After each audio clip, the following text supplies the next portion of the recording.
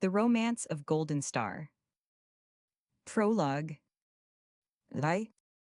His Highness the Mummy. Ah, what a thing it would be for us if His Inca Highness were really only asleep, as he looks to be. Just think what he could tell Usho. Easily he could recreate that lost wonderland of his for us, what riddles he could answer, what lies he could contradict. And then think of all the lost treasures that he could show us the way to. Upon my word, if Mephistopheles were to walk into this room just now, I think I should be tempted to make a bargain with him. Do you know, Jama, I believe I would give half the remainder of my own life, whatever that may be, to learn the secrets that were once locked up in that withered, desiccated brain of his. The speaker was one of two men who were standing in a large room, half study, half museum, in a big, old-fashioned house in Maida Vale. Wherever the science of archaeology was studied, Professor Martin Lamson was known as the highest living authority on the subject of the antiquities of South America. He had just returned from a year's relic hunting in Peru and Bolivia, and was enjoying the luxury of unpacking his treasures with the almost boyish delight which, under such circumstances, comes only to the true enthusiast. His companion was a somewhat slender-lipped man of medium height, whose clear, olive skin, straight, black hair, and deep blue-black eyes betrayed a not very remote Eastern origin. Dr. Lawrence Jama was a physiologist, whose rapidly acquired fame was barely third it would have been considered sounder by his professional brethren, if it had not been, as they thought, impaired by excursions into byways of science, which were believed to lead him perilously near to the borders of occultism. 5 years before he had pulled the professor through a very bad attack of the calentura in Panama, where they met by the merest traveler's chance, and since then they had been fast friends.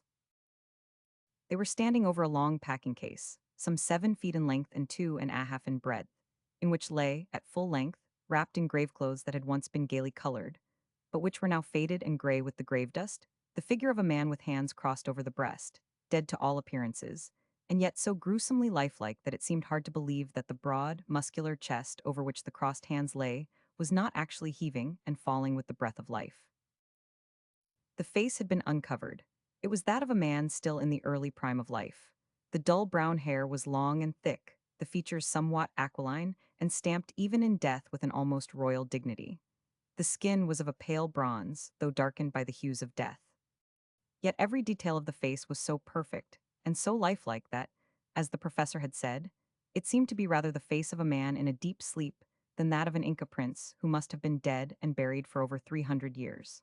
The closed eyes, though somewhat sunken in their sockets, were the eyes of sleep rather than of death, and the lids seemed to lie so lightly over them that it looked as though one awakening touch would raise them.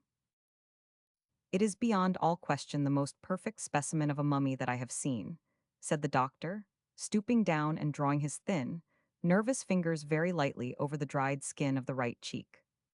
"On my honor, I simply cannot believe that His Highness, as you call him, ever really went to the other world by any of the orthodox routes.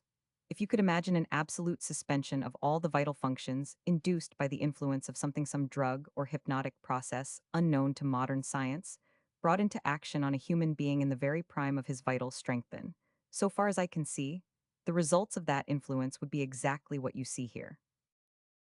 But surely that cannot be anything but a dream.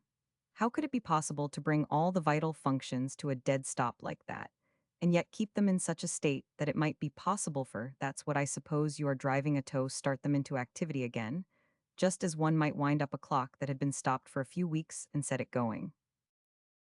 My dear fellow, the borderland between life and death is so utterly unknown to the very best of us that there is no telling what frightful possibilities there may be lying hidden under the shadows that hang over it.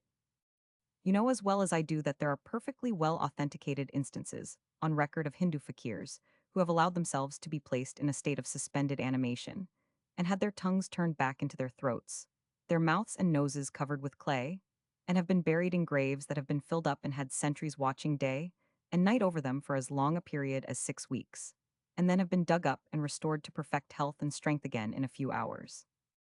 Now, if life can be suspended for 6 weeks and then restored to an organism which, from all physiological standpoints, must be regarded as inanimate, why not for 6 years or 600 years, for the matter of that? Given once the possibility, which we may assume as proved, of a restoration to life after total suspension of animation, then it only becomes a question of preservation of tissue for more or less indefinite periods. Granted that tissue can be so preserved, then, given the other possibility already proved, and well, we will talk about the other possibility afterwards. Now, tell me, do not you, as an archaeologist, see anything peculiar about this Inca prince of yours? The professor had been looking keenly at his friend during the delivery of this curious physiological lecture. He seemed as though he were trying to read the thoughts that were chasing each other through his brain behind the impenetrable mask of that smooth, broad forehead of his. He looked into his eyes, but saw nothing there save a cold, steady light that he had often seen before when the doctor was discussing subjects that interested him deeply. As for his face, it was utterly impassive at the face of a dispassionate scientist, quietly discussing the possible solution of a problem that had been laid before him. Whether his friend was really driving at some unheard of and unearthly solution of the problem which he himself had raised, or whether he was merely discussing the possible issue of some abstract question in physiology, he was utterly unable to discover, and so he thought it best to confine himself to the matter in hand, without hazarding any risky guesses that might possibly result in his own confusion. So he answered as quietly as he could. Yes, I must confess that there are two perhaps very important points of difference between this and any other Peruvian mummy that I have ever seen or heard of. Ah, I thought so, said Jama, half closing his eyes and allowing just the ghost of a smile to flit across his lips. I thought I knew enough about archaeology and the science of mummies in general to expect you to say that. Now, just for the gratification of my own vanity, I should like to try and anticipate what you are going to say. And if I am wrong, well, of course, I shall only be too happy to be contradicted.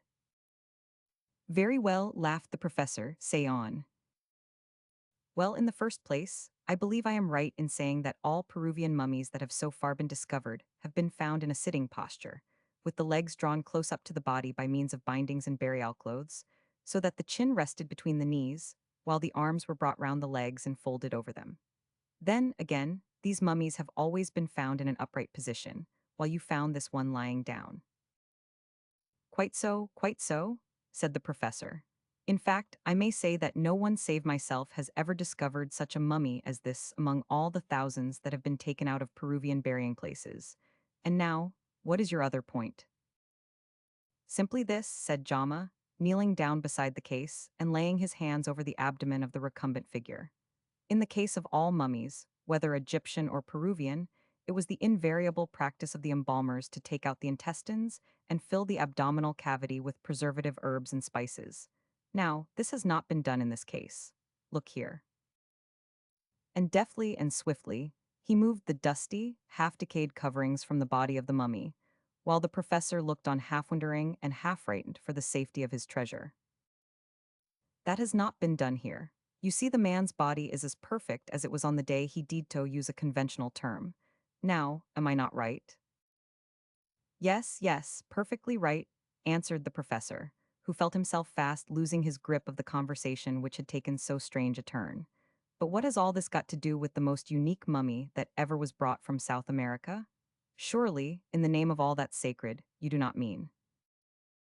My dear fellow, never mind what I mean for the present, replied Jama, with another of his half-smiles. If I mean anything at all, the meaning will keep, and if I do not, it does not matter. Now, do you mind telling me exactly how and where you came across this extraordinary specimen offwell, for want of a better term we will say, Inca embalming? Yes, willingly, said the professor, glad to get back again onto the familiar ground of his own experiences. I found it almost by accident in a little valley, about 4 days' ride to the westward of Cusco. I was on my way to a banquet across the Apurimac. My mule had fallen lame, and so I got belated. Night came on, and somehow we got off the track, crossing one of the Punisthose elevated tablelands. You know, up among the mountain sand, when the mule could go no farther we camped. And the next morning I found myself in an almost circular valley, completely walled in by enormous mountains, save for the narrow, crooked gorge through which we had stumbled by the purest accident. The bottom of this valley was filled by a little lake, and while I was exploring the shores of this I saw, hidden underneath an overhanging ledge of rock, a couple of courses of that wonderful mortarless masonry which the Incas alone seemed to know how to build. I had no sooner seen it than all desire of getting to a banquet or anywhere else had left me. I made my arriero turn the animals loose for the day, and then I sent him back to a village We had passed through the day before to buy more provisions and bring them to me. As soon as he had got out of sight, I set to work to get some of the stones out and see what there was behind them. I knew there must be something, for the Incas never wasted labor. It was hard work, for the stones were fitted together as perfectly as the pieces of a Chinese puzzle, but at last I got one out and then the rest was easy.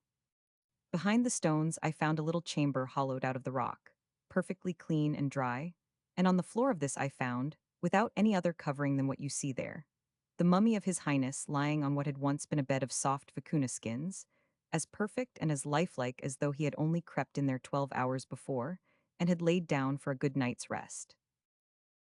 You may imagine how delighted I was at such a find. I hardly knew how to contain myself until my man came back. I put the stones back into their places as well as I could, and when Patricio returned the next day, I had the animals saddled up and started off in a hurry to Cusco. There I had this case made, bought 2 extra mules, brought them to the valley, packed up my mummy, took it back to Cusco, and from there to the railway terminus at Sicuani and took it down by train to Arequipa, where I left it in safe keeping until I had finished the rest of my exploration. Then I went back, took it down to Melendo, got it on board the steamer, and here it is. And you did not find any traces of other treasure places, I suppose, in the valley? Said Jama, who had listened with the most perfect attention to the professor's story. No, I did not, though I must confess that one side of the cave in which I found this was walled up with the same kind of masonry as there was in front of it. But to tell you the truth, the Peruvian government has such insane ideas about treasure hunting, and the life of a man who is believed to have discovered anything worth stealing is worth so little in the wilder districts of the interior that I was afraid of losing the treasure I had got, perhaps for the sake of a few little gold ornaments which I might have dug out of the hill. And so, I decided to be content with what I would found. Said the doctor.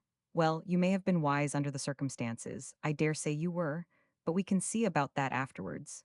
Meanwhile, there is something else to be talked about. He stopped suddenly, took a quick turn or two up and down the room, with his hands clasped behind him and his eyes fixed on the floor. Then he went to the door, opened it, looked out, shut it and locked it, and then came back again and sat down without a word in his chair, staring steadily at the impassive face of the mummy in the packing case. Why, what's the matter, doctor? Said the professor, a trifle sharply. You do not suppose I am afraid of anyone coming to steal my treasure, do you? My dear fellow, said Jama, looking him straight in the eyes and speaking very slowly, as though his mind was doing something else besides shaping the thoughts to which he was giving utterance, I do not for a moment suppose that there are thieves about, or that, if there were, any burglar with a competent knowledge of his profession would think of stealing your mummy, priceless as it may prove to be. I locked the door because I do not want to be interrupted. I want to talk to you about a very important matter. And that is Mephistopheles. What? Gently, my friend, gently. Do not get excited yet. You will want all your nerves soon, I can assure you. Yes, I am quite serious. You know that in the good old days, when people still believed in His Majesty of Darkness, such a speech as the one you remember making a short time ago was quite enough to call up one of his agents, armed with full powers to make contracts and do all necessary business. Look here, Lawrence, if you go on talking like that, I shall begin to think you have gone out of your mind. My dear fellow, to be quite candid with you, I do not care 2 pins what you think on that subject. I have been called mad too many times for that.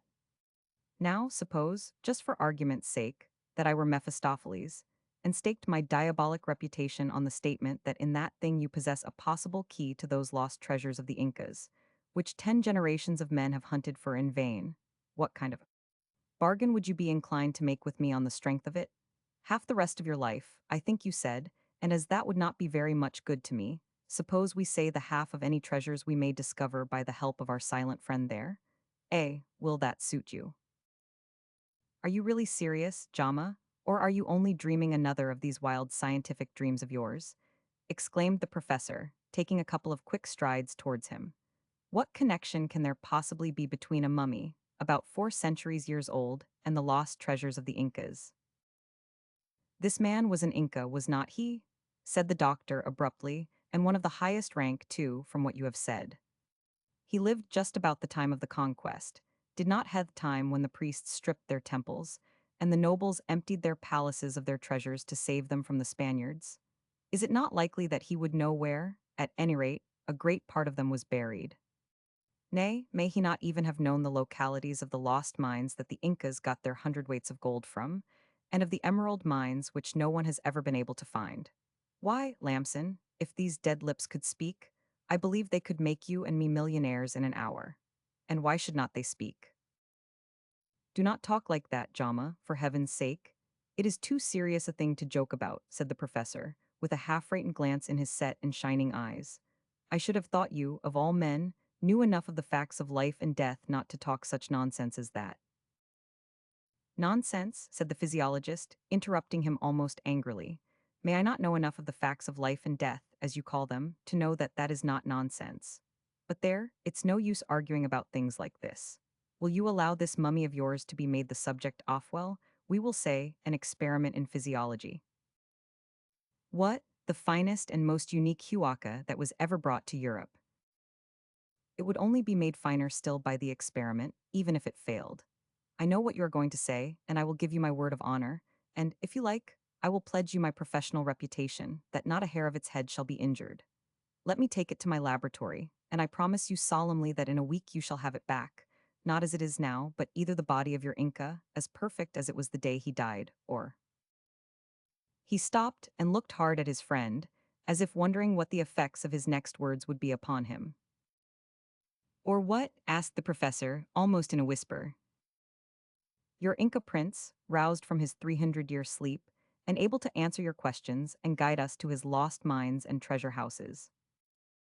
Are you in earnest, Jama?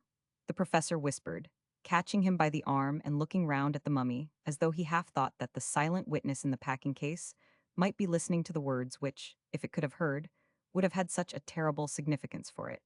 Do you really mean to say in sober earnest that there is the remotest chance of your science being able to work such a miracle as that? A chance, yes, replied Jama steadily. It is not a certainty, of course, but I believe it to be possible. Will you let me try? Yes, you shall try, answered the professor in a voice nothing like as steady as his. If any other man but you had even hinted at such a thing, I would have seen him well, in a lunatic asylum first. But there, I will trust my Inca to you. It seems a fearful thing even to attempt, and yet, after all, if it fails there will be no harm done, and if it succeeds, yes, if it succeeds it will mean endless fame for you, my friend, as the recreator of a lost society, and for both of us wealth, perhaps beyond counting. But stop a moment granted success. How shall we talk with our Inca revenant? Have I not heard you say that the Aymaru dialect of the Quechua tongue is lost as completely as the Inca treasures? Not quite, though I believe I am now the only white man on earth who understands it. Good, then let me get to work at once, and in a week, well, in a week we shall see. Roman 2. A physiological experiment. Lawrence Jama dined with the professor that night, and the small hours were growing large before they ended the long talk of which their strange bargain, and the still stranger experiment which was to result from it, formed the subject. The next day the packing case containing the mummy was transferred to Jama's laboratory, and then for a whole week neither the professor nor any of his friends or acquaintances had either sight or speech of him. Every caller at his house in Bronsbury Park was politely but firmly denied admittance on professional grounds, and 3 letters and 2 telegrams which the professor had sent to him, after being himself denied admittance, remained unanswered. At last, on the Thursday following the Friday on which the mummy had been sent to the laboratory, the professor received a telegram telling him to come at once to the doctor. 3 minutes after he had read it, he was in a hansom, and on his way to Kilburn, wondering what it was that he was to be brought face to face with during the next half hour. This time there was no denial. The door opened as he went up the steps, and the servant handed him a note. He tore it open and read. Come round to the laboratory and make a new acquaintance who will yet be an old one. His heart stood still, and he caught his breath sharply as he read the words which told him that the unearthly experiment for which he had furnished the subject had been successful. The doctor's laboratory stood apart from the house in the long, narrow garden at the back, and as he approached the door he stopped for a moment, and an almost irresistible impulse to go away and have nothing more to do with the unholy work in hand took possession of him. Then the love of his science and the longing to hear the marvels which could only be heard from the lips that had been silent for centuries overcame his fears, and he went up to the door and knocked softly. It was opened by a haggard, wild-eyed man, whom he scarcely recognized as his old friend. Jama did not speak. He simply caught hold of the sleeve of his coat with a nervous, trembling grasp, drew him in, shut the door, and led him to a corner of the room where there was a little camp bed, curtained all round with thin, transparent muslin, through which he could see the shape of a man lying under the sheets. Jama pulled the curtain aside and said in a hoarse whisper, "Look, it has been hard work, and terrible work too, but I have succeeded. Do you see he is breathing?" The professor stared wide-eyed at the white pillow on which lay the head of what, a week before, had been his mummy. Now it was the head of a living man. The pale bronze of the skin was clear and moist with the dew of life. The lips were no longer brown and dry, but faintly red and slightly parted, and the counterpane, which was pulled close up under the chin, was slowly rising and falling with the regular rhythm of a sleeper's breathing. He looked from the face of him who had been dead, and was alive again to the face of the man whose daring science and perfect skill had wrought the unholy miracle. And then he shrank back from the bedside, pulling Jama with him, and whispering, "Good God, it is even more awful than it is wonderful. How did you do it?" "That is my secret," whispered Jama, his dry lips shaping themselves into a ghastly smile. "And for all the treasures that that man ever saw, I would not tell it to a living soul, or do such hideous work again. I tell you I have seen life and death fighting together for 2 days and nights in this room, not, mind you, as they fight on a deathbed, but the other way, and I would rather see 1,000 men die than one more come back out, of death into life. You see, he is sleeping now. He opened his eyes just before daybreak, this morning. That's nearly 10 hours, Agabut. If I lived 10,000 years, I should never forget that one look he gave me before he shut them again. Since then he has slept, and I stood by that bed testing his pulse and his breathing for 8 hours before I wired you. Then I knew he would live, and so I sent for you." The professor looked at his friend with an involuntary and unconquerable aversion rising in his heart against him, an aversion that was half fear, half horror, and then he remembered that he himself had a share in the fearful work which had been Donia work that could not now be undone without murder. With another backward look at the bed, he said, in a whisper that was almost a smothered groan, "When will he wake?" Before Jama could reply, the question was answered by a faint rustle and a low, long-drawn sigh from the bed. They looked and saw the Inca's face turned towards them, and two fever-bright eyes shining through the curtains. "He is awake already, 2 hours sooner than I expected," said Jama, in a voice that he strove vainly to keep steady. "Come, now, you are the only man on earth who can talk to him. Let us see if he has come back to reason as well as to life." "Yes, I will try," said the professor, faintly. He took a couple of trembling steps. Then the lights in the room began to dance, the whitewashed walls reeled round him, and he pitched forward and fell unconscious by the side of the bed. When he came to himself, he was lying on the floor of the laboratory, out of sight of the bed, behind a great cupboard, glass-doored and filled with bottles. Jama was kneeling beside him.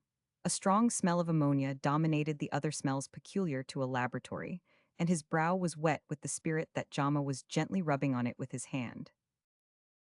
"What have I been doing?" he said, as, with the other's assistance, he got up into a sitting position and looked stupidly about him. "It is not true, that is it. I really saw, good God, no, it cannot be, it's too horrible. I must have dreamt it." "Nonsense, my dear fellow, nonsense. I should have thought you would have had better nerves than that. Come, take a nip of this and pull yourself together. There is nothing so very horrible about it for you. Now, if you had had the actual work to do." "Then it is true, you really have brought him back to life again?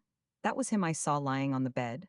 He looked up at Jama as he spoke with a half-inquiring, half-frightened glance. His voice was weak and unsteady, like the voice of a man who has been stunned by some terrible shock and is still dazed with the fear and wonder of it.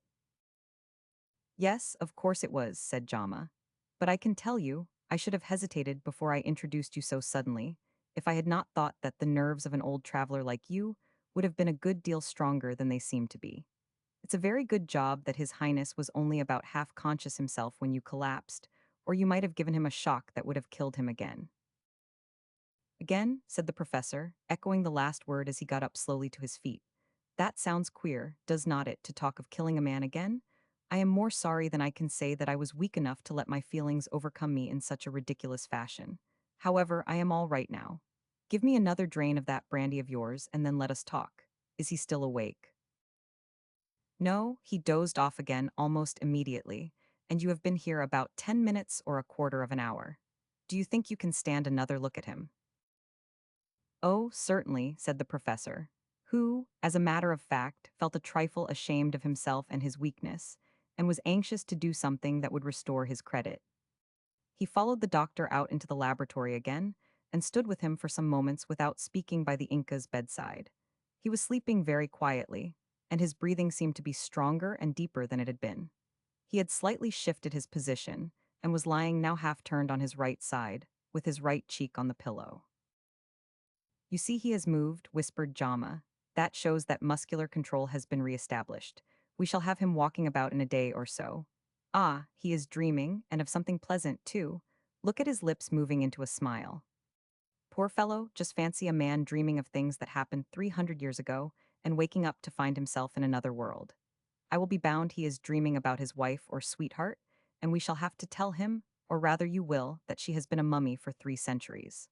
Look now, his lips are moving. I believe he is going to say something. See if you can hear what it is. The professor stooped down and held his ear so close that he could feel on his cheek the gentle fanning of the breath that had been still for 3 centuries. Then the Inca's lips moved again, and a soft sighing sound came from them, and in the midst of it he caught the words, Cory Coiler, Nustalipa, Nustami. Then there came a long, gentle sigh. The Inca's lips became still again, shaped into a very sweet and almost womanly smile, as though his vision had passed and left him in a happy, dreamless slumber. What did he say? Whispered Jama. Were you able to understand it? Yes, said the professor, yes, and you were right about the subject of his dream. Come away, in case we wake him, and I will tell you. They went to the other end of the laboratory, and the professor went on, still speaking in a low, half-whisper. Poor fellow, I am afraid we have incurred a terribly heavy debt to him.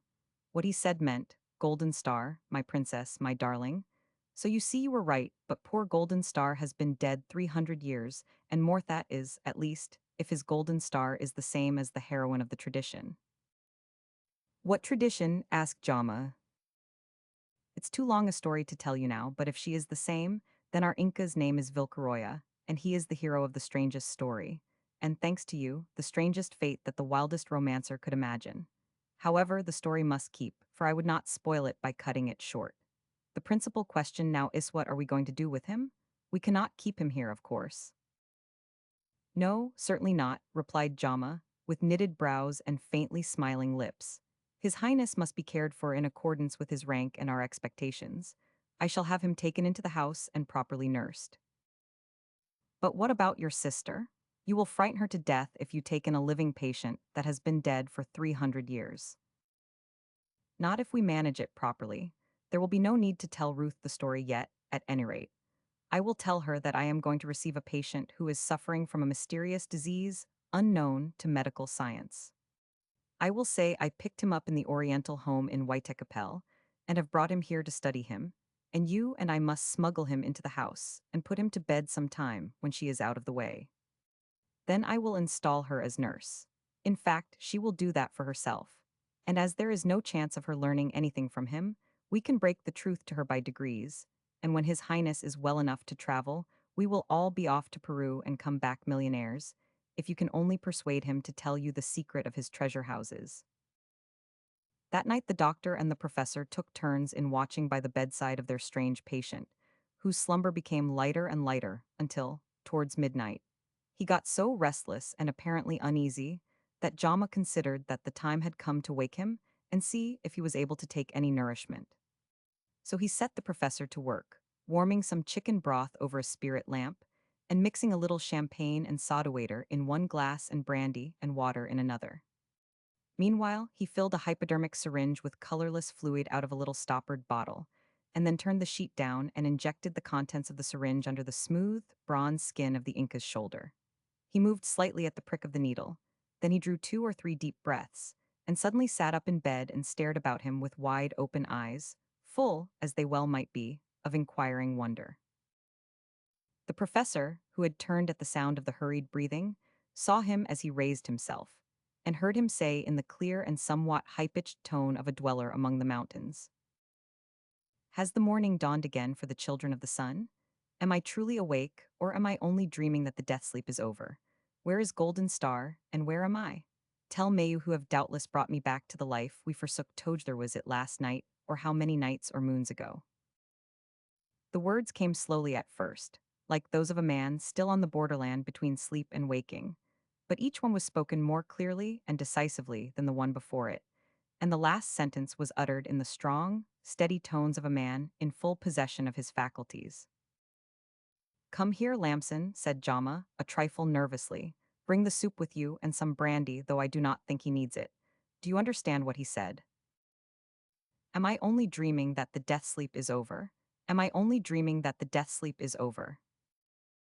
"Yes," replied the professor, coming to the bedside with a cup of soup in one hand and a glass of brandy and water in the ether. Both hands trembled as he set the cup and the glass down on a little table. He looked at the Inca like a man looking at a re-embodied spirit, and said to him in Quechua, "I am not he who has brought you back to life, but my friend here, who is a great and skilled physician, and master of the arts of life and death. You are in his house, and safe, for we are friends, and have nursed you back to health and waking life after your long sleep." "But Golden Star," said the Inca, interrupting him with a flash of impatience in his eyes, "where is Shemi bride who went with me into the shades of death? Have you not brought her, too, back to life?" The professor stared in silence at the strange speaker of these strange words, which told him so plainly that the old legend of the death brittle of Vilcaroya Inca and Golden Star was now no legend at all, but a true story which had come down almost unchanged from generation to generation. Then an infinite pity filled his heart for this lonely wanderer from another age, whose friends and kindred had been dead for centuries, and whose very nation was now only a shadowy name on a half-forgotten page of history. "What does he say?" said Jama, breaking in upon his reverie. "I suppose he wants to know where he is, and what has become of that sweetheart of his he was dreaming about." "Yes," replied the professor, "but you will not understand properly until I have told you the story. Poor fellow, I suppose we shall have to tell him the ghastly truth. Good heavens, fancy telling a man that his wife has been dead for 300 years or more. Look here, Jama, this business cannot stop here, you know. What a fool I was, after all, not to see if there was not another chamber beside the one I found him in. Of course there must be, and I have no doubt she is lying there at this present moment. We shall have to go and find her, and you must restore her as you have done him. Phew, where is it all going to end, I wonder? And suppose we cannot find her, or suppose I fail, even if I can bring myself to undertake that horrible work all over again," said Jama, looking almost fearfully at the Inca, who was still sitting up in the bed glancing mutely from one to the other, as though waiting for an answer to his question.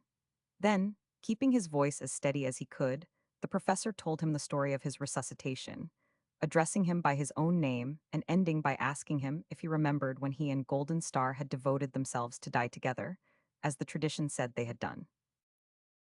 "Yes, I remember," said Vilcaroya, with brightening eyes and faintly flushing cheeks. "How could I forget it? It was when the bearded strangers from the north had come and taken the usurper Atahualpa prisoner in the midst of his conquering host at Cajamarca.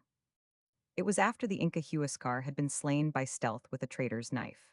It was on the night of the Feast of Rami, when our father the sun had left the sacred fleece unkindled, and when was fulfilled the prophecy that the night should fall over the land of the children of the sun. Now, tell me, you who speak the language of my people, how long have I been sleeping?" Instead of replying directly, he offered the Inca the cup of broth, and asked him first to take the nourishment that he must need so greatly after his long fast, telling him that it was needful to prevent him losing his newfound strength again. When he had eaten and drunk a little, then he would tell him what he could. He took the broth and a little bread obediently, and while he was eating and drinking, the professor translated what he had said to the doctor. When he had finished, Jama looked at the Inca, sitting there taking food and drink like any other human being, and with evident relish, too, and said, "That happened in 1532, 365 years ago. It sounds utterly incredible, does not it? And yet there he is. eating and drinking and talking with us just like any other man. I can hardly believe the work of my own hands, and I am beginning to half wish I had never begun it. Just imagine the awful loneliness to which we shall have condemned this poor fellow, supposing we cannot find his golden star and restore her to him. Still, perhaps you had better tell him the truth at once. I think he can stand it. He has been a long time coming round, but I do not think there is much the matter with him now. Then the professor told Vilcaroya to him, so terrible truth, that of all men in the world he was the most lonely, separated as he was from all that he had known, and loved by an impassable gulf of nearly 4 long centuries that his well-loved golden star was but a memory known to few, a name in a vague tradition, that the resting place, even of her mummy, was unknown, and that all that the darkest prophecy could have foretold had in very truth fallen upon the land of the Incas and the children of the sun. Vilcaroya heard him to the end in silence. Then, raising his hands to his forehead, he bowed his head and said, "It is the will of our Father, foretold by the lips of his priests, but other things were foretold which shall be fulfilled as well as these. Golden Star is not dead, she only sleeps as I 999. If I have awakened, why shall not she? I know where she least where and a Huilac swore to me they would lay her. Come, let us go. I will take you to the place, and you shall restore her to me, warm and living and loving as she was when I kissed her goodbye in the sanctuary of the sun, and I will give you treasures of gold and silver and jewels such as you have never dreamed of in exchange for her." The Story of Vilcaroya. Chapter 1, Back Through the Shadows. As the time passes between dreaming and waking, so for me did the long years pass, flowing like a smooth and silent stream seen from afar, out of the darkness that fell so slowly and so sweetly over my eyes that night when I sank into the death trance beside Golden Star, my beloved, in the bridal chamber that they made for us in the Temple of the Sun, into the light that shone into them when they opened upon a scene so different, and saw a white, haggard face bending over me, and 2 black, burning eyes looking into them. Then I closed them again and slept, and when I woke again there were 2 faces looking at me, both white and full of fear and wonder, and I saw 2 beings who seemed very strange to me, such as I had never seen among the children of the sun, standing by the couch on which I lay, and one of them fell down as though sore-stricken, and I tried to think what this could mean, and thinking, fell asleep again. Then I dreamt a long, sweet dream of the days that I now know were far past, when I, Vilcaroya, son of the great Huina Capac, lived in the land of the 4 regions, a prince among princes, a warrior and a child of the sacred race, whose blood had flowed unmixed through many generations from the divine fountain of life and light, our Father the Sun. I dreamt of Golden Star, and the days when I loved her in timid silence, for she was the fairest of all our race, and so, as it seemed to me, destined to no less a lot than the motherhood of a long line of Incas, in whom should live and grow to ever greater splendor the glories of the race that own no earthly origin. I called her in my dream, but she made no answer. I saw her lying by my side in that well-remembered chamber, with the shadowy forms of the priests standing about us as I had seen them long before. But alas! She lay still with closed eyes and lips which seemed to have forgotten how sweetly they once could smile. I whispered her name, mingled with many a loving word, into her ear, and still she moved not. I put my arms about her and kissed her, and instantly I shrank back shivering with a fear unspeakable, for the form that should have been so warm and soft and yielding was chilled and pulseless and rigid, as though some foul magic had changed it into stone, and the lips that should have given me back kiss for kiss were still and cold and senseless. Then I saw, as it seemed with half-closed eyes, that dear shape of hers being borne away from me, while I, longing to snatch her from the hands of those who were robbing me of her, yet lay helpless on the couch, without strength to move or speak, until all grew dim around me, and I felt myself raised by invisible hands, and borne far away through the darkness, and so my dream melted away into the night of sleep. Then yet again I woke and saw the 2 strange men that I had seen before, and one came and spoke to me kindly in my own tongue, and called me by my own name, and gave me food and drink, and told me in a few, but to me terrible, words that the dreams I had dreamed were dreams indeed dreams of a time that was long gone by, of things that had passed away, perchance forever, and men and women whose names were only memories. Thus did I come from the evening of one age into the morning of another, falling asleep in the prime of my strength and manhood, and waking again even as I had fallen asleep, though those who had closed my eyes had been dead for many generations, and the name of our ancient race was but a bitter memory to the sons and daughters of my own land amidst the mountains. Then I went forth into the wondrous new world into which I had awakened, the world which you who read this hold so common, and which I found crowded with wonders so many and marvelous, that if it had not been for the loving care of her who guided my first footsteps on my new journey, as she might have guided those of a little child, my reawakening reason must soon have been quenched in the night of madness.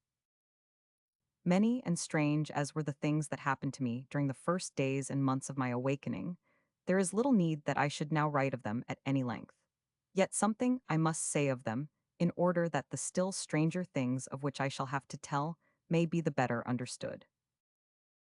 And first I must tell of her, whose gentle hand led me from weakness to strength, and guided my unwonted footsteps through the mazes of that new wonderland in which I had awakened, and from whose lips I learnt the first words that I spoke of the strong and stately English speech in which I am striving so lamely and imperfectly to write down the story of my new life.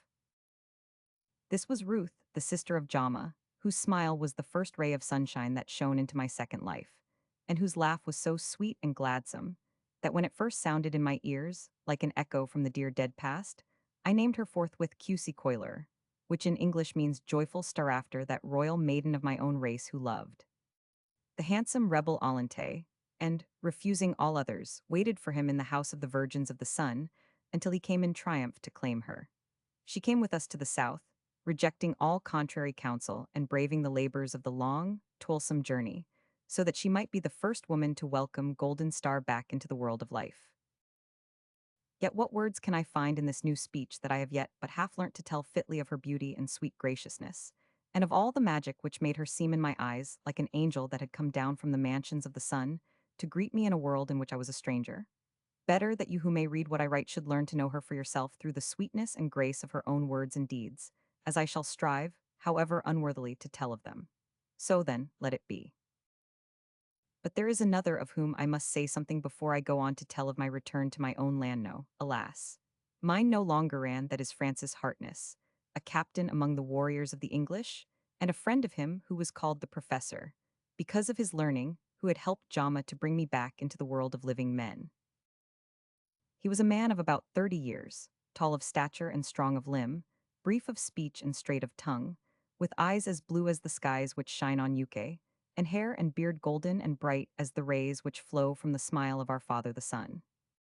We met by chance one evening in the square of the town which is called Panama, named, they told me, after that older city, whence the conquerors of my people sailed to ravish the realms of Huayna Capac. There was peace in his own land and all the neighboring countries, and so he was journeying to the region which is now called South America, where the descendants of the Spaniards are nearly always fighting among themselves over the spoils of my people, to see what work he could find to keep his sword from rusting. As he was greatly skilled in that strange, new warfare of flame and thunder and far-smitting bolts, which had but begun to be when our Father the Sun hid his face from the eyes of his children, I took counsel with joyful Star who was ever my wisest as well as my most faithful guide. In all Thingsend, we together told him my story as we went south, and after that I had asked him if he would help me in the task which I was going to essay, which was nothing less than the taking back of the land of my fathers, and the raising of the children of my people to the ancient glories of that state which I alone of living men remembered. To this, after some shrewd questioning, he consented, for it was a desperate venture, such as his brave heart loved in when he had given me his hand on it, and promised, after the simple fashion of his nation, to be true to me in peace and war. I told him of the means that I could employ to gain my end, and how I would use that lust of gold which had led to the ruin of my people, so that it should conquer the children of their conquerors and give me back the empire that had been my father's. At Panama we took ship again and traveled swiftly and straightly south, driven by that wondrous power which had come into the world to serve men like a tireless giant since I had fallen asleep. And day after day on the southward voyage, I walked alone up and down the deck, or stood gazing, rapt in thought at the desert foreshore along which the steamer was running, and at the great masses of the dark brown barren mountains, as they towered range beyond range till they overtopped the clouds themselves, and stood serene and sharply outlined against the blue background of the upper sky. Behind those mighty, rock-built ramparts lay the well-loved, well-remembered land over which my fathers had ruled in the days of peace, before the stranger and the oppressor had come. On the other side of them, I knew that I was now fated to find only the poor fragments of the great cities and stately pleasure houses that I had known in all their strength and beauty inly, the silent and deserted ruins of the mighty fortresses which had guarded the confines of our lost empire, and were the portals through which the children of the sun had marched to unvarying conquest. I thought, too, of the broad, green, level plain of Cajamarca, surrounded by its guardian ramparts of terraced hills, of the long, verdant valley of Cusco with its 100 towns and villages nestling amidst the foliage which shaded their streets and squares, and looking out over the level fields of the valley and the countless tiers of terraces that rose green and gold with maize or glowing with flowers to the summits of the hills, and of that earthly paradise of Yucay, wherein the gardens of the sun, the golden shrines of my ancient faith, and the wondrous pleasuropolises of many generations of Incas had glowed in almost heavenly beauty, embosomed in green and gold and scarlet in the midst of inaccessible mountains, which themselves were overtopped by the mighty peaks of eternal snow that I had so often seen glimmering white and ghostly in the moonlight, like guardian spirits round an enchanted realm, on many a night of delicious revelry, now far past and lost in the swift flood of the years that had rolled by since then. It was to the poor remnants of all these glories that I was returning to find, as they had told me, the homes of my ancestors laid waste, and the descendants of my people the slaves of strangers. The desolation which it had taken centuries to accomplish would be to me but the swift, magical change of a day, and a night and a morning. Think, you who read, of the dread and the horror of it. I had seen the last day of the stately empire of my fathers, the Incas. I had fallen asleep and I had awakened, and now, on the morrow of my sleep, I was coming back to the silent and ghastly ruins which the slow, pitiless work of the years and centuries had left behind it. But over the gulf of these same centuries, the hand of my father, the sun, was swiftly stretched out to help and uphold me. For no sooner did I again tread that soil which had once been sacred to him, than my fainting heart grew strong with the memory of that ancient prophecy which I had come to fulfill, and of which this new life of mine was of itself a part fulfillment. If one part, and that not the least, had already been made good, then why not the rest? Far away behind those towering tiers of mountains lay Golden Star, in that resting place to which she had been born with me, sleeping soundly in the impassive embrace of their mighty arms. And within the safe keeping of those arms lay, too, that uncounted treasure, that vast legacy which the long-dead leaders of my people had bequeathed to me. For the sacred purpose of restoring those glories which all men, save myself, believed to be but a dream of the distant past, that incomparable inheritance of which I was the sole lawful heir on earth, and which I was coming to share with Golden Star when I had once more raised the rainbow banner above the restored throne of the divine Manco. As I thought of all this, the blood that had lain stagnant through the long years of my magical death sleep began to pulse like living fire through my veins. My new life with all its marvels became glorified into a waking vision of new conquests and Rouen empire. The past was a dream both sweet and bitter in its vivid memories, but still a dream that had been dreamt and was done with. The present and the future were realities, golden and glorious with a hope justified by the miracle that had made them possible. I had learned enough of the new age in which I had awakened to know that the lust of gold which had brought the conqueror and the oppressor into the land of the children of the sun burnt every whit as fiercely in the hearts of the men who were living now as it had done in theirs. And that lust, as I had told Harkness and the others, should now work for me, and for the redemption of my people, so that that which had been their ruin should yet prove their salvation. Thus, through the long sunny days and cool, starlit nights did I, Vilcaroya, last of the Incas, muse and dream until I once more stood in the land of the four regions, hale and strong, and burning with the ardor of my sacred mission, ready to dare and do all things, and to use without ruth or scruple that dread power which would so soon lie within my hands to fulfill my oath and golden stars, and to accomplish the work that I had come through the shadows of death to do. So I came back to the shores of that well-loved land of mine, which, by the reckoning of the new time into which I had come, had been for more than 300 years the sport and prey of the generations of strangers and oppressors who had followed those first. Conquerors of the children of the sun, whose coming had sounded the hour of doom and ruin through the length and breadth of that glorious land of green plains and verdant valleys, of terraced hills and towering mountains, which had once been our empire and our home. From the mean coast town of wooden houses, where the railway begins, we traveled ever upward over great, gray, sloping deserts, and by rugged ravines with steep, broken walls of red earth and ragged rock, through range after range of mountains that were all strange and hateful to me, until we swung round the shoulder of a great crag-crowned mountain, and I saw across a vast plain, into which range after range of lesser hills sloped down, the crystal-white peaks of the snow mountains towering far beyond the clouds into the blue sky above them. Then I knew that I was coming nearer to the land that had once been mine, and ere many hours had passed we stopped in a great city which still bore its old name of Arequipa, the place of rest, which my own ancestors had given to it. It was no longer the place of palaces and pleasure houses, of flowery gardens and leafy woods that I had seen it, but above it still gleamed the white snowfields and shining peaks of Charchani and Pichu Picchu, and between the two great white ranges still towered the vast, black, snow-crowned cone of Misty, the Smoke Mountain, rising sheer in its lonely grandeur 12,000 feet above the sloping plain on which the city lay. As I looked at it again for the first time after so many years, I asked the professor, as we all called him, if since I had been asleep, the mountain had been rent asunder again as it had been in the olden times, long before the Spaniards came to seek gold and blood in the land of the four regions. He was very learned in such matters, even as Jama, his friend, was learned in secrets of life and death, and when he told me that the fires within it had slept for more years than men could remember, I was glad. Yet I said nothing of my inward joy, for had I told them all that I knew about the valley of black sand and yellow rock that was hidden behind the far-off wall of snow, which shone so whitely against the blue of the midway heaven, it might have been many a long day before we had again set out on our journey towards the place that was the goal at once of my hopes and fears. We stayed 7 days in Arequipa, making our last preparations for the work that lay before us, and then we went on again by train to Sicuani, in the valley of the Vilcanota. Then from Sicuani we journeyed on by road, riding on mules through a land that was lovely even in my eyes, though its loveliness was to me only the beauty of ruin and decay. For this was the heart and center of that vanished empire whose glories no living eyes but mine had ever seen.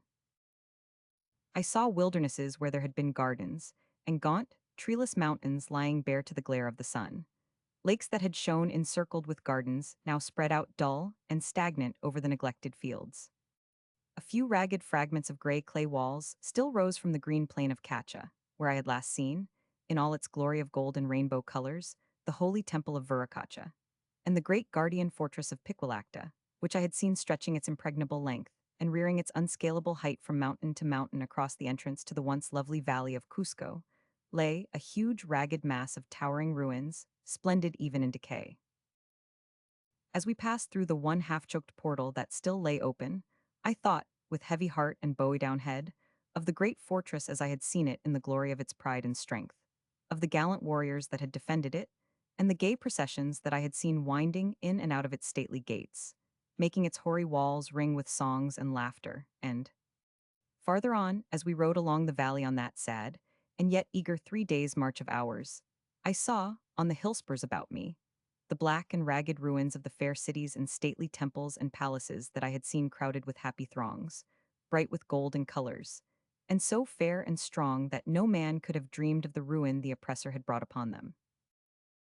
And so, journeying amidst all these sad memories through a land which, for me, was peopled with the ghosts of my long-dead friends and kindred, we came out at length on the broad, green plain of the Oracle, and there before me, still nestling under her guardian hills, lay, glimmering white and gray under the slanting sun rays, all that was left of what had once been Cusco, the city of the sun and the home of his children.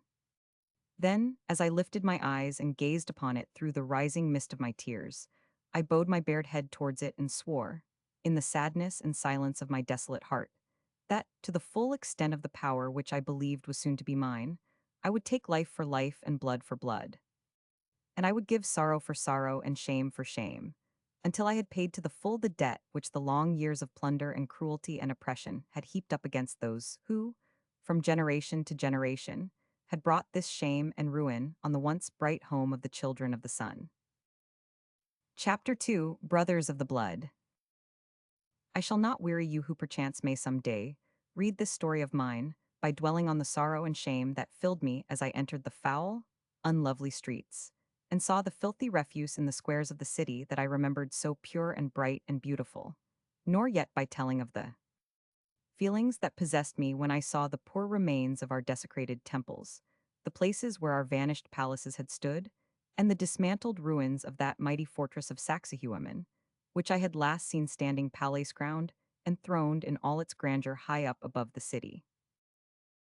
All this and more you who read must picture for yourselves, for I have greater things to tell of than the poor sorrows of a wanderer who had left his own age and his own kindred far behind him, and who had come back into a strange world to find his country a wilderness, and the children of his people the slaves of strangers. It had been settled amongst us that, for the purpose for which we had come, it would be necessary to hire a house that should be at once commodious for our work, sufficiently removed from the city for privacy, and capable of defense against intruders if need be. The professor, being already known in Cusco as a man of science and seeker after antiquities, and possessing, moreover, a special permit from the government in Lima to travel and dwell in the interior, and make such searches as he thought fit, undertook the business of finding such a house. He made many journeys in quest of what he sought, and on these journeys Jama always accompanied him, since he had to see that the house chosen contained a chamber suitable for that precious work, which he had undertaken to do in return for the share of treasure that I was to give to him. And while these two were absent, I at times wandered about the city with joyful Star and Francis Hartness, who, it was plain to see, already looked with eyes of love and longing on her beauty, as in good truth I myself could have done had I dared, and could I have forgotten that older love of mine who still lay cold in her death sleep in the cave by the lake yonder, over the mountains to the westward, whither I had already cast so many longing glances. But at other times I left them to go upon my own ways, for I had work on hand which, for the present, did not concern them. I had by this time met and conversed with many of my people in their own language, which was that of the laboring classes of my own times, and from them I had learned that at a village called San Sebastian, through which we had passed, about 2 leagues to the south of the city, there still dwelt many families of Ilis, that is to say, the descendants of those of the old noble Inca lineage, who had been permitted by their conquerors to settle here. So one morning I went to visit an old Indianas they now called all our people named Alulo, with whom I had made acquaintance, and at his house I dressed myself in the native fashion in an old shirt and short trousers, with sandals on my feet, and a broad-brimmed, fringed hat on my head, and covered myself with a faded poncho. And together we went on foot to San Sebastian, I looking no different from the rest of the Indians who were passing to and fro upon the road. I had already seen, while riding through the village, that the people were different to those of all other villages that we had come through on the way. They were taller of stature, prouder of carriage, and fairer of face. The blood showed red in their cheeks through the light brown of their skin, and these signs had told me that if any remnant of the pure Inca race was left, these must be they, and I was soon to have proof that it was so, although the children of those who had lived in palaces were now dwelling in huts of mud and reeds. Alulo led me first to the house of a man named Tupac Reika, who was chief among the Indians of the town. He was great-grandson of that ill-fated Tupac Amaru, who, as you know, had revolted many years before against the oppressors of his race, and for this, after being forced to watch the torture and murder of his wife in the square of Cusco, had himself been torn limb from limb by horses. We found him alone in a bare room in one of the better houses of the village. As he stood up to salute us, it needed but a glance to tell me that in his veins, at least the ancient blood of our race flowed well nigh as purely as it did in my own. Had it not been for the meanness of his clothing, and the dull, brooding look on his noble featuresque stamp of generations of oppression, I could have pictured him with the yellow Latu A on his brow, the golden image of the sun on his girdled tunic, and the rainbow banner in his hand, standing amongst the guards of the great Huayna Capac himself. I asked Alulo to leave us alone for a little while, and when he had gone I stepped forward, and, drawing myself up to my full height, I looked him in the eyes, and said in the tongue that was spoken only by those of the divine Inca race, "Tell me, Tupac Reika, does a remnant of the children of the sun still dwell in the land of the four regions, and are they still faithful to the traditions of their race and the faith of their ancestors?" As the words left my lips, he staggered back a pace or two with his hands clasped to his forehead, staring at me from under them, as though in very truth I was some spirit of the past stood re-embodied before him. Then, Coming forward again and scanning me eagerly from head to foot, he whispered in the same tongue be the Lord of Light how those familiar accents thrilled my ears as I heard them again after so long. Who are you, ah stranger, that comes in the image of those long dead, to ask me such a question in the tongue that may only be spoken when none save those of the blood are present? One who is of the blood himself, I answered, taking a stride towards him and stretching out my hand. Fear not, Tupac Reka, son of him that suffered, I am a friend, and have come from afar to work as a friend with you and others of the blood that may still be left in the land, with a great and holy purpose of which you shall know ere long. He grasped my hand and bowed over it in silence for a while. Then he stepped back and looked at me again, murmuring, "Can it be so? Has the divine Manco come back from the mansions of the sun to save the remnant of his children? Or has Vilcaroya broken the bonds of his death sleep and come to fulfill the oath he swore with golden star before the altar in the sanctuary? I know all the children of the blood that are left in the land, and I have never seen your face before, yet you are of the blood. Who are you, Lord?" The last word seemed forced from his lips by some power other than his own will, and it sounded most pleasant to me, for it told me that, without knowing my name and seeing me only as a stranger, he had recognized the stamp of my divine ancestry, and this promised well for the progress of the work I had in hand. I answered him kindly, and yet as one speaking to another who is scarce his equal, and said, "My name matters not now or here, Tupac, for we are but two, and I might lie to you, and you would have no proof of my truth or falsehood. But if you will do as I bid you, tonight you shall know, and all shall be made plain and with ample proof. Are you willing to give me your aid?" He picked up a rude hoe that stood in a corner of the room, and laying it across his shoulder after the manner of one who bears a burden, bowed his head and answered, "The son of the sun has but to speak, and I and all his slaves will obey."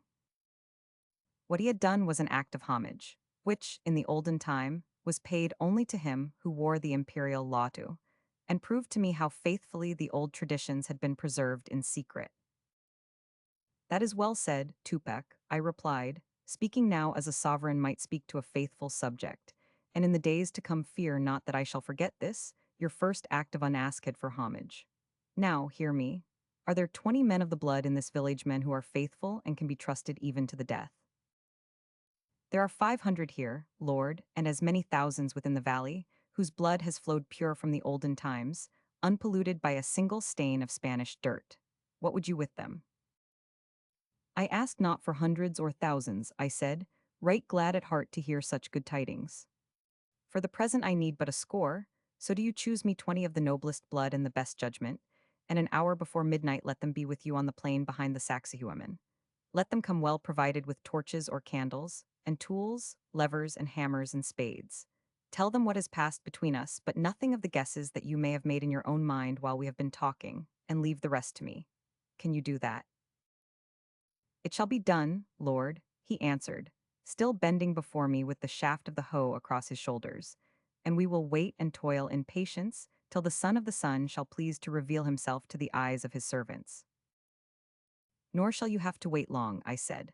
"Now put that off your back and take my hand again, for we are not Inca and servant yet, only two men of the blood, and brothers of a fallen race who are joined together to perform a holy work. Now farewell, Tupac, till tonight. Choose your companions well, and fear not but that your services and your faithfulness shall have their due reward." He put his hand humbly and tremblingly into mine, bowing low over it, and so I left him, standing there with bent head, not daring to look up until the door closed behind me. Then Alulo and I went back into the city, and as we crossed the great square on our way to Alulo's house, I saw my four English friends standing among the market people by the fountain in the center. We passed close to them, and I heard my name spoken by Joyful Star to her brother, who answered her and said, "I dare say we shall find he is making friends again with some of these filthy Indian compatriots of his." I hated him from that moment for his bitter words, and swore in my heart that some day he should pay for them, for I loved my people, and pitied them in their misery and degradation. I stopped beside them, and my heart was beating hard as I listened for what Joyful Star would say, and I have remembered her words, even as I have remembered his. She looked at him with the light of anger in her eyes and said, "For shame, Lawrence. I could not have believed that you would have said such a thing. If you belong to a race that had been enslaved and plundered by these brutes of Spaniards and Peruvians for 3 centuries and a half, Do you think you would be any better than these poor fellows? And, besides, whatever they are Vilcaroya's people, and he is our friend." I could have fallen on the stones and kissed her feet for those sweet words of hers, and I moved away quickly for fear I should betray myself, and went with a swelling heart and mingled tears of love and anger in my eyes to old Alulo's house, where I changed my clothes. Again, and then, as it was nearly dinner time, which, as you know, is in the evening in Spanish countries, I went back to the house where we were lodging, wondering what they would think if they could have understood the words that had passed between Tupac Reka and myself. When I met them again, I saw that they would willingly have learned what had become of me during the day, but I answered their inquiries by telling them nothing more and yet a great deal less than the truth, and saying that I had spent the day revisiting old scenes and learning what I could of the present condition of my people. This satisfied them outwardly at least, though I saw a look in Jama's eyes which told me that he suspected more of the truth than it suited my purpose to tell him. Then our conversation turned to the matter of procuring a house, such as I have spoken of, and the professor told me that he had heard of a hacienda, well built and solid, and standing in its own domain, about 3 leagues across the valley to the westward, on a secluded little plain among the hills, which would serve our purpose excellently. But the owner of it wished to sell it, and with the stupidity of these Peruvians, as he said, would not hire it out to us but would only sell it, and the price was 20,000 sols, or dollars of Peru, which was 2,000 pounds in English money. "It is a great pity," said the professor, when he had finished telling me about it, "for it does not seem as though there was another house in the neighborhood of Cusco that would suit our purpose, and this one would do perfectly. Of course, if the fellow will not let it, there's no use thinking any more about the matter, for 2,000 pounds is entirely out of the question. It seems to me that the expedition will be quite expensive enough without the luxury of buying houses at fancy prices." It was Jama who spoke. No one else at our table could have spoken like that. I heard him in silence, for I could not trust myself to speak for the anger that was rising within me. I saw Joyful Star raise her eyelids and look at him with a swift glance that meant much. But she, too, said nothing. And then, looking at me, he spoke again and said, "Of course, if His Highness for so he always spoke of me, when no strangers were present would just unlock one of those treasure houses of his, the matter would be easy enough, but I suppose that's outside the contract." I still kept silence, knowing as I did what the night was to bring forth. But Francis Hartness answered for me and said, "I do not think you can quite put it that way, Jama, if you will excuse me saying so. If I am not mistaken, it has been clearly understood that the first treasure house to be unlocked is the one that holds Vilcaroya's greatest treasure, his wife, and what you say seems to suggest." "It is enough," I said, unconsciously speaking in my growing anger in the same imperious tone that I had used but a few hours before to Tupac. "Let the house be bought. I will charge myself with the cost, and I will be the debtor of my friends no longer." They stared at me as I spoke, for hitherto I had spoken to them as a child rather than as a man, as an inferior rather than as an equal. I saw a smile that was not pleasant to look upon pass swiftly over Jama's mouth, but he kept silence, and the professor said to me, "Are you really in earnest, Vilcaroya? You know, according to our bargain, we have no claim on you until our part of the work is done. None of us have any desire to learn your secrets."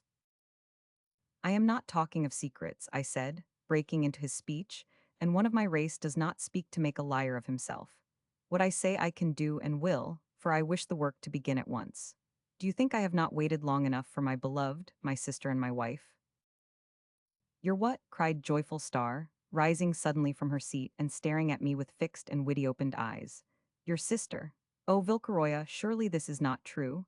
And as she said this, I saw her cheeks grow pale and her lips tremble. "Yes," I answered, "it is true.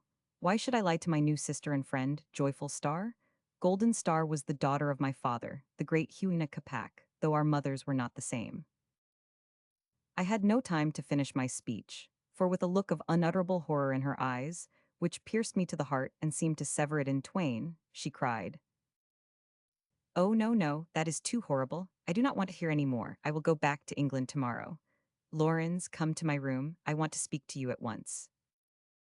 So saying, she went to the door and opened it and went out, followed by her brother, who looked at me as he passed me with a look which I never forgot or forgave, for it was like the words that I had heard him say to her in the square. "What is this?" I said to the professor when the door had closed behind them. "What have I said or done that joyful star should look with horror upon me and say such cruel words?" I saw him exchange glances full of meaning with the English soldier before he answered me. And then, leaning his arms on the table in front of him, he said, in that quiet, calm voice of his, "My dear Vilcaroya, it is a very strange thing, and as far as Miss Jama is concerned, perhaps, a very great pity that this has never come out before, for without knowing it you have given her a shock that may have very painful consequences. No, do not interrupt me now, for the sooner I can make you understand the meaning of your words to her the better. It is this way. We know, of course, that in your day and among your people sister marriage was held to be the most sacred of all marriages.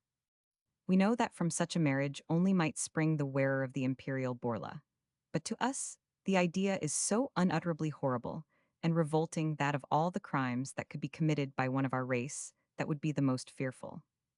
It cannot even be discussed amongst us, and yet you, in the most perfect innocence, have spoken of it in the presence, good heavens, heartness. What is to be done? Do you think Miss Jama was really in earnest when she talked of going back to England tomorrow? It is impossible, it would ruin everything. I kept silence, for my sorrow and wonder were too great for words, but I listened eagerly for what Francis Hartness would say in reply. She was in earnest when she spoke, he said, as quietly as the professor had spoken. But if the doctor has as much sense as I give him credit for, she will have seen the thing in a different light by this time. Of course, she has read Prescott, and she really knows as much about the marriage customs of the ancient Incas as we do. In fact, to tell you the truth, hand, as he said this, I saw him frown, and an angry light came into his eyes that I had never seen in them before. I really can hardly understand how, knowing that as she does know it, she can have been as horrified as she certainly was. She knows perfectly well that Vilcaroya has come at a single step, as it were, from his age into ours, and so must have brought all the ideas and beliefs of his time and his people with him. Depend upon it, a little reflection will very soon show her that, horrible and all as the idea must naturally have appeared to her at the first shock of hearing it, from Vilcaroya's point of view, there is nothing in it but what is perfectly natural and proper. Now, to my mind, the matter is much more sad and serious for Vilcaroya himself than for anyone else. As he said this, he turned from the professor to me and went on, addressing me in a tone so frank and kindly that ever afterwards I looked upon him as my friend and my brother. It's not a pleasant thing for me to say, and it must, of course, be a very painful one for you to hear. Still, it has got to be said some time or other, and, unless I am wrong in what I think of you, I believe you are man enough to hear it and to agree with me that it had better be said now than later on, when the saying of it might be tenfold more painful both to you and us. Say on, I said shortly. Your tongue is straight and your eyes look into mine as those of a friend should look. I am listening. I would wish for no better friend than you, Vilcaroya, after that, for I know what you mean. Now, what I have to say is this. We know, of course, that you look upon yourself as doubly married to this love of yours, who is dead and, like you, may yet be alive again. You are bound to her, not only by a marriage which, in the time that it took place, was perfectly lawful and natural, but also by the oath that you took together. But you have come back to the world in another age and among another people, and now that form of marriage is looked upon by all civilized humanity, not only as unlawful, but, as the professor has just said, unnatural and horrible beyond conception. Therefore, if Golden Star is restored to life, for you to love her, save as a brother, or for you to consummate the union which, as you have told us, began and ended before the altar of the sun, would be to make not only yourself, but your sister, Golden Star as well, looked upon with horror and loathing by every civilized man and woman who knew your story. I am speaking strongly, because it is necessary. You might succeed in all your aims, you might realize every ambition of your life, and yet I tell you it is heaven's own truth, that if you took Golden Star to sit beside you on the throne of the Incas as your wife and queen, you would place her upon a pinnacle of infamy which men would spit upon and women turn their backs on. The reward of all your labors, the price of all your treasures, no matter how great they might be, would be nothing but a curse that would fall heavily on you, but 1,000 times more heavily on the woman whom you have loved best in all the world. He stopped, and they both sat and looked at me in silence, awaiting for me to answer him. As for me, I felt my spirit wandering over a bare wilderness where all was dark. I knew that he had spoken truth, strange as the truth seemed to me, for no man could have heard his voice and seen the steady light in his eyes without knowing that he was a true man and so spoke the truth. The moments passed, and I could still find no words to say. Then the silence was broken by the opening of the door, and Jama came in and said, "My sister wishes you to excuse her coming back to the table. Of course, I have explained matters to her, and I think she now sees them in a different light, but for some reason or other she seems strangely shaken. You know how extremely sensitive she is, and so, as her doctor, as well as her brother, I have sent her to bed.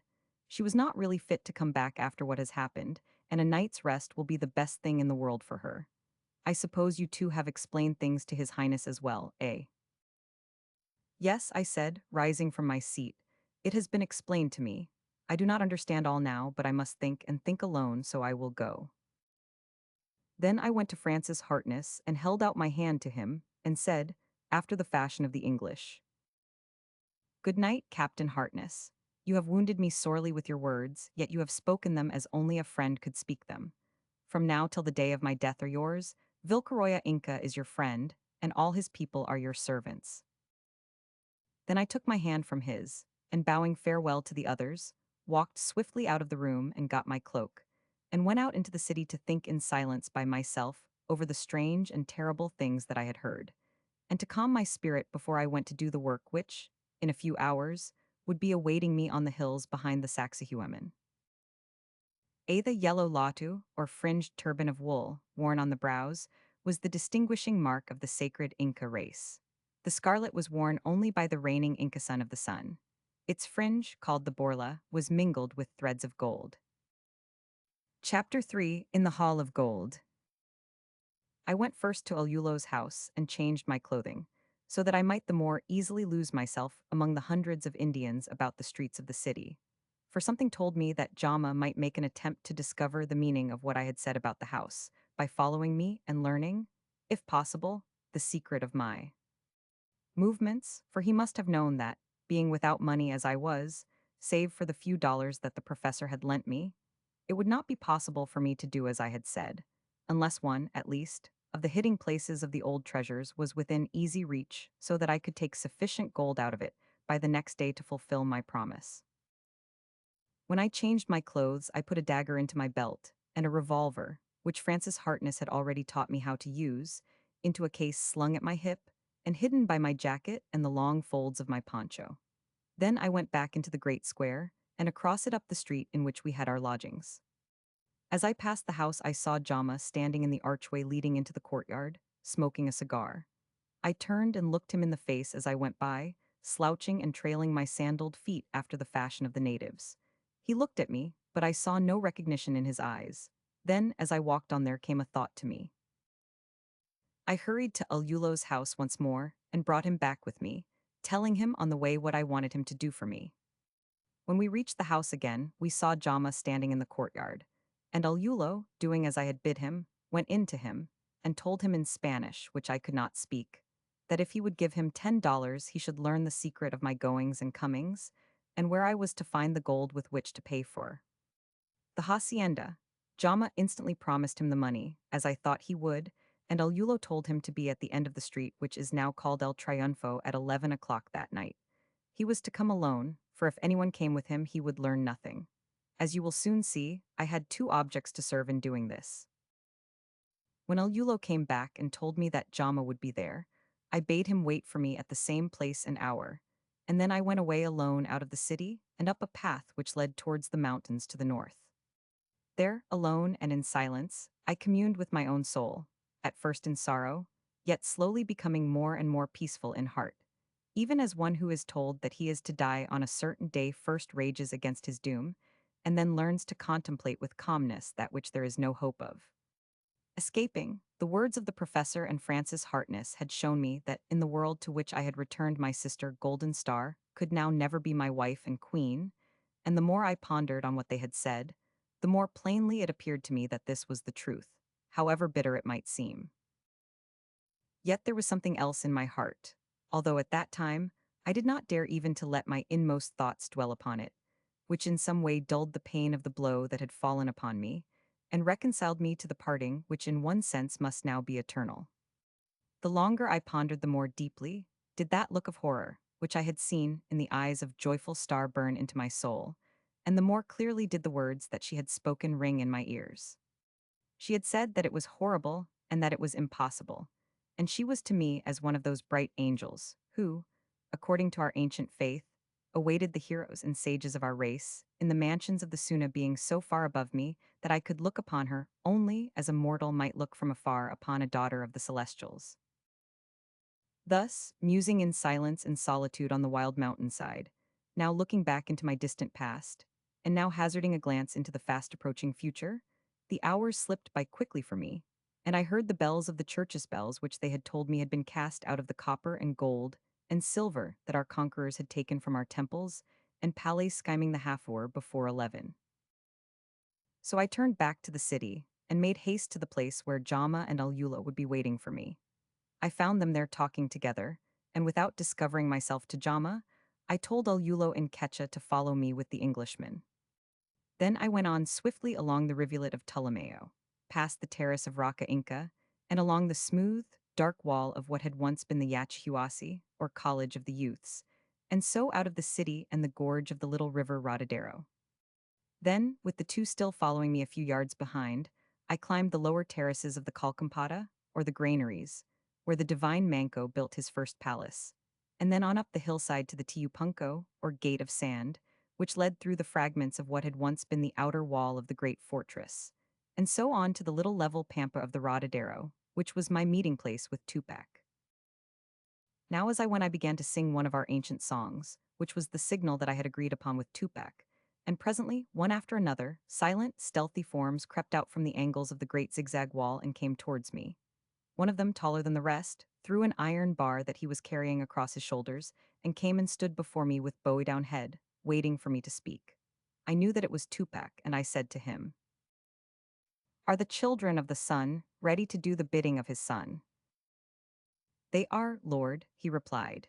"Here are 20 who have sworn by the heart of the divine Manco to do all things lawful and unlawful, even to the death, at the bidding of him who shall prove himself to be the true heir of the royal Latu." "It is good," I said, "and the proof shall soon be given. Now take the stranger yonder, do him no harm, but bind his eyes so that he cannot see, and tie his hands behind him. Then follow me." Instantly the stealthy forms closed around Jama. Not a word was spoken save his startled, angry exclamation, which was soon stifled, and then they brought him along after me, I going first and Tupac following close behind me. Like a string of shadows we moved across the plain, past the great carved rock which is still called the Inca's Seat, and over the ridge of the sliding stones, and down into the valley beyond, which is thickly strewn with great rock masses carved into seats, and altars and baths and chambers, of which no man knows the origin, and which were ancient when Manco Capac and Mama Aclu first came into the land. The greatest of these is a high white rock carved all over into steps and seats and altars and basins, which are said to have been made to catch the blood of the living sacrifices that were offered up here by a race of men whose name has been forgotten. It is called in our language the Sayakuska, or tired stone, for an old tradition says that ages ago it was brought from the mountains by the toil of 10,000 men, and when it reached its present place, it rolled over and killed 300 of them, and could never be moved again upon its journey. On the south side of this there is a great cleft from the top to the bottom, and up the sides of this cleft are the two halves of a stairway, which was carved there before some earthquake rent the stone in twain, and under this is a deep dark pool of water. At the entrance to the cleft I stopped and beckoned to the others to come round me. Then I told them that they were about to see that which no man then alive on earth had ever seen, and made all swear by the glory of the sun that each and every one of them would slay without pity him who revealed anything seen or heard that night, even though he were his own brother or his own father or his own son. As for Jama, they held him there bound and blindfolded amongst them, and when he tried to speak they stopped his mouth at my bidding, for I had told them that I would be answerable for him, since I had brought him here for my own purposes. Then I made two of the men stretch a cord tightly across the mouth of the cleft close down to the ground, and to the middle of this, I tied another cord and stretched it out straight 12 foot lengths from the center. And here I bade them clear away the bushes and dig. Then axe and hoe and spade went to work. In that clear air, and under that cloudless sky, the stars gave light enough to work by, and soon a space had been cleared, and a round hole about 3 feet across was being dug down through the loose, rocky soil. When it was about half the depth of a man, the spade struck on the solid rock below, and could go no farther. When Tupac told me of this, I, who had been standing by the cleft, looking full of strange thoughtstone into the dark pool of water, called the man who had been digging out of the hole, and, taking an iron bar from Tupac, I dropped into it. I sought about the bottom with my hands for a few moments till I found the outline of a squared stone that had been let into the rock. In the center of this I found a hole, out of which I picked the dirt with my dagger. Then, putting the end of my iron bar into it, I pulled, and the stone turned over on a hinge, leaving an opening half its size. Down this I thrust my arm, and found a chain of copper which hung down into a deep well below. I pulled this with all my strength until something gave way at the bottom. Then I drew the chain up, and cast my iron bar under it across the hole. As I did this, I heard the deep, smothered roar of waters rushing away far below me into the bowels of the earth. Then I got out of the hole and went back to the cleft. I lit a candle and looked down at the pool. It was no longer stagnant now, but seething and eddying like a whirlpool. I beckoned to Tupac, who was standing a little way behind me, and as he came and looked over my shoulder, I pointed down into the dark gulf, out of which the bottom was rapidly falling, and said, "See, the waters are opening the way by which the son of the sun shall go into his kingdom. Watch now and listen." Son of the sun and lord of the four regions, it is true, he whispered as the waters eddied round faster and faster, and gurgled and rattled down into some unknown abyss. Soon they vanished altogether, leaving only a dark, black, and seemingly fathomless cavern in the place where they had been. I waited until the sound of the last gurgle had died away in the depths, and then I turned to Tupac and said, "The way is open. Tell Alulo to bring the lantern and light it. There must be no other light. You and the rest follow me, and let 2 strong men bring the stranger." He did as I bade him, and when I had lit the lantern, I cast its rays about the gulf beneath me, till I found the continuation of the broken stairway above, and then picking my way carefully down the dank, slimy steps, I led the way into the heart of the rock, the rest following, guided by the spreading ray of light in front of me. I counted 50 steps, and then stopped and turned sharply to the right. The 50th step ended against a wall of rock, still dripping with the water that was running down from the arched roof of the chamber. I measured 10 spans with my hand from the wall where the steps ended, and made a mark with my dagger on the rock. Then from the floor I measured 8 spans in a line across the mark. Where the 8th span ended I made another mark, and with the help of my lantern, I found a silver socket let into the rock. It was a plate with a hole in the center large enough to admit the iron bar which I had brought for the purpose. I put it in, and whispering to Tupac to help me, we gripped the bar, and after 2 or 3 hard pulls felt it coming towards us. A great slab of rock, which fitted into the wall with all the perfection that our old Inca masons could give it, turned on a central hinge, leaving a space that 2 men could have walked through abreast. "Go in," I said to Tupac, "and let all follow you." He obeyed, and standing by the opening with a ray of my lantern shooting across it, I watched them file past one by one until all had gone in. Then I followed, and as I crossed the threshold, set my shoulder against the edge of the slab and pushed it back into its place. Now I covered my lantern with my poncho and cried aloud in the darkness, "Let the torches be got ready, but let no light be struck till that which is to be revealed may be seen." A low murmur answered me, and then, still keeping my lantern hidden, I felt my way along the wall, treading softly as a mountain lion approaching its prey, until I had counted 40 paces. The 40th brought me to a doorway, through which I turned. 5 paces more brought me to another turning, 10 more to the end of the passage, and then I uncovered my light and found myself in a little square chamber hewn out of the rock, and surrounded with stone chests covered with lids of copper.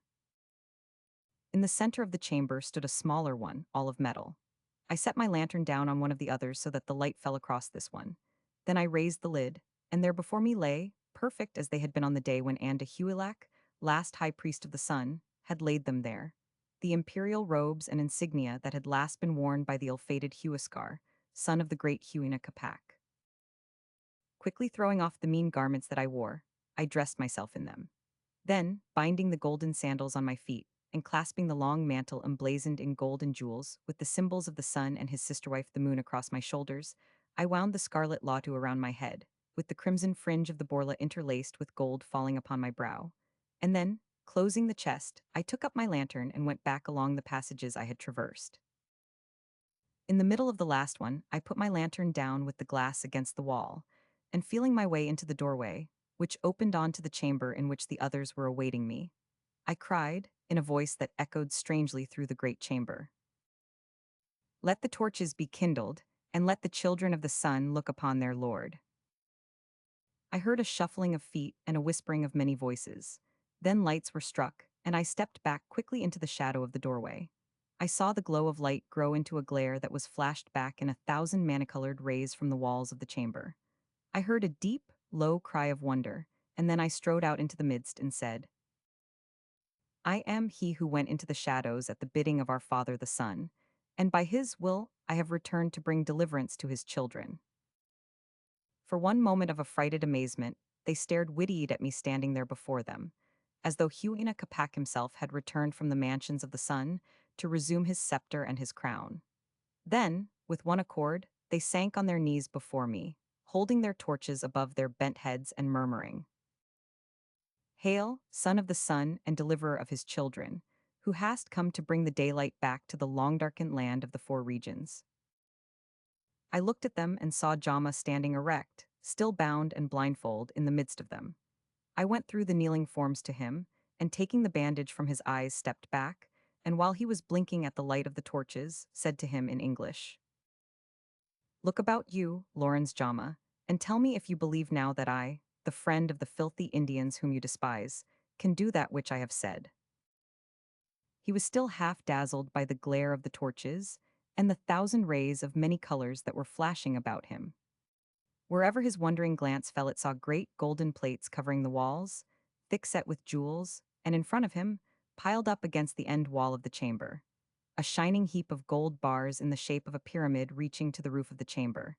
And on either side of this, halfway up, was a great image of the sun, like to that which in the olden times stood above the altar in the sanctuary of the great temple of Cusco, each with its center fashioned as a human face, with great flashing diamonds for eyes, with lips of rubies, and long pendants of emeralds hanging from the ears, and all round 100 curving rays of gold edged and lined with jewels. He stared about him, open-eyed and open-mouthed with amazement. Then his eyes fell on me, and he started forward and stared me in the face for a moment. Then he gasped, Vilcaroya, is it you, or am I dreaming? Where have you brought me to? To one of the treasure houses that you so longed to see? I said, so that you might see and believe that I told you no idle tale, and that I can perform my promise if you can perform yours.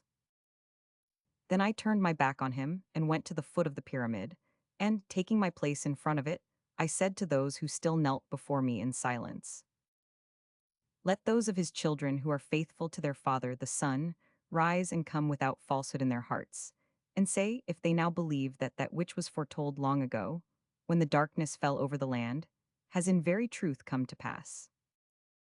They rose from their knees and came towards me in a half circle, carrying their torches. They stopped about 5 paces from me, looking at me through a little space with wondering eyes full of worship.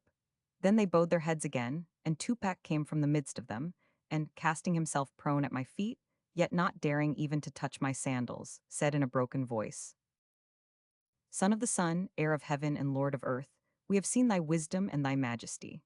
None but one of thy royal line, nay, none but thee, O Vilcaroya, son of Huina Capac and brother of Huascar, last of the Incas, could have known the secret that thou hast brought with thee from the past into the present.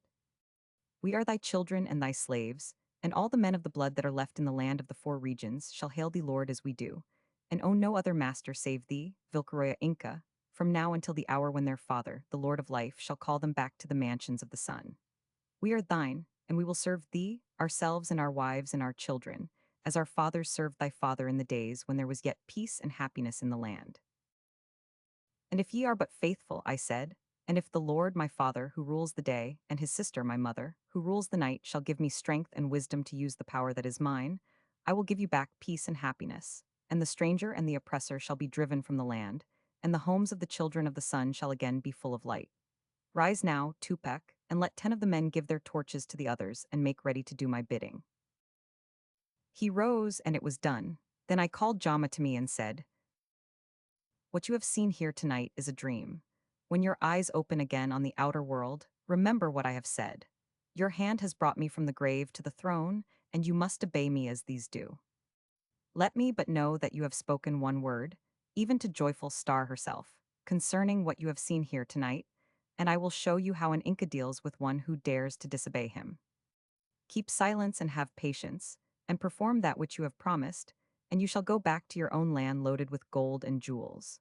Fail, and the fragments of your body shall be sent north and south and east and west throughout the land of the four regions, and your name shall be one of shame in the ears of my people forever." For a moment he looked me in the eyes, and I saw his lips moving as though he was striving to shape some answer to my words. Then his face grew gray, and his knees shook as he stood. Then I called to Tupac, and bade him bind his eyes again and lead him away, and as soon as his sight was taken from him, I bade the 10 men who had given up their torches take off their ponchos and fill them with as many of the golden bars as each one could carry, and when this was done, I ordered all the torches save one to be extinguished. This one I took, and went with it into the passage where I had left my lantern. Then I dashed it against the wall and vanished into the darkness. I took my lantern, and hiding the light carefully, went back to the little chamber, where I took off my robes and sandals and the imperial latu, and put them back into the chest. Then I put on my mean attire again and went back into the hall of gold. Signing to the others to follow me, I turned the stone door on its pivot again, and watched them file past me as before. Then, going out last, I closed the portal after me and lighted them up the steps with my lantern. When we all once more stood in the open air by the cleft, I went to the hole and released the chain. Instantly the roar of waters broke out again, and I bade them fill the hole up and put turf over it, and trample it down and scatter the bushes over it. And that being done, we took our way back again across the plain towards the fortress, still leading Jama blindfold in our midst. We took him by the gate of Viracocha into the fortress, across its upper part, where the 3 crosses stood, and down on to the zigzag road which leads into the eastern part of the city, and there we unbound his eyes, and I bade him go to the house and make ready to receive me early in the morning, telling our friends that I should arrive with some packages of Indian merchandise and metals from one of my mines. For, as I should have told you before, I had come to Cusco in the character of an owner of mines who had lived long in Europe and had returned to supervise the working of my property. I and Tupac and his companions then went back into the hills, and without entering the city, made our way by 2s and 3s into the village of San Sebastian. We met at Tupac's house, and there I explained to them as much of my plans and purposes as I thought fit for them to know, and showed them that the time was not yet come for them to make use of the treasures that I would share with them. But to each man I gave 2 pounds weight of gold to be left in Tupac's care till it could be taken into the cities of the south, and there changed for silver coins.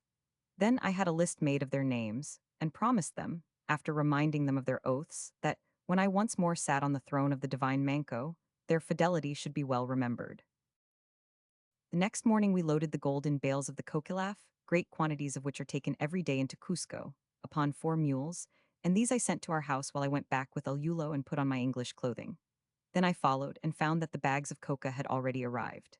They were carried up to my own room, and there, in the presence of Jama and Joyful Star, the professor and Francis Hartness, I took out the gold ingots and built them up in a pyramid before them. I could see from their amazement that, whether from fear or faith, Jama had obeyed me, and said nothing of what he had seen during the night. As for me, I said but little. I gave them the gold, and that day the professor and Jama, acting as my agents, sold it to some of the merchants of Cusco as the product of my mines. The price was more than twice as much as was needed for the hacienda, so with the rest I discharged my debt and made myself once more a free man. There is no need for me to dwell upon our dealings with the owner of the hacienda, and therefore it will suffice for me to say, before 10 days more had passed the purchase money had been paid, we had taken up our abode there, and installed Joyful Star as housewife, with faithful servants chosen by myself. From among the children of the blood, Jama, who had been strangely silent and reserved with all of us since the lesson I had taught him in the Hall of Gold, had taken possession of the chamber which was devoted to his uses, and had put all his apparatus in order for the great work that was to be done there. So on the 14th day, such was the power of my gold and of my longings, all things were ready. And at daybreak on the 15th day, we rode at the head of our little mule train out of the courtyard of the hacienda on our way to the resting place of Golden Star. Chapter 4: The Sister Stars.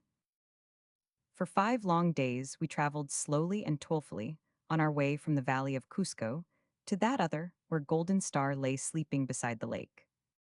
Over high plains and pleasant valleys, through deep, dark gorges and ravines, to whose lowest depths the sun but seldom reaches, and then but for an hour or two, along narrow pathways cut into the living rock on the mountainside, with precipices on one hand falling thousands of feet into the dark abysses, where the torrents roared and foamed, and on the other the great rock walls of the mountain soaring up into the sky, yet more thousands of feet above us.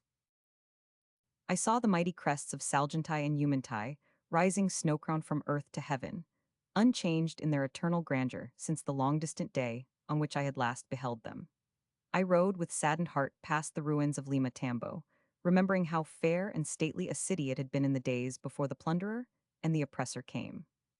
We toiled slowly over the great, sharp-ridged range, which parts the waters of the Vilcamayo from those of the Apurimac Great Speaker then, descending again by the gorge of the river which is now called the Rio de la Banca. We came to the long bridge which swings in midair from rock to rock across the chasm, through which the Great Speaker rolls his swift, roaring flood. Its cables were loosened and its floorway broken, for, like all things else in the land, the Spaniards had suffered it to fall well nigh to ruin. And, as I led Joyful Star across it by the hand, I thought of what it had been in the olden times, when not a rope or a stick was suffered to be out of place, and when the son of the sun had been borne across it in his golden traveling litter, with long processions of his adoring people going before and behind him, strewing his way with flowers, and waking the echoes of these gloomy gorges with the melody of their songs and laughter.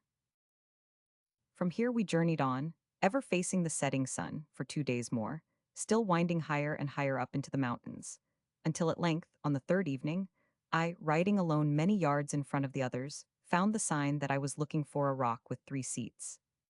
Carved on the top of Itan turned my mule from the track and rode over the rough, stony ground up the side of the mountain, until what looked from the road, a single rock-built peak opened into two. I beckoned to the others to follow me, and when they came up I said to the professor, "Do you know where you are now? Have you ever been here before?" He looked about him and shook his head, saying, "This may have been the place where we got off the road when my mule gave out, but I do not recognize it. Do you mean that we are near the valley?" "Yes," I said. "Do you not remember seeing yonder 2 peaks from the shore of the lake near where you found me?" He looked at them for a moment and then said, "Yes, I remember them, but they do not look the same, and I do not believe I could find my way back into the valley from here to save my life. It's very strange how I can have forgotten it so completely." I smiled as he said this, knowing that I had brought them purposely many miles out of the way by which he had found the valley by accident, for I had no desire that the way should be known to any but myself and those I had chosen from among the remnant of the children of the blood.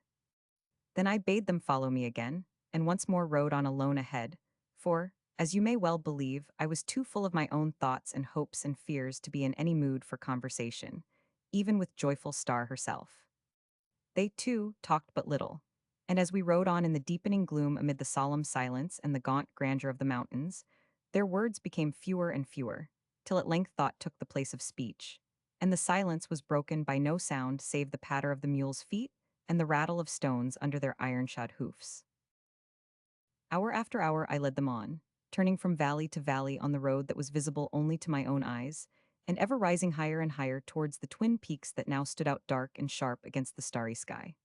At last, when our watches were nearly marking 10 o'clock, I stopped before a cliff covered with bushes and creeping grasses, and calling Tupac to me, I bade him seek for an opening under these.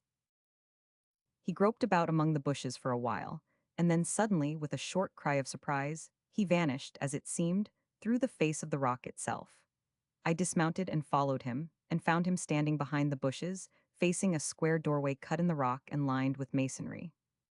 Behind it, and closing it completely, was a great slab of dressed stone.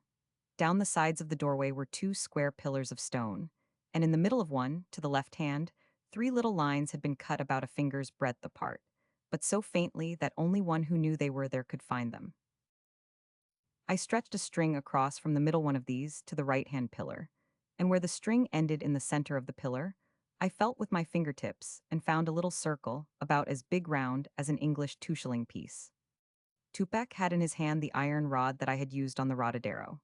I took it from him, and, pressing the end against the circle, told him to push with me, and, to his wonder, the rod sank, seemingly, into the solid stone, forcing out a bolt which had been fitted so cunningly into the pillar that the end of it looked no more than a circle traced on the face of it.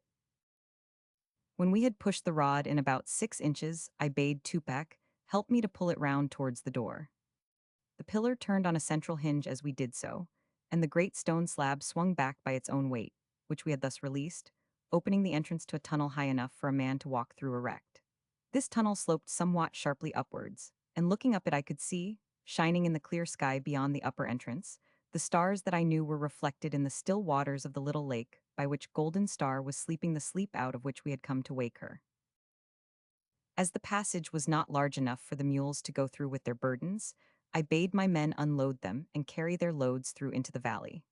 Then we followed, leading our own animals by the bridle, and after us the cargo mules were driven through. The load of one of them was a long, narrow case of wood like that, in which the professor had taken my own dead body to London, but this was thickly and softly padded inside with wool, and lined with white linen, and at one end was a little pillow of the softest down, on which the head of Golden Star would soon be resting. As soon as we were all standing outside the upper mouth of the tunnel, I looked at Joyful Star and said, "Is not this a fitting resting place even for the daughter of kings? Are not the stars bright in the heavens and on the bosom of the lake? Are not the mountains great and strong and silent? Do they not guard her couch well? And does not the snowy peak of Umantai yonder point the straight way to the mansions of the sun, where the soul of Golden Star is even now waiting for the arts of your brother to call it back to earth as he called mine?" "Yes," she said, looking about her, first at the stars and then at the vast shapes of the mountains which loomed huge and dim on every side. "Yes, Vilcaroya, it is a good place for sleep. Beauty's not the world beyond a good place to wake in? Have you not found it so?" I caught the gleam of her eyes in the starlight as she looked towards me saying this, and by the glory of the sun, had we stood alone where we were, I might have forgotten all save the knowledge that I was the lawful lord of all this land, and that she was there in the midst of it with me. For the instant I had gone back to my old life, with all its old-world thoughts and customs, and then, before I could answer her, my dreaming soul was called back to the present by the cold, quiet voice of her brother saying, "I do not think that very many would find the world an unpleasant place to wake in, either for the first or second time, if they could also wake up Lord of illimitable treasures as Vilcaroya here has done. But come, your highness, and you, professor, it is getting late. Do not you think it is time to be thinking about camping?" The matter-of-fact words scattered my dreams in an instant, and I woke from them into the present. I bade Tupac have the animals tethered and fed, and the tents we had brought with us pitched in the most sheltered place he could find. And while they were doing this, and Jama and the others were busy seeing that the work was done to their satisfaction, I went to Ruth and said me words, which I strove so hard to keep steady, trembling with I know not how many mingled passions. "Will Joyful Star come with me, and see the place where her sister and mine is lying, waiting to come forth and greet her?" "Your sister, Vilcaroya?" she said, turning her face up to me so that the starlight shone upon its fairness and lost itself in the lustrous depths of her eyes. "Do you mean your sister Onlanadier?" "No," I said, "not my wife, for I have thought upon your words and pondered them deeply. And though they wounded me sorely at first, yet now I see that they were wise and just, like all the other words that Joyful Star has spoken to me. I have learned that lesson, like many others which you have taught me. That bridal of ours is already to me a dream of the long-lost past, the vision of a time that is dead, and a people that is no more. When Golden Star wakes, if she ever does, I will greet her as a sister and a friend, as one of my own people who has come back to me out of my own times, and she shall help me in the work that I swore with her to Dabat, that is all. And I will find others of the blood who shall sit upon the restored throne of my ancestors, and be the parents of the generations of Incas that shall come after me." "What do you mean, Vilcaroya?" she said, in a voice that was half angry and half fearful. "Do you mean, oh, I cannot say it, for I am sure you do not mean that." "How could that be?" I answered, guessing her meaning. Is it not you who have taught me the ways and thoughts of the world into which I have come back? No, what I mean is that I am not the only one now alive in whose veins the old blood of the Incas flows. Tupac, yonder, is the son of the son of the son of that Tupac Amaru, who died torn asunder in the square of Cusco, because he had dared to raise the rainbow banner in the land of the four regions, and called the children of the sun to revolt against their oppressors. He, more blessed than I who am his lord, has both wife and child, and if the prophecy is to be fulfilled, and I am to reign in the city of the sun, then I will take his firstborn and instruct him in all the lore of our people and the duties of their ruler, and if he proves worthy, he shall wear the law to after me. She looked up at me again as I ceased speaking, just one swift, bright glance that seemed to pierce to the most secret depths of my soul, and read the unuttered thoughts that were hidden there, thoughts which I did not dare to speak even to myself in the loneliest hour of my musings. Then she looked down again, and side by side we walked in silence round the shore of the lake until I stopped in front of a great black cliff that jutted out from the mountain side and hung impending over the dark, still waters of the lake. I pointed into the black shadows in which its base was hidden and said, "There lies Golden Star," and there I lay beside her through all the long years that were to pass from the night when I pledged my troth with her before the altar of the sun, until this night when I stand with you, joyful star, a new being in a new world, before her resting place. Is it really true? She said, stopping as she spoke and staring straight before her into the darkness. Is it really true that you, who are standing alive and strong here beside me, lay there under that great rock for all those years, while 10 generations of men and women were born, and lived and died, and the whole world changed again and again? And is the golden star lying in there now really the golden star you have told me so much of, and I have thought about until she seems to me more like some living friend that I have known and loved, than a dead body that has been in the grave for more than 300 years? Is it really true, Vilcaroya, or have we all only been dreaming some wild dream, like that Frankenstein story that I was telling you the other day? As she spoke, she laid her hand for a moment upon my arm, as though to satisfy herself that I was really made of human flesh and blood, and not a phantom standing beside her in the starlit darkness. Scarce knowing what I did, I laid my own hand, warm and strong and firm, upon hers. For an instant I felt it tremble beneath mine. I would have given all the boundless wealth that I knew was mine for the courage to close upon it, a grasp that it could not have escaped if it would. My heart seemed to swell as though it would burst in my breast, my tingling blood ran fire, and wild words rose choking to my lips. Then her hand slipped away from under mine. Once more I saw her eyes shine in the starlight, and then I knew that I had learned the last and greatest lesson that joyful star could teach me. I knew now why to think of Golden Star as my wife and my queen, filled me with the same untold horror which I had heard that night thrill in the tones of her who stood beside me. For now I, the son of a lost race and a long pest, age-loved this daughter of the new time. For good or evil, for hope or despair, I was hers until I went again, and for the last time, into the shadows through which I had already passed. And then there he was, this tall, stalwart, golden-haired son of her own race and her own time, whose eyes I had seen looking love into hers. He was coming towards us round the lake with his long, easy, swinging strides, this man who was already my friend, and who would one day be the captain of my armies. For one blind moment of madness, I thought how completely I had him and the others in my power, of the lonely, unknown valley where we stood, of the men who were already my slaves and who looked upon me as a god. I thought, too, of the dark, deep waters of the lake and the secrets that they held for me alone. How well they could hide others from me, too. What if Golden Star never awoke? Would she not be as well lying there in the peace of her endless sleep as coming back into the world, perhaps to love in vain and to suffer as I was doomed to suffer? The shadowy forms of the mountains began to waver and reel around me. The stars danced up and down in the sky, and a red mist seemed to swim before my eyes. Then, through the hoarse, dull murmur that was sounding in my ears, I heard the sweet, low voice of joyful Star saying, "Ah, Captain Harkness, I suppose you have been wondering what had become of us. I am afraid I have been neglecting my household duties, and you have been attending to them for me, but really I could not resist coming here with Vilcaroya. Look, that is where Golden Star is lying, in a cave under that great rock down there where those dark shadows are. Does not it look cold and lonely and eerie?" Yes, he answered, with a laugh that did not sound to me like his own. But I do not suppose that matters very much now to Her Highness any more than it did to Vilcaroya. But to descend to less romantic matters, I have come to tell you that the affairs of our temporary household are already in order, supper is ready, and we are all ravenously hungry, and I suppose you are about the same. This mountain air puts an edge on one's appetite like a razor's. Surprise, I had forgotten all about it, thinking of poor Golden Star lying there all alone in the darkness. Of course, I am desperately hungry, now that you remind me of it. Come, Vilcaroya, I am sure you are hungry too. Another night alone will not matter much to poor Golden Star after all these years. You can dream of her tonight, as I suppose we all shall, and tomorrow we shall see her. Oh, how I wonder what she will be really like.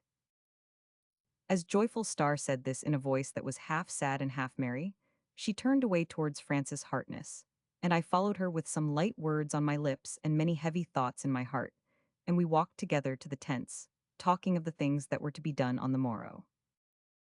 The next morning I was afoot before the stars had begun to pale in the coming dawn. I had not slept for 2 hours together through the night, yet, waking and sleeping, many dreams had come to me. I had been back to the past among my people, living again that strange old life, with all its light and color and gaiety, which was now every day becoming more and more like a vision that had been told to me by some other dreamer. I had talked with Golden Star, seeking to teach her the lesson that my dear instructress of the new time had taught me, and had awakened half mad with the perplexities of my divided love of the past that was dead and of the present that was alive. I had seen my sister bride come forth out of her tomb to greet me, clothed in her bridal robes, with the dust of the grave in her hair and on her face. I had clasped her in my longing arms and kissed the dust from her lips, and while I yet held her in my embrace, her form had grown cold and stiff again. Then, in the agony of my sorrow, I had strained her to my breast, and under the pressure of my arms, she had crumbled in my grasp and fallen, a little heap of gray bones and dusty garments at my feet. Once more I had awakened with my gasping cry of horror still sounding in my ears, and then, not daring to seek sleep again, I had risen and gone out to watch for the rest of the night before her grave under the rock. There they found me when they came from the camp at daybreak.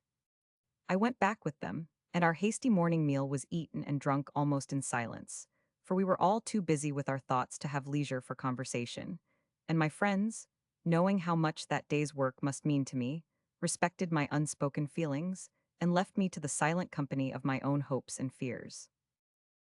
Breakfast over, we took our lanterns and tools and went to the rock, followed by Tupac and two of my men carrying the coffin-like case in which Golden Star's body was to be laid. Under the rock was a long heap of loose stones, which the professor had wisely piled up in front of the upright courses of masonry, through which he had broken into my resting place. He scanned them eagerly to see if they had been disturbed since his visit, and told us that they had not. Then I bade Tupac and the men clear them away, which they speedily did, laying bare the courses of stone behind them, still standing as the professor had rebuilt them after taking out my body. A few minutes more work opened a passage large enough for a man to walk in, stooping. As if by a common instinct, they all stepped aside and looked at me.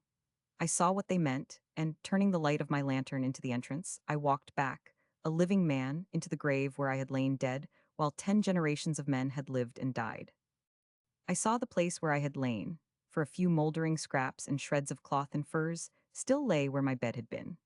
Then I flashed my lantern round the walls of the cavern, and on the side along which my own couch had been spread by Anda Huilak and his brother priests, I found what they had told me to seek, while I was preparing to fulfill the oath that I had sworn with Golden Star. It was a wedge of stone fitted into a crevice in the wall and left rough and jagged at its outer end, so that one who did not know its true purpose would have taken it to be nothing more than a natural projection in the rough side of the cavern. With a mallet that I had brought with me, I struck the end of the wedge softly above and below until it was loosened in its socket. Then, standing to one side, I struck it harder. It dropped from its place, and the same instant a part of the cavern wall swayed outwards and fell with a rumbling crash across the floor. For a moment I stood breathless and motionless on the threshold of Golden Star's grave. Then, with trembling hands, I turned the light of my lantern into the inner chamber, and as the dust that the falling stone had raised fell slowly back to the ground, I saw through the particles dancing in the lantern, raise the dim outline of a human form lying on a couch of skins. Still, not daring to set a foot within that sacred place, I stood in the doorway and let the light fall full upon the figure. A glance showed me that so far all was well. No profaning hand had disturbed the peace and sanctity of her long slumber. She lay there as perfect in form and feature as she had lain beside me that night in the little chamber in the sanctuary of the sun. Then I thought of joyful star. Hers should be the first eyes after mine to look upon that dead loveliness. So I turned and went out to where they were all standing round the outer entrance, and, taking no notice of the others, replying nothing to their half-whispered questions, I went to Ruth and, holding out my hand for her, said, "Come, joyful star, and see the sister that the Lord of Life made long ago in the image that you now wear." She said nothing, but, with a look of wondering question, put her hand into mine, and I turned to lead her to the entrance. Jama, with a sudden exclamation, took a step forward as though he would stop her, but Francis Hartness put his hand on his shoulder, saying, "I think you had better let them go alone. There is no fear for your sister with all of us here so near, and if what Vilcaroya says is true, why should she not see her first?" Jama drew back, though with no very good grace, and I went into the inner chamber, helping Ruth over the fallen stones. Then I flashed my light on Golden Star's face and said, "Did I not tell you truly that the Lord of Life made her in the same image as yours?" I heard her utter a little gasping cry of wonder, and then I saw her slip forward onto her knees beside Golden Star's pillow. And as the light fell upon the two faces, the living and the dead, the likeness between them was so perfect, save for the golden gleam of joyful Star's hair and the lustrous blackness of the tresses that framed my dead love's face, that they seemed to me as sisters, one watching over the slumbers of the other. "It is more than wonderful, and it is surely more than chance," said joyful Star, in a tone that was almost a whisper, and turning towards me her white face and the eyes into which the loving tears of pity were already springing. "Why did you not tell me of this before, Vilcaroya?" "Because," I said, "the arts of the priests might not have done for her what they did for me, and I might have found here that which your eyes should never have looked upon. But no is she not beautiful, even as you are." The bright blood came swiftly back into her cheeks as I said this, and without answering me she stooped, and with gentle hands put back the tresses from Golden Star's forehead, and, bending over her, laid her warm, sweet lips on the cold, smooth brow that I had last seen crowned with the marriage garland in our bridal chamber in the sanctuary. Chapter 5: How Jama Did His Work. I can tell you but little of what followed the taking of the body of Golden Star back to the hacienda, for neither I nor any of the others, save only Jama himself, witnessed the secret mysteries of his strange and fearful art. I could tell you of their wonder when, after I had bidden Tupac bring the case into the cavern, and he and I and joyful Star had gently and reverently raised her from her couch and laid her in it, we carried her out into the daylight. How they stood around the open case and looked, half in wonder and half in fear, from her dead, cold face to the living likeness that was bending over it.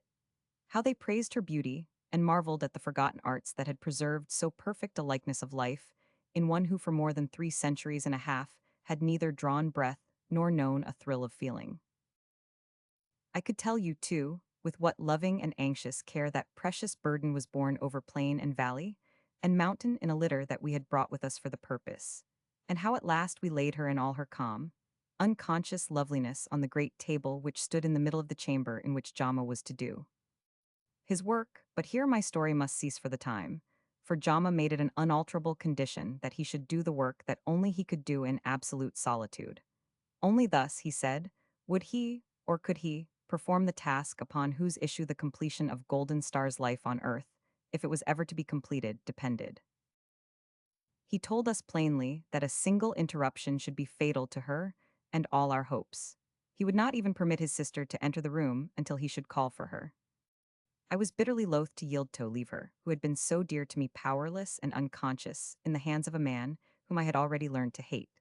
Although not only did I owe my own new life to him, but on him alone rested all my hopes of seeing Golden Star once more restored to life and health, and the beauty that had been peerless ages before joyful Star had reached the perfection of her young womanhood.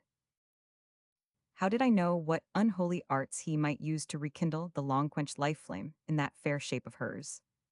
How could I do more than guess vaguely and fearfully at the awful mysteries that might be enacted in the silence and solitude of that fast-closed chamber in which day and night he would remain alone with her, the living with the dead, like the potter with his clay, until it should please him to use the dreadful power that was his, and call her back from death to life, perhaps, and oh, how horrible the thought was to me, to be the slave of the man who, by his unearthly art, had made himself the master of her new life. Yet think of it, brood over it as I would, there was no help for it. He, and he alone, could exert the power that would loose the bonds of death in which she lay enchained. Unless he had his will, she would remain as she was, perhaps until the last day came, and the Lord of Life called all his children, living and dead, back to the mansions of the sun. And so we yielded, since there was nothing else to be done. On the evening of the day that we returned to the hacienda, he busied himself making the last preparations for his work. Then he came out of the room and locked the door, and after eating his dinner almost in silence, went to bed, taking the key with him, and telling us that on no account must he be awakened. All that night and the next day and the next night we neither saw nor heard anything of him. But on the morning of the second day, the door of his bedroom was open and his bed was empty, but the door of the room in which Golden Star lay was still fast shut and locked. How the time passed I cannot tell you. Joyful Star, seemingly more self-possessed than any of us, took up her household duties and went about them with a quick, quiet industry that surprised and shamed us. But we three men wandered about aimlessly, now alone and now together, communing with our own thoughts or talking with each other always of the same thingaf what was going on in that chamber, where, as we knew from the faint sounds that every now and then came through the closed door, the master of the arts of life and death was performing his awful task. The first day and night came and went, then the second, and still the door remained closed, and Jama gave no sign. But the professor sought to comfort me and soothe our impatience by telling me how long the same work had lasted before I was recalled to life. I had sought also to distract my thoughts by talking with him and Francis Hartness of all that was to be done for the deliverance of my people, and the realization of my dreams of empire when Jama's task should be over. But it was useless, for fear and suspense kept my mind bound as though with invisible chains, and, do what I would, my thoughts went back and back again to dwell upon the unknown secrets of that closed and silent room. Then I tried to draw Joyful Star into conversation about the thoughts which I knew were filling both our hearts. But though she listened to me, she would say nothing herself, and I soon saw that with her the subject was forbidden, and the work not to be talked of till, in success or failure, it was ended. For the first 2 nights no sleep came to my eyes, but the third night my weariness was too much for me, and scarcely had my aching head fallen on the pillow than slumber, filled with broken dreams and visions of things unutterably horrible, came upon me. In the midst of one of them I know not what it was, save that no human words could paint the horror of it. I woke up with a cold, damp hand upon my shoulder, and heard Jama's voice, hoarse and trembling, saying to me, "Get up and dress, Vilcaroya, I have something for you to see and to hear. Make haste, for there is not much time to be lost." I looked up and saw him standing by my bed with a light in his hand, ghastly pale, and staring at me with black, burning eyes, which seemed, as they looked into mine, to take my will a prisoner and draw my very soul towards him. "What is it?" I said, in the broken words of one just roused from sleep. "Is it over? Have you succeeded? Is she alive? Have you come to take me to her?" "The work is not done yet," he said. "I have come for you to see it finished. Make haste, I tell you, if you want to see what you have been waiting so long for." I needed no second bidding. I sprang out of bed and dressed myself with swift, though trembling hands. Then I thrust my feet into a pair of soft slippers, such as Jama himself wore, and then I followed him from the room out onto the balcony that was built round the house over the inner courtyard. We went down into the court and into the dining room, and through that down a long, narrow passage out of which opened the room that had held all our hope and fear and wonder for so long. He unlocked the door and motioned to me to go in. He followed me and locked the door behind us. I looked about the room, which was dimly lit by 2 shaded lamps. The table on which we had laid Golden Star was empty. Many strangely shaped things that I knew not the use of were scattered about. The air was hot and moist, and filled with a faint, sweet odor. At the opposite end from the door, which was covered by a screen, I saw in one corner a bath from which white, steamy fumes were rising, and in the other stood a little, narrow, curtained bed, such as I had first awakened in. Jama caught me by the arm, and half led, half dragged me to the bedside. Then with his other hand he parted the curtains and pointed to the pillow. I felt his burning eyes fixed upon me as I looked and saw the sweet fair face of Golden Star lying in the midst of her dusky tresses, which lay spread out on the pillow, cleansed from the dust of the grave, and soft and shimmering as silk. I started forward and, with my face close to hers, scanned every feature and listened, but in vain, for the soft sound of her breathing. Her skin was clear and moist. I could see the thin, blue veins in her eyelids and the moisture on her lips. I laid my hand gently on her cheek. It was soft and smooth, but still cold as death. Then a fierce, unreasoning anger came into my heart. I sprang back and seized Jama by the shoulders, and, looking with fierce, hot eyes into his, I whispered hoarsely, "Have you brought me here to mock me? She is not a Livesh, is but a fair image of death. Tell me that you have failed, and I will strangle you, liar and cheat that you are." He looked back steadily into my eyes and smiled, and said, in a voice that had not the slightest tremor of fear, "If I fail, you may strangle me, and welcome, but I have not failed yet, Vilcaroya. It is for you to say now whether Golden Star is to awake or not." "What do you mean?" I said, letting go my grip on his shoulders and recoiling a pace from him. "You shall hear what I mean," he said. "But you must hear patiently and quietly, and think well on what I say, for in your answer to what I ask you will also answer the question whether Golden Star is to awake to life and health, or to be put back in that case yonder and buried, to rot away into corruption like any other corpse." "Say on, I am listening," I said. My lips were dry, and the grip of a deadly fear seemed to be clutching at my heart and draining the last drop of blood from it. "Listen well, then," he said. He paused for a moment as though to collect his thoughts and make words ready to express them. Then he went on. "You see, I have undone the work that your priests did 360 years ago. Your golden star is now neither dead nor alive. She is lying on the narrow borderland that divides life from death, and for an hour from the time I left this room she will remain there if I choose. At the end of that time she will pass beyond the border, and no earthly power, not even mine, could call her back. But at any time before the hour has expired, I can complete the work that I have begun. I can bring the breath back to her body. I can set the blood flowing through her veins. You shall see her eyes open and her lips smile, and you shall hear her speak to you as though she had only awakened out of sleep. This I can do, and I will, if you will do what I am going to ask you." "What is it?" I whispered. "Tell me quickly that I may know. You are master here. I can only listen and obey."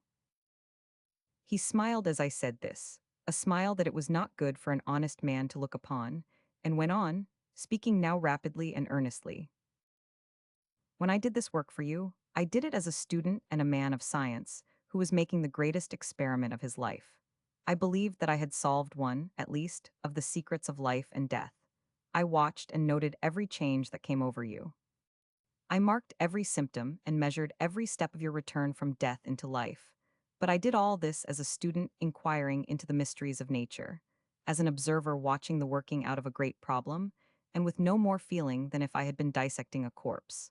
But this time it has been different. I began this work with the cold and passionless deliberation of one who toils only to learn and to succeed. But afterwards come here and look at her, and you will understand me better. She is a woman, and she is beautiful, and here, for 2 days and 2 nights, she has lain under my hands and my eyes. I have given her beauty back to her, and if that beauty is to live, it must be mine. Do you understand me, Vilcaroya?" What could I say? What could I do to answer this man whom I hated, and yet who held the power of life and death for Golden Star in his hands? The vague fear that had smitten me when he began to speak had taken its worst shape now. I looked at him with hate and horror staring out of my eyes. Again and again I tried to speak, but my lips only moved and trembled without making any word. But he read my thoughts and smiled that evil smile of his again and said, in a low voice which seemed to have the echo of a laugh in it, "I see you hate me, as I have often thought you did, and that is why I have brought you here to tell you this. That is why I would not complete my work till you had sworn, as you yet shall do if you would see Golden Star alive again, that what I have brought back out of the grave shall be mine and mine only." These last words of his let loose my anger and unchained my tongue. I gripped him by the arm, and in a whisper that had a strange hissing sound, I said, "But that is not all. What do you think your life would be worth if you left her to die? Have you forgotten what I said to you in the cave beneath the Rotadero? Do you not know that this very night I could have you carried, gagged, and bound, over the mountains and back to the grave that we took Golden Star out of?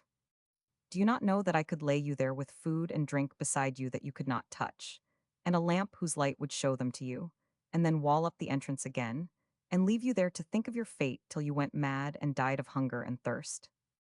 Do you not know that I could chain you to a rock and light a fire about you, and watch you burn limb by limb till you shrieked your life out in lingering agony? Would this be better than going back to your own land loaded with treasure that would make you richer than you have ever dreamed of being? Now, I have spoken, and it is for you to answer me." Before I had done speaking, he had taken a chair and seated himself astride it, with his arms resting on the back and his chin on his arms, and was looking at me with white, set face and steady, dark, shining eyes.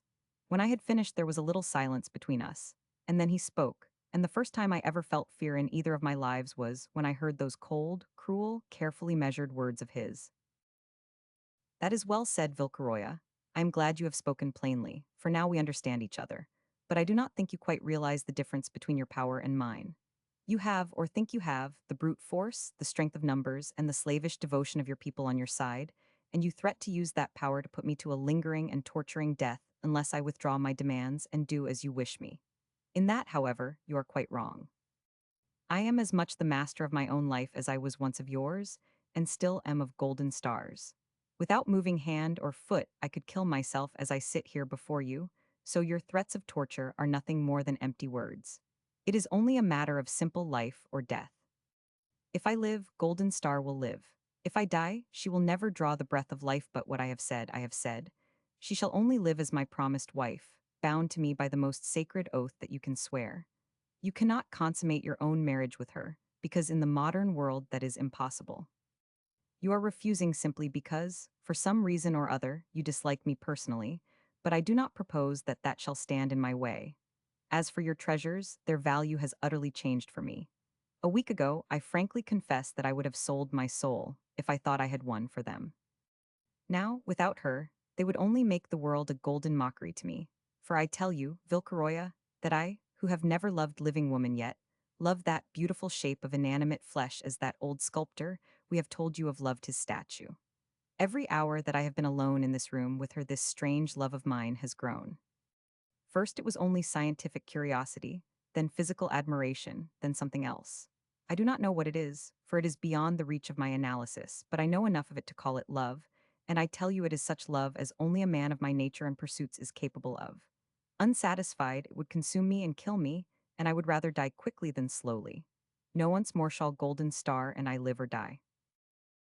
How was I to answer such a speech as this? I heard him in silence to the end, my eyes held fast by his, and my spirit sinking as though beaten down by the pitiless force of those cold words of his. And in the meantime, a great truth had been dawning in my mind. Force had ceased to rule in this new world, and intellect had taken its throne. I was the inferior of this man, whose trained mind was the heir of the generations that had toiled and fought while I had slept. I was little better than a savage before him, and I knew it, and he knew it, and bitter as the thought was to me, yet it was only the truth. I was conquered, and a new gleam in his eyes told me that he had read my thoughts before I had spoken them.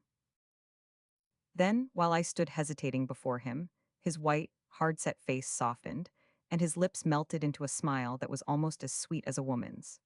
It was that saved me, for it reminded me of Ruth, and the recollection of her told me that I loved even as Jama 999. The very thought of her put new blood into my heart. The words of yielding and submission died unuttered on my lips. I raised my head, which I had bowed down in dejection, and looked at him steadily again.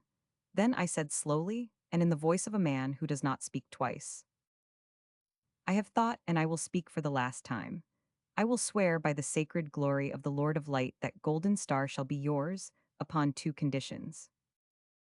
"Conditions," said he, bringing his dark brows down till they made a straight black line over his eyes. "What are they?"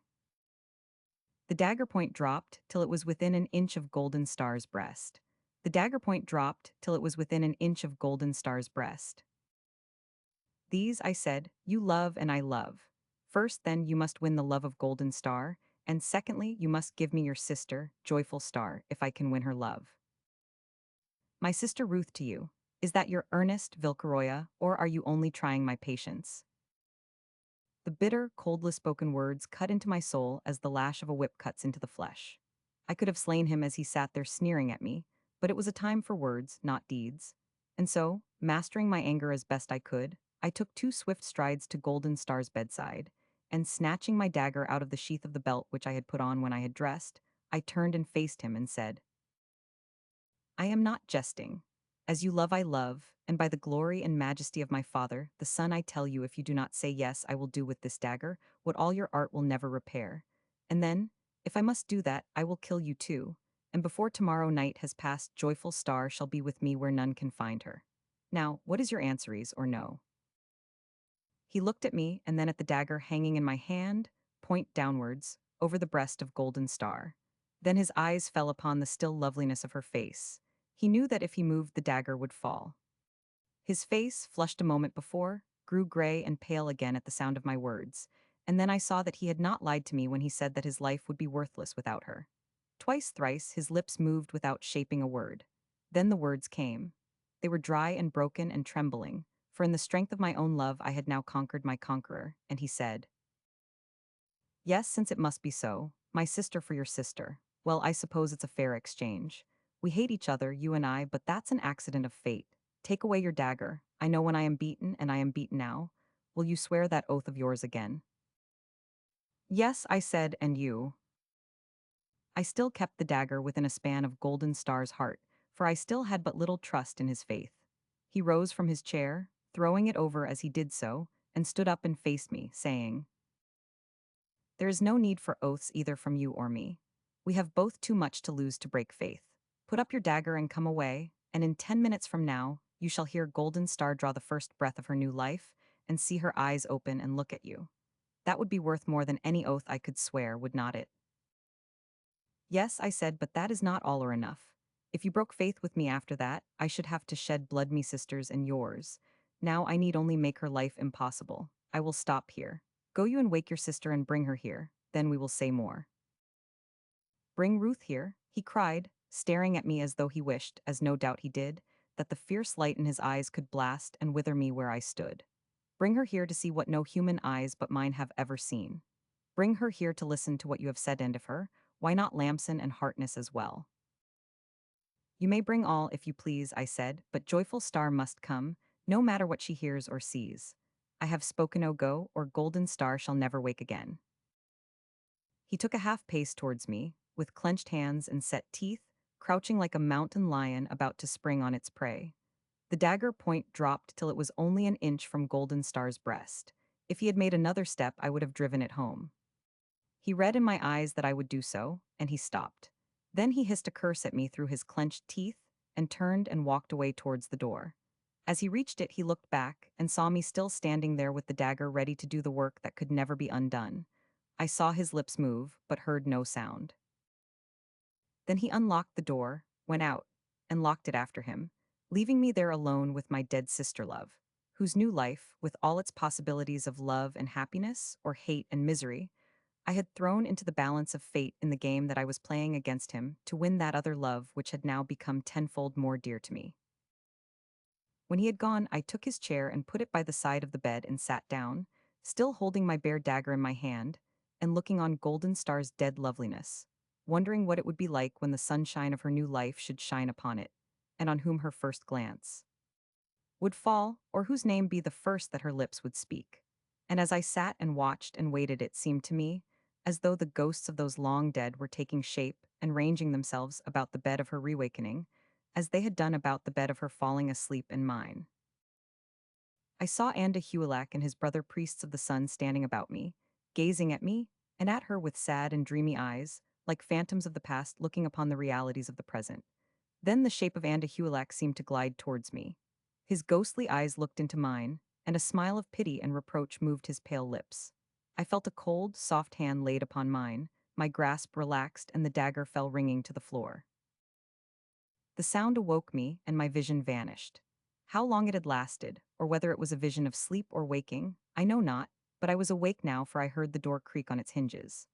I picked the dagger up again and started to my feet, and still guarding Golden Star's bed, I turned and faced Jama as he came in, followed by the professor and Francis Harkness, with Joyful Star between them. Chapter 6: The Waking of Golden Star. There is your royal wood lover, Ruth. Come, if you do not believe me, you can hear from his own lips that upon you, and you alone, depends Golden Star's return to life. Is not that so, your highness? It was Jama who said this, and as he said it, he caught Joyful Star by the hand and half led, half dragged her towards me from between the other two. But before he had come half the length of the room, Francis Harkness had overtaken him in a few swift strides. I saw his hand fall heavily on his shoulder, and with his other hand he took Ruth's out of his. His blue eyes were nearly black with anger, and his bronzed face was gray and set and pale with the passion that his strong will was holding back, and his voice was low and clear, and vibrating like the sound of a distant bell when he spoke and said, "I cannot stand that, Jama. Are you forgetting that your sister is a woman and that you have brought her into the presence of the dead?" "You must be mad, Lawrence," said Joyful Star before her brother could reply. "Surely this dreadful work of yours has turned your brain. Vilcaroya, what does all this mean?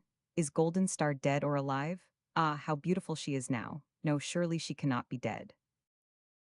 She had broken away from both her brother and Francis Harkness, and as she said the last words she was leaning over Golden Star's pillow, softly stroking her hair, and then she stooped lower and kissed her forehead. Then the others came up to the bedside, Francis Harkness and Jama in front, and the professor standing silent and wondering behind them. "If Jama will not speak, will you, Vilcaroya?" said Harkness, looking at me with eyes that were still angry. "What is that dagger in your hand for, and what is the meaning of this story that he has been telling me?" "The meaning is of life or death," I said. "Lawrence Jama will not give Golden Star's life back to her if I will not swear to give her to him when she lives again, and I have sworn that he shall not restore her to life unless he swears to give Joyful Star to me, for I love her, and will have neither life nor empire without her." As I listened to my own voice saying these bold words, it seemed to me as though another were speaking. For, even in that hot moment of passion and desperate resolve, I could scarce believe them mine. For the instant, I thought Harkness would have struck me down where I stood, nor could I have used my dagger against him. For he was a man and I loved him, though I saw now that we both loved the same woman. But before either of us could move, Ruth had risen erect and come between us, her cheeks burning with shame and her eyes aglow with anger. "What," she said, "Lawrence give me to you, Vilcaroya? Do not you know yet that no one can give an English girl away except herself, and that she only gives herself to the man she chooses of her own free will?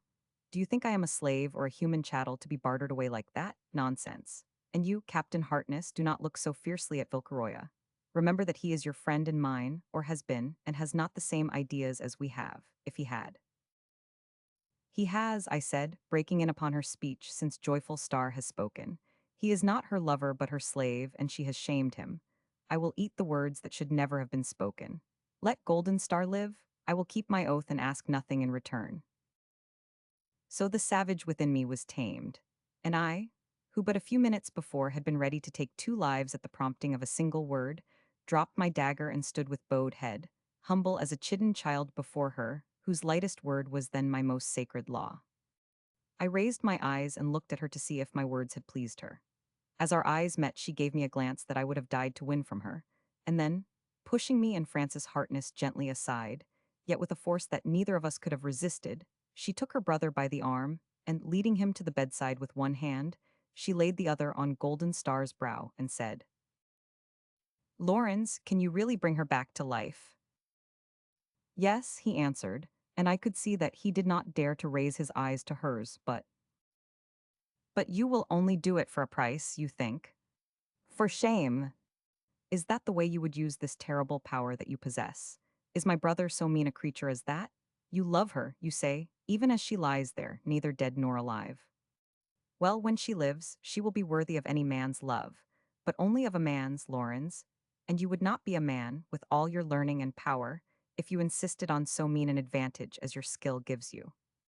Do you mean to tell me that you can look on such a beauty as that, knowing that you can restore it to life, and yet ask a price before you will do it?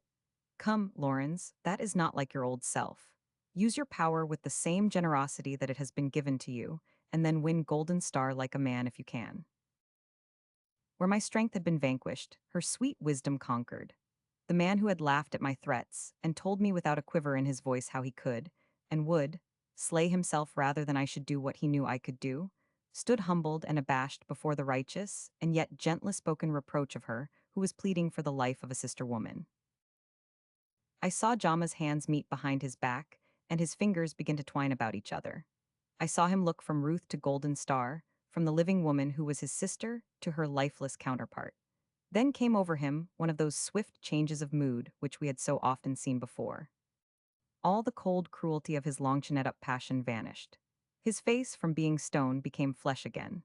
The fierce glitter, as of a sword's point, died out of his eyes, and they grew warm and soft again, and his voice was almost as sweet and gentle as Ruth's, and strangely like it, too, as he answered her and said, "You are right, Ruth, I was not myself. I was a brute, unworthy either of love or power. Let her die. Good God, I would die myself 1,000 times rather than do that.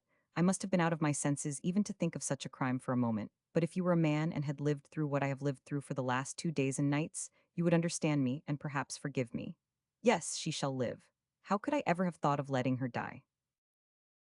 Then he rose from his half-stooping posture over the bed and came to where I stood at the foot, and with his hand outstretched and a smile on his lips, said, "You have heard what I have just said, Vilcaroya. You have withdrawn your conditions. Now I will take back mine. It is no use for you and me to be enemies. We have had our fight, and I confess myself beaten. Now let us try to be friends for Ruth's sake and Golden Star's, and I promise you that tomorrow morning you shall be telling her the story of your resurrection and her own." For a moment I stared at him in speechless wonder, striving to understand how it could be that those eyes, which had, but a short time before, been glaring hate at me, could now be looking so kindly and frankly into mine, and how those lips, which had just been sneering so coldly and cruelly alike at my love and my hate, could shape such friendly and honest-sounding words. Then I looked at Ruth, asking her with my eyes what she would have me do, and in instant obedience to what I saw took Jama's hand in mine and said, "So be it, the evil in our hearts has spoken. Now let the good that is there speak, and let us be friends. And when Golden Star awakes, with my lips she shall bless you and her who has made peace between us where there was strife." "Miss Ruth, you really must allow me to congratulate you on your success as a peacemaker," said the professor, speaking now for the first time since he had come into the room, and coming forward to where Joyful Star still stood by the bedside. It would have been 10,000 pities if the Sotha's little affair had ended any other way, for all of the exquisitely perfect subjects. "Subjects, Professor?" said Ruth, interrupting him with a laugh. "Do you venture to call Golden Star a subject, just as you do those awful things in your dissectingrooms? Look at her a subject indeed. Do not call her that again in my hearing, please." "Oh, odd, of course, I beg your pardon 1,000 times, and her highness's too. Really, I spoke quite thoughtlessly and most improperly," he answered, laughing at her mock displeasure. "And now, Jama, since we have had 2 declarations of love and a peacemaking, do not you think it would be cruel to keep her highness waiting any longer on the threshold of her new life? Come, Heartness, you and I have no more business here at present. Do not you think we had better go and wait somewhere else for the working of the miracle?" "Just what I was going to say," replied Hartness, who had gone away a little distance from the bed while we were talking, and had been standing by the table, seeming to examine the strange instruments that were scattered about it. "Of course the doctor will wish to finish his work alone." "May not Vilcaroya and I stay, Laurens?" asked Joyful Star, looking at him with appealing eyes. "You know it will be much better for her to see another woman by her when she awakes, and then she will recognize Vilcaroya, and that will tell her that she is among friends." But Jama shook his head and said, "No, Ruth, not yet. There is something else to be done before that something. Well, something that only a medical man ought to see or do, and you really must leave me to do it alone. You forget it is not merely a matter of waking. She is not alive yet, but if you will leave me alone for about half an hour, I promise you that I will call you and Vilcaroya back before she actually wakes." "Very well," she said, moving away from the bedside. "I do not want to pry into your mysteries."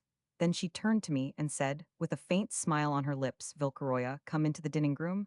I have something to say to you."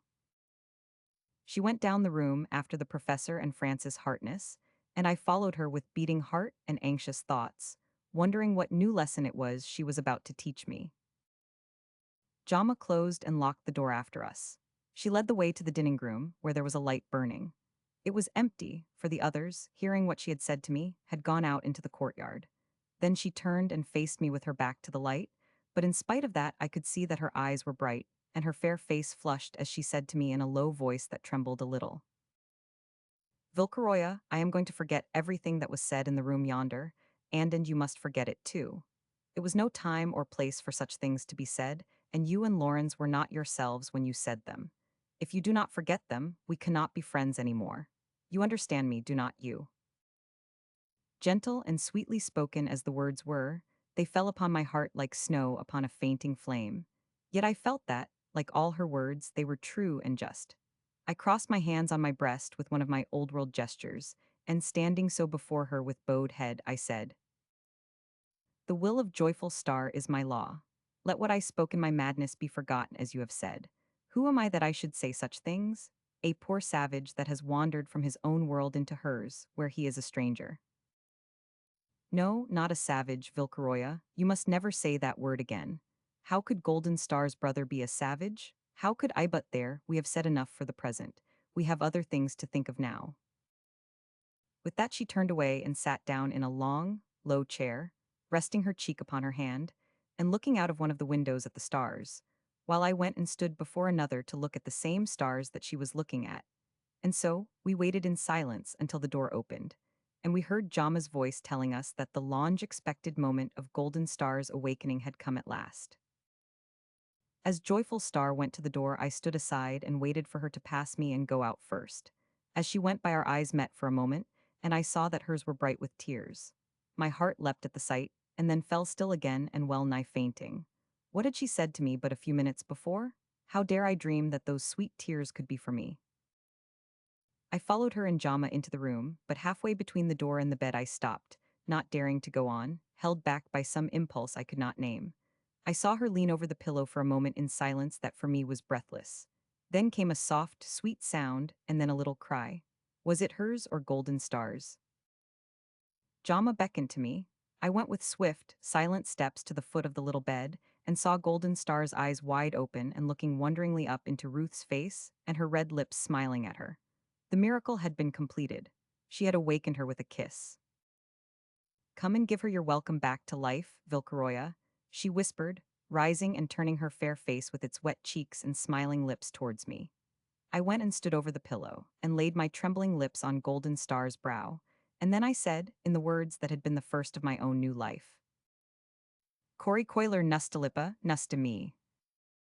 She looked at me, but there was no more recognition in her gaze than in that of a newborn child, nor was there any answering smile upon her lips.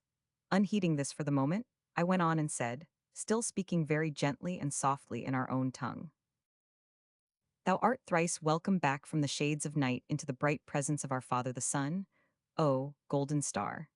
Dost thou not remember me, Vilcaroya, thy brother, who went into the darkness with thee long ago, and has been permitted to return before thee that he might greet thee and bid thee welcome?" Her eyes wandered from my face to Joyful Star's, and then she smiled again, but no answering words came from her parted lips.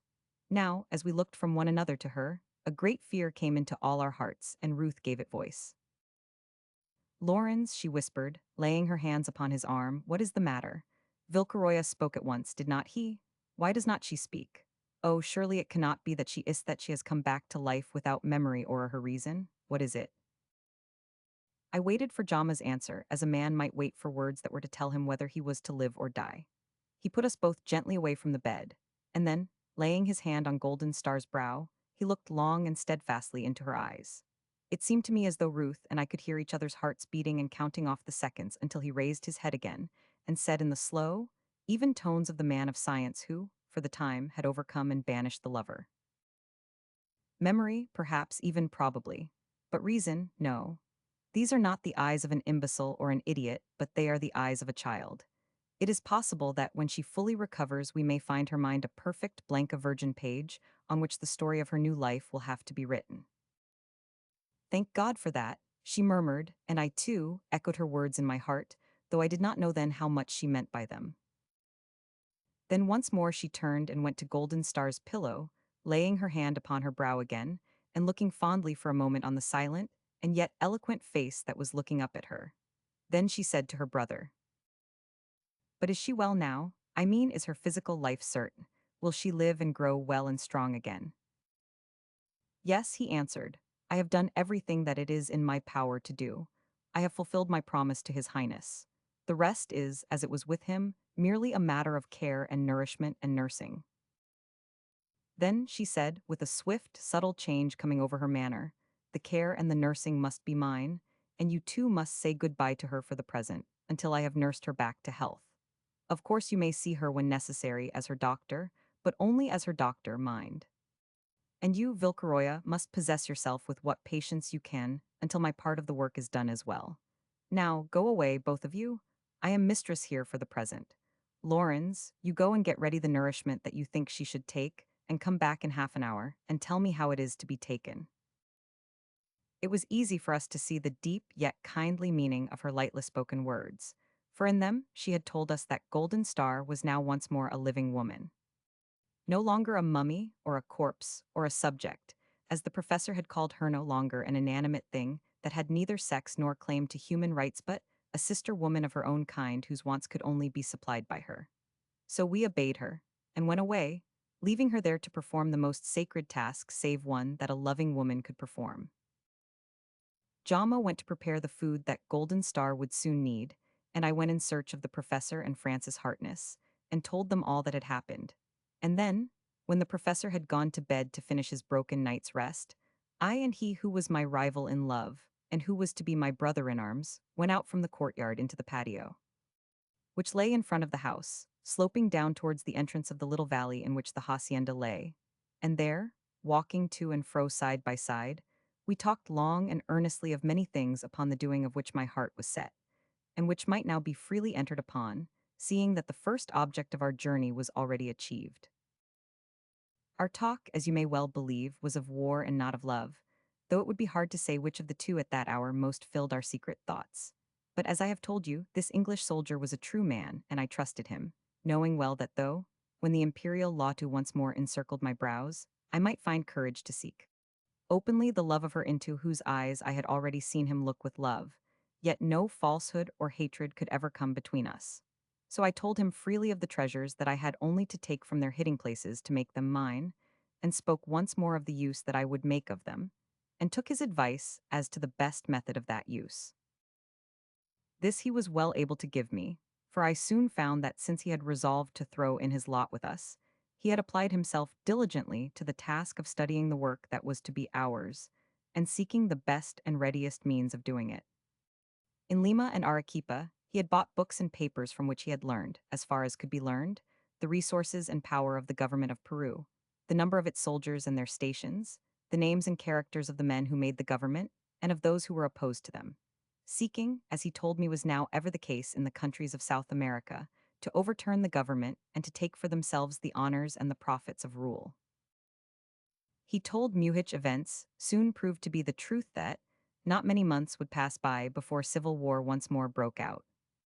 The president and the ministers, who were the tools of his tyranny, had oppressed the people with grievous burdens till they could endure them no longer, and already people in the towns of the interior were refusing to pay taxes, and were arming themselves in secret and meeting in bands among the mountains to practice themselves with their weapons, and make ready for the war which was so soon to come. All this, as he soon showed me, was happening as though the fates which rule the world had especially prepared it for my coming. The people had no leader save a man who had been himself a tyrant before, and none trusted him, but looked to him only to serve their own ends. Those who had the power were hated, and those who sought to seize it were distrusted. But better than all was the utter, and, as far as all men, save ourselves, could see, the hopeless poverty of the country. Long years of plundering had emptied the treasury. Commerce was leaving the shores, and industries were languishing throughout the land. No man trusted his neighbor, for nearly all were in debt, and none could get paid. And my own people, the slaves of the children of the Spaniards, and the sport of their blind and brutal jesting, had borne their heavy burdens till their backs were sore, sore as their patient hearts were, and they would bear them no longer.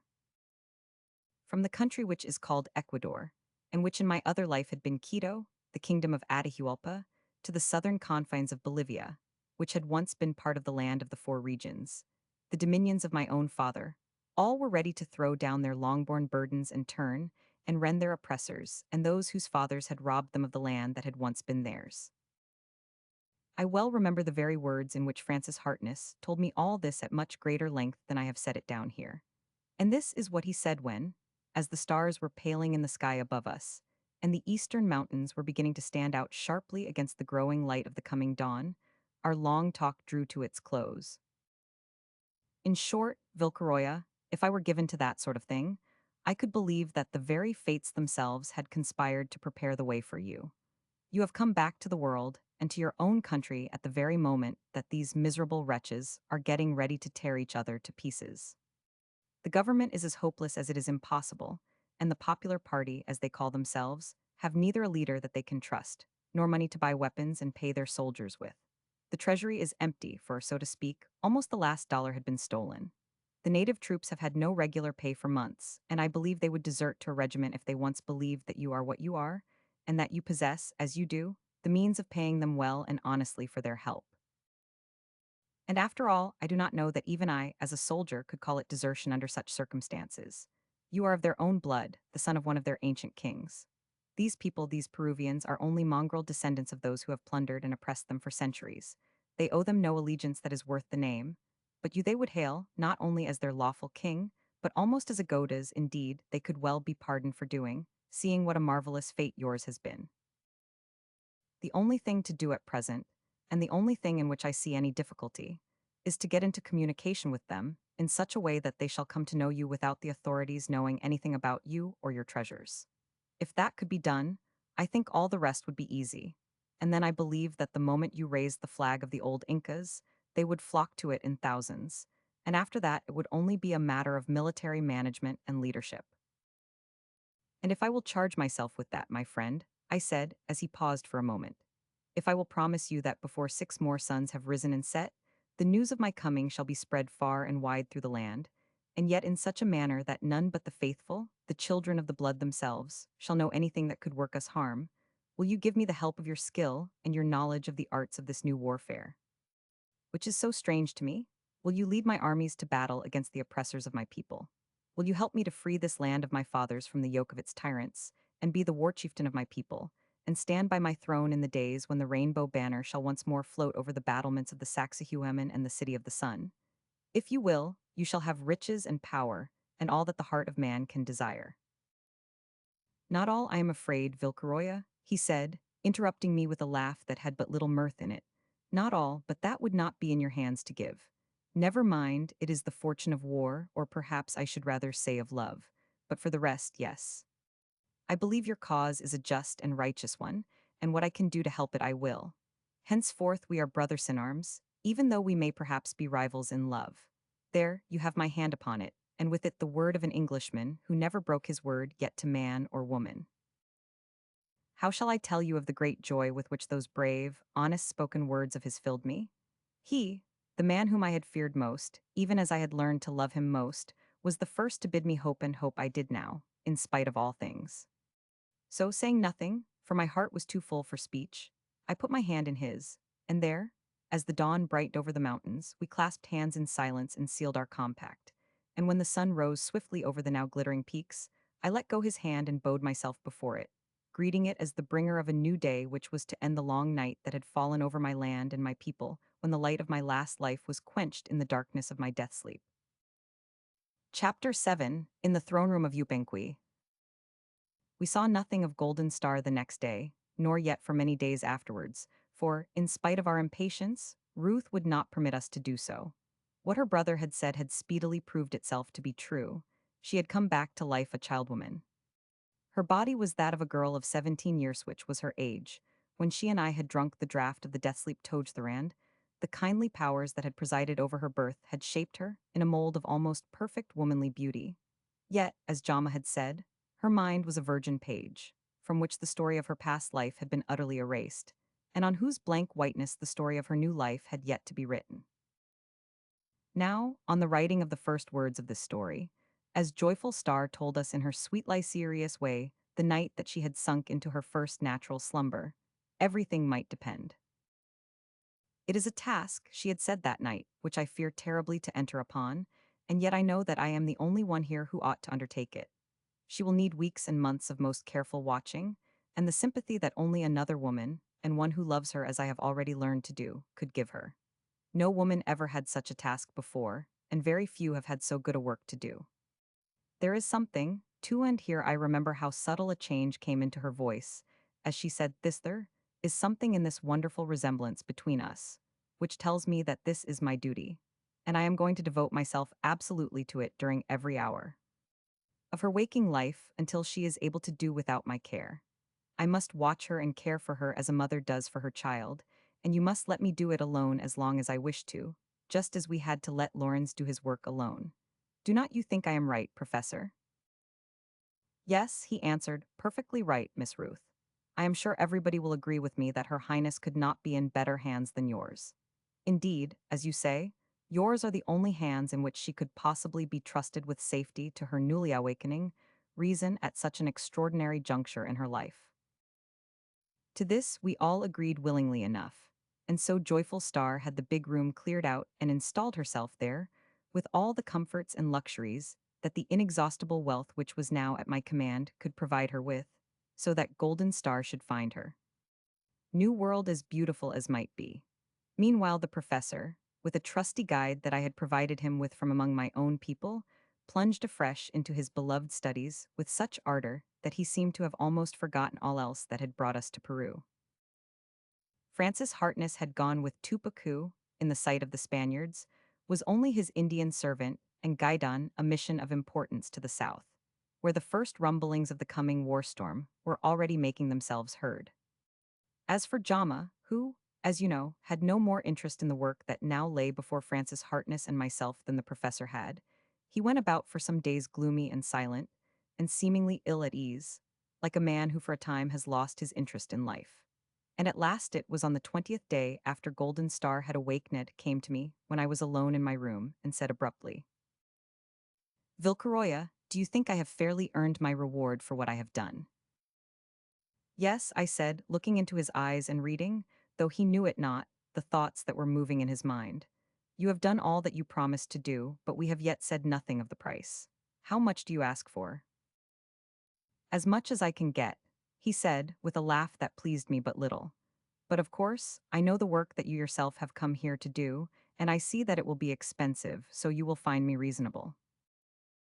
And you, I hope, will not find me ungenerous. Do you remember what you saw in the Hall of Gold?" As I said this, his self-command left him for an instant. I saw his hands close, and his lips tremble, and the fierce fire of the gold lust spring into his eyes as he replied, "Yes, how could I forget it?" "And do you remember, too," I said, "the words that you heard me speak when I stood before the pyramid?" "Yes," he replied, with a faint flush coming into his pale cheeks. "It is not likely that I should forget them either. Why do you ask?"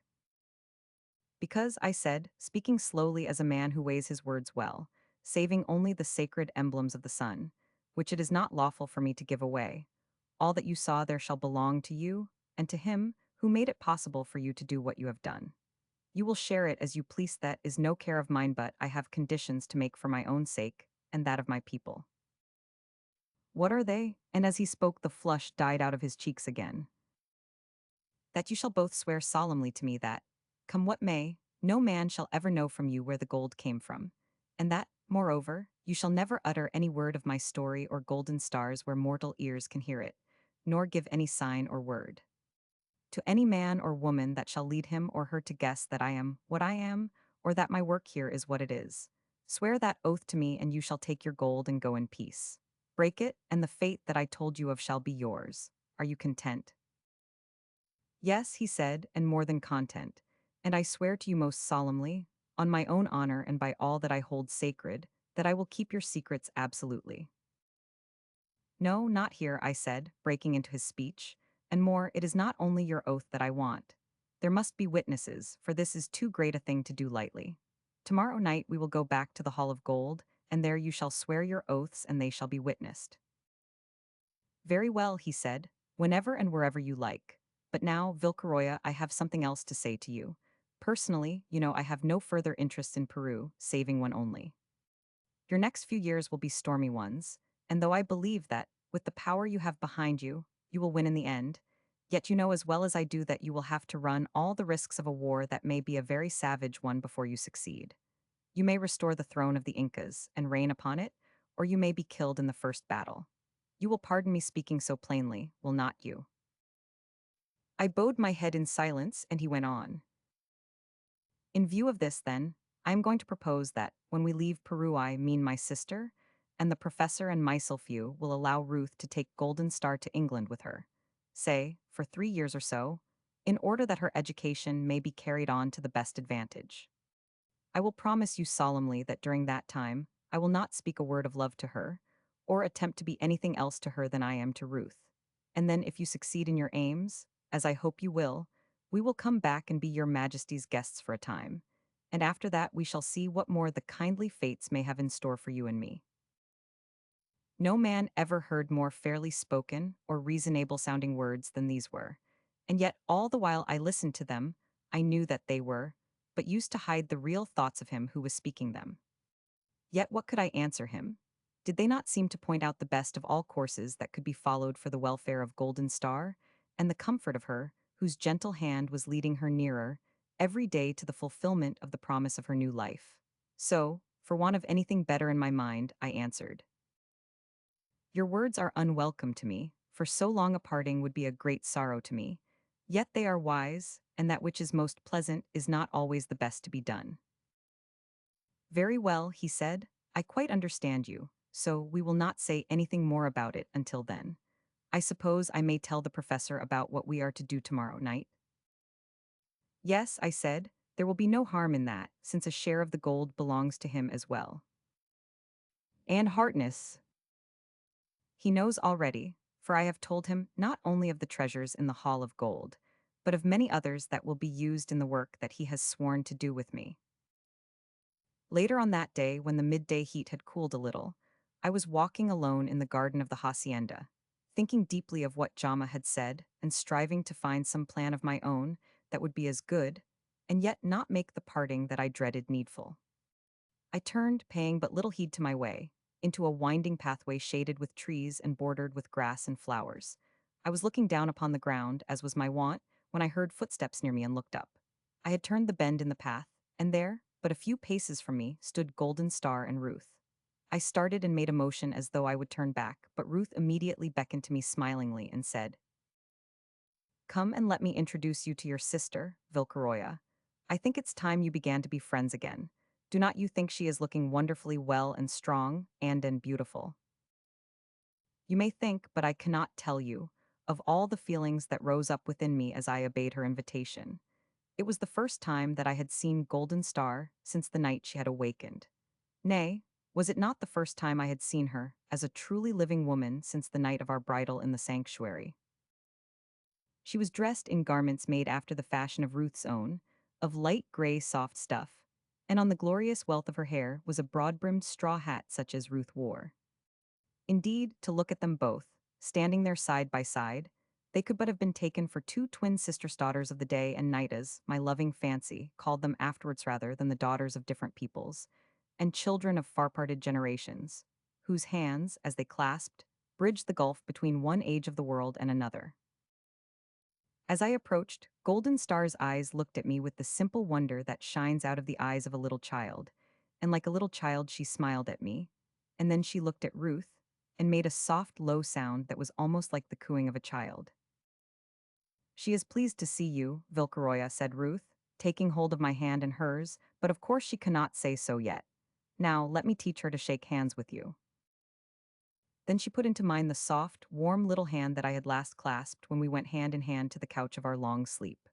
I pressed it gently, looking at her through the tears that rose into my eyes, then I raised it to my lips and kissed it, and she smiled, and made the little soft sound again, and then Ruth put her arm around her waist and said, Come, now you are acquainted, and she likes you. This will be a most valuable lesson for her. Now, let us have a walk, and you tell me the news, if there is any. Most willingly, I said, for I have much news to tell. So we turned back along the path into the quietest part of the garden, I walking by Ruth's side. And I told her of all that had passed between her brother and me in the morning, and of what was to be done on the following night. She was looking very serious when I had finished, and I could see that many unspoken thoughts were working in her mind, and when I had done she looked up at me and said, Lawrence's plan seems a very good one at first sight, but of course we cannot decide upon anything until we have thought a good deal more about it, and talked it well over amongst ourselves. But at any rate, it would be several weeks yet before I would even think of going away with Golden Star, so there is plenty of time for that. But tomorrow night, listen, Vilcaroya, may I ask a very great favor of you? Joyful Star can ask no favor of me, I said.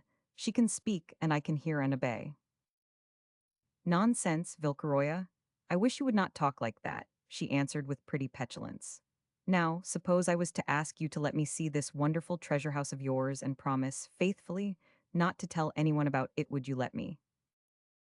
It is not the best that I can show you, I answered gladly, but if you desire to see it, it is yours and all that it contains. I can give your brother and the professor other gold, and I will show you a greater treasure house than this under the fortress itself. Well, she laughed. I will not say now that I will not have it, because the sight of all that gold might be too much for me, but I should dearly love to come and see it, and I think I might venture to bring Golden Star too. She's quite well and strong now, and if we are careful of her, it cannot do her any harm, and it may do her good. Shall I bring her?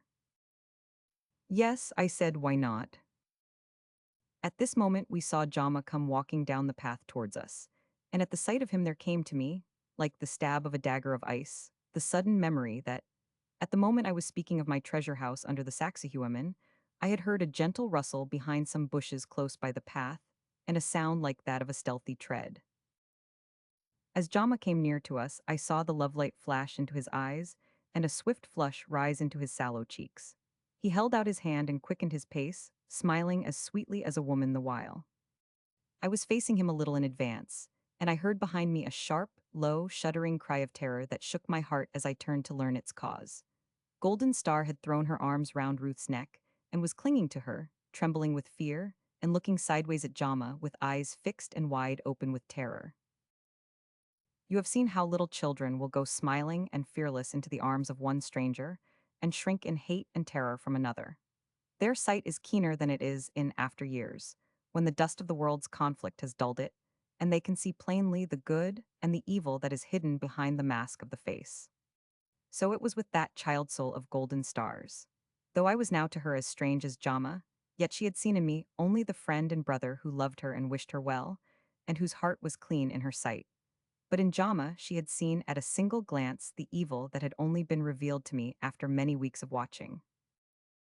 Though I hated him for the fear that he had caused her, yet I was glad also, for now I saw that the answer to his proposal would be easier than I had thought for. As for him, his face darkened and his black brows came together, and the lovelight in his eyes changed to a glare of anger. But this was only for an instant.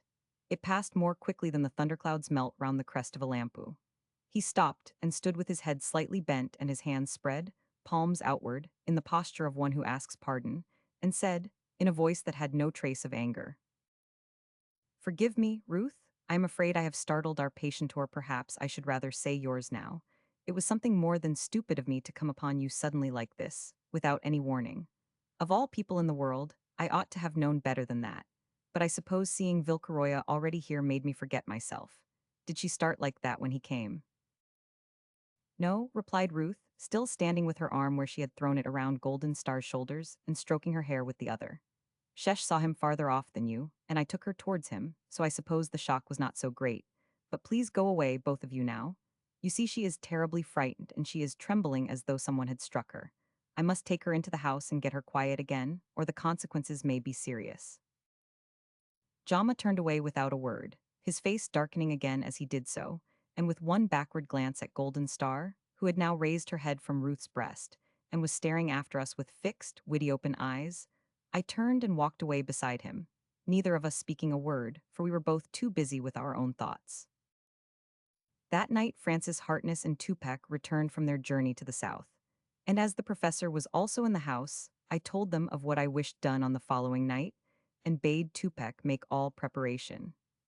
The next day we all started in the cool of the morning to go to the Rodadero as though for a picnic, as the people of Cusco often do, so that there might be no suspicion of our true object. We all rode upon horses, saving Golden Star, who was carried in a hammock litter that I had made for her, and Tupac, and 6 of our people who came with us as bearers and servants. We spent the day wandering about among the huge ruins of the Saxahuaman, and exploring the wonders of the carved rocks and underground passages and altar places, which have been the marvel of every traveler to the hills about Cusco, and all that I knew of the upper works I told my companions, and showed them as well as I could what the mighty fastness had been in the days of its pride and unbroken strength. Then, when the brief twilight came, I bade one of our men take the beasts into a chamber among the rocks that I had shown him, and where plenty of fodder had been stored a few days before. After this, we waited a little longer till night fell, and then I bade Tupac do what I had bidden him the day before. His voice rose shrill and plaintive in the silence, chanting a song that you may have heard the Indians singing in Peru when returning from their labors. And presently, from among the rocks on the plain, and from the shadowy lines of the fortress, many silent figures stole out and went towards the valley in which the Sayacusca stands. Then I told my companions that all, save those of the blood, must have their eyes bandaged, as Jama's had been before. And when they had submitted willingly to this, knowing that no harm would come to them, we led them to the Sayacusca, I leading Ruth by the hand, and following the bearers of Golden Star's litter, and there the way to the Hall of Gold was opened as before, and we entered it, followed by a long line of the children of the blood. But I made no halt here, nor did I let my companions even see the treasure that was to be divided between Jama and the professor according to my promise, for I had greater marvels in store for them. So, lantern in hand, I led the way through a winding gallery behind the pyramid of gold of which I told you before. At the end of this was a door, formed by a revolving stone similar to that at the entrance to the hall. This Tupac and another opened under my directions, and we entered a long, straight passage behind it. At the end was a broad flight of stone steps, and at the top were two low bronze doors bolted into pillars on either side. The doors had no hinges, but they turned with the pillars, and no one who did not know this, or how the pillars turned, could open them. But this secret was one of many others that I had brought with me from the past, and in a few moments the doors were standing open before us. We passed in, and I closed them behind us. Two of my men had come laden with great candles and torches, and these I had lighted and placed in golden sconces, which stood out from the walls in the great hall into which we had passed through the bronze doors. When this had been done, I beckoned to Tupac, and went silently with him to the other end of the hall, where, on a throne of gold under a canopy of silver, sat a silent figure clad in the imperial robes, and with a mask of beaten gold over its face, according to the ancient custom. It was the effigy of the great Yupanqui, father of Huayna Capac, which had been seated here since his death, as an emblem of the unbroken sovereignty of his race, giving place in turn to his son and grandson on the days that they were crowned, and being replaced when the ceremony was over. Now, with Tupac's help, I carried the effigy into a little chamber behind the throne, and there quickly removed my upper clothing and dressed myself, as I had done before in the Hall of Gold, and took my place on the throne. Then I bade Tupac lead Joyful Star, with her eyes still bandaged, to me. When he had placed her before me, I made a sign to him, and the bandage fell from her eyes. She turned white as death and staggered back a pace, with her hands clasped to her temples, and there she stood, staring wide-eyed at me and all the splendors about her.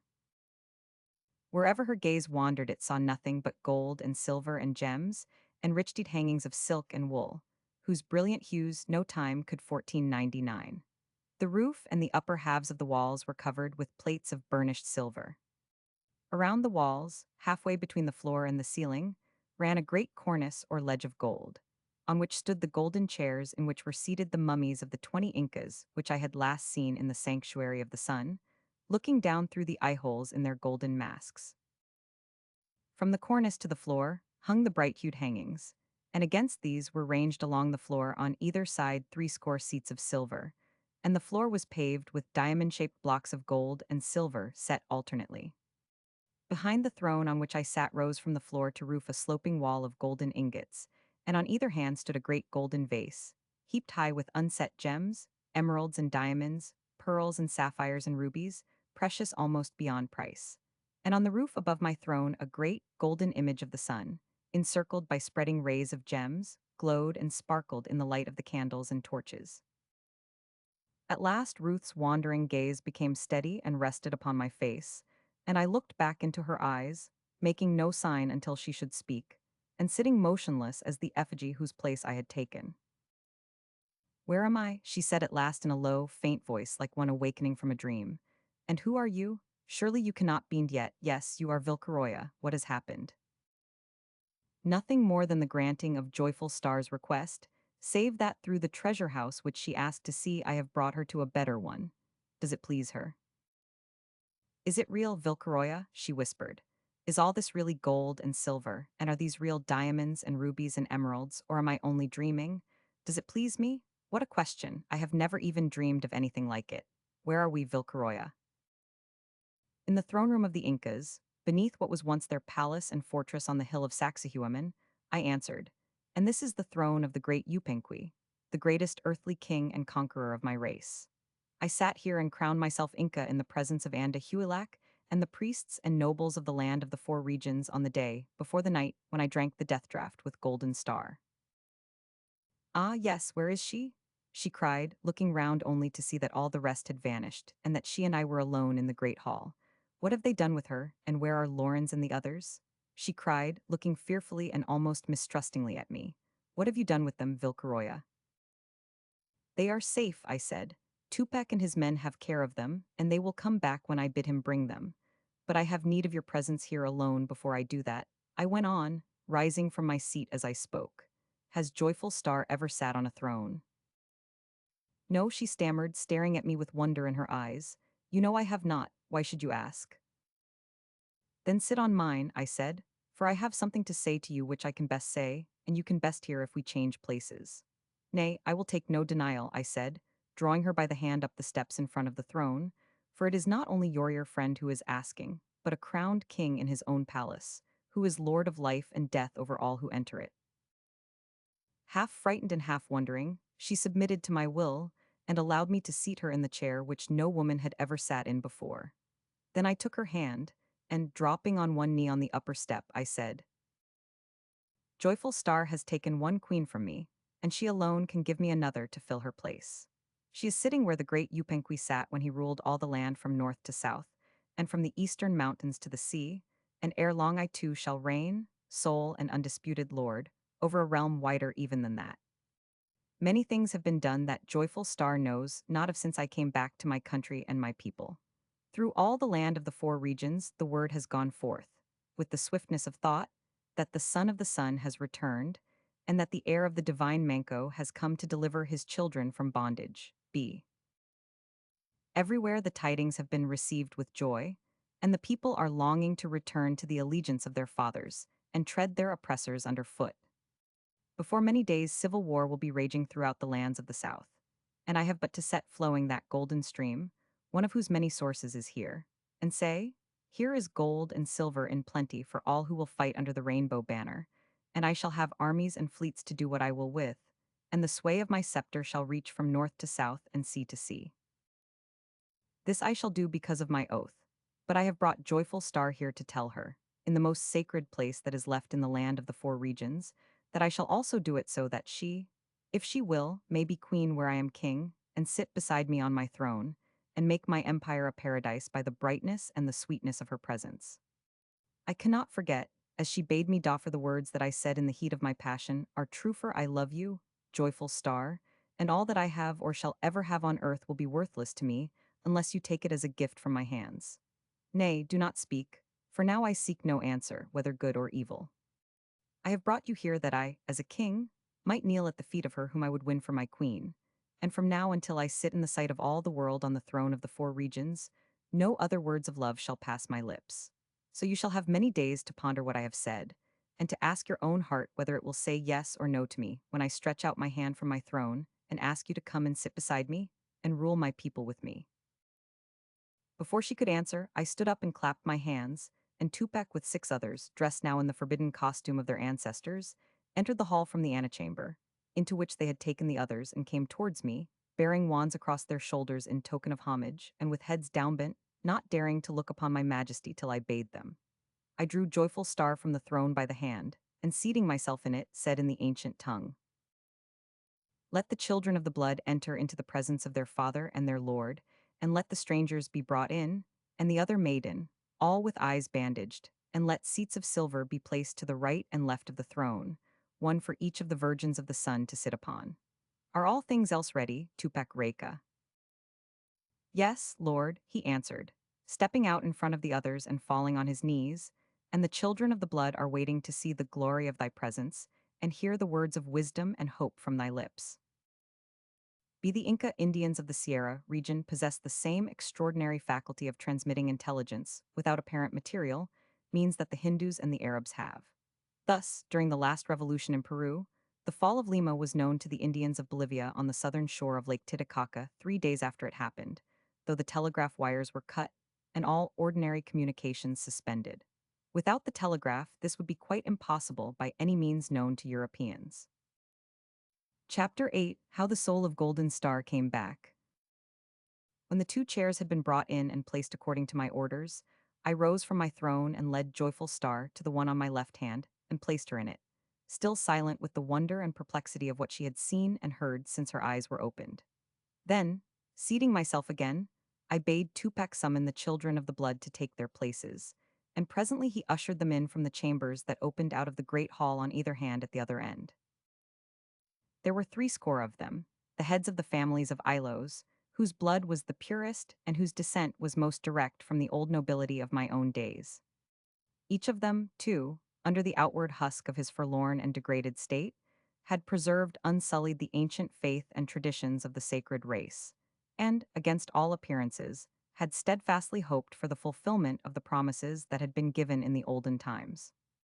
More than this, too, each had treasured, as a miser hoards his gold, the ever-growing legacy of hate which the oppression and contempt of the Spaniards and their meaner descendants had heaped up from generation to generation against the long-awaited day of vengeance which, as but 2 or 3 in that strange company alone knew, was now so near at hand.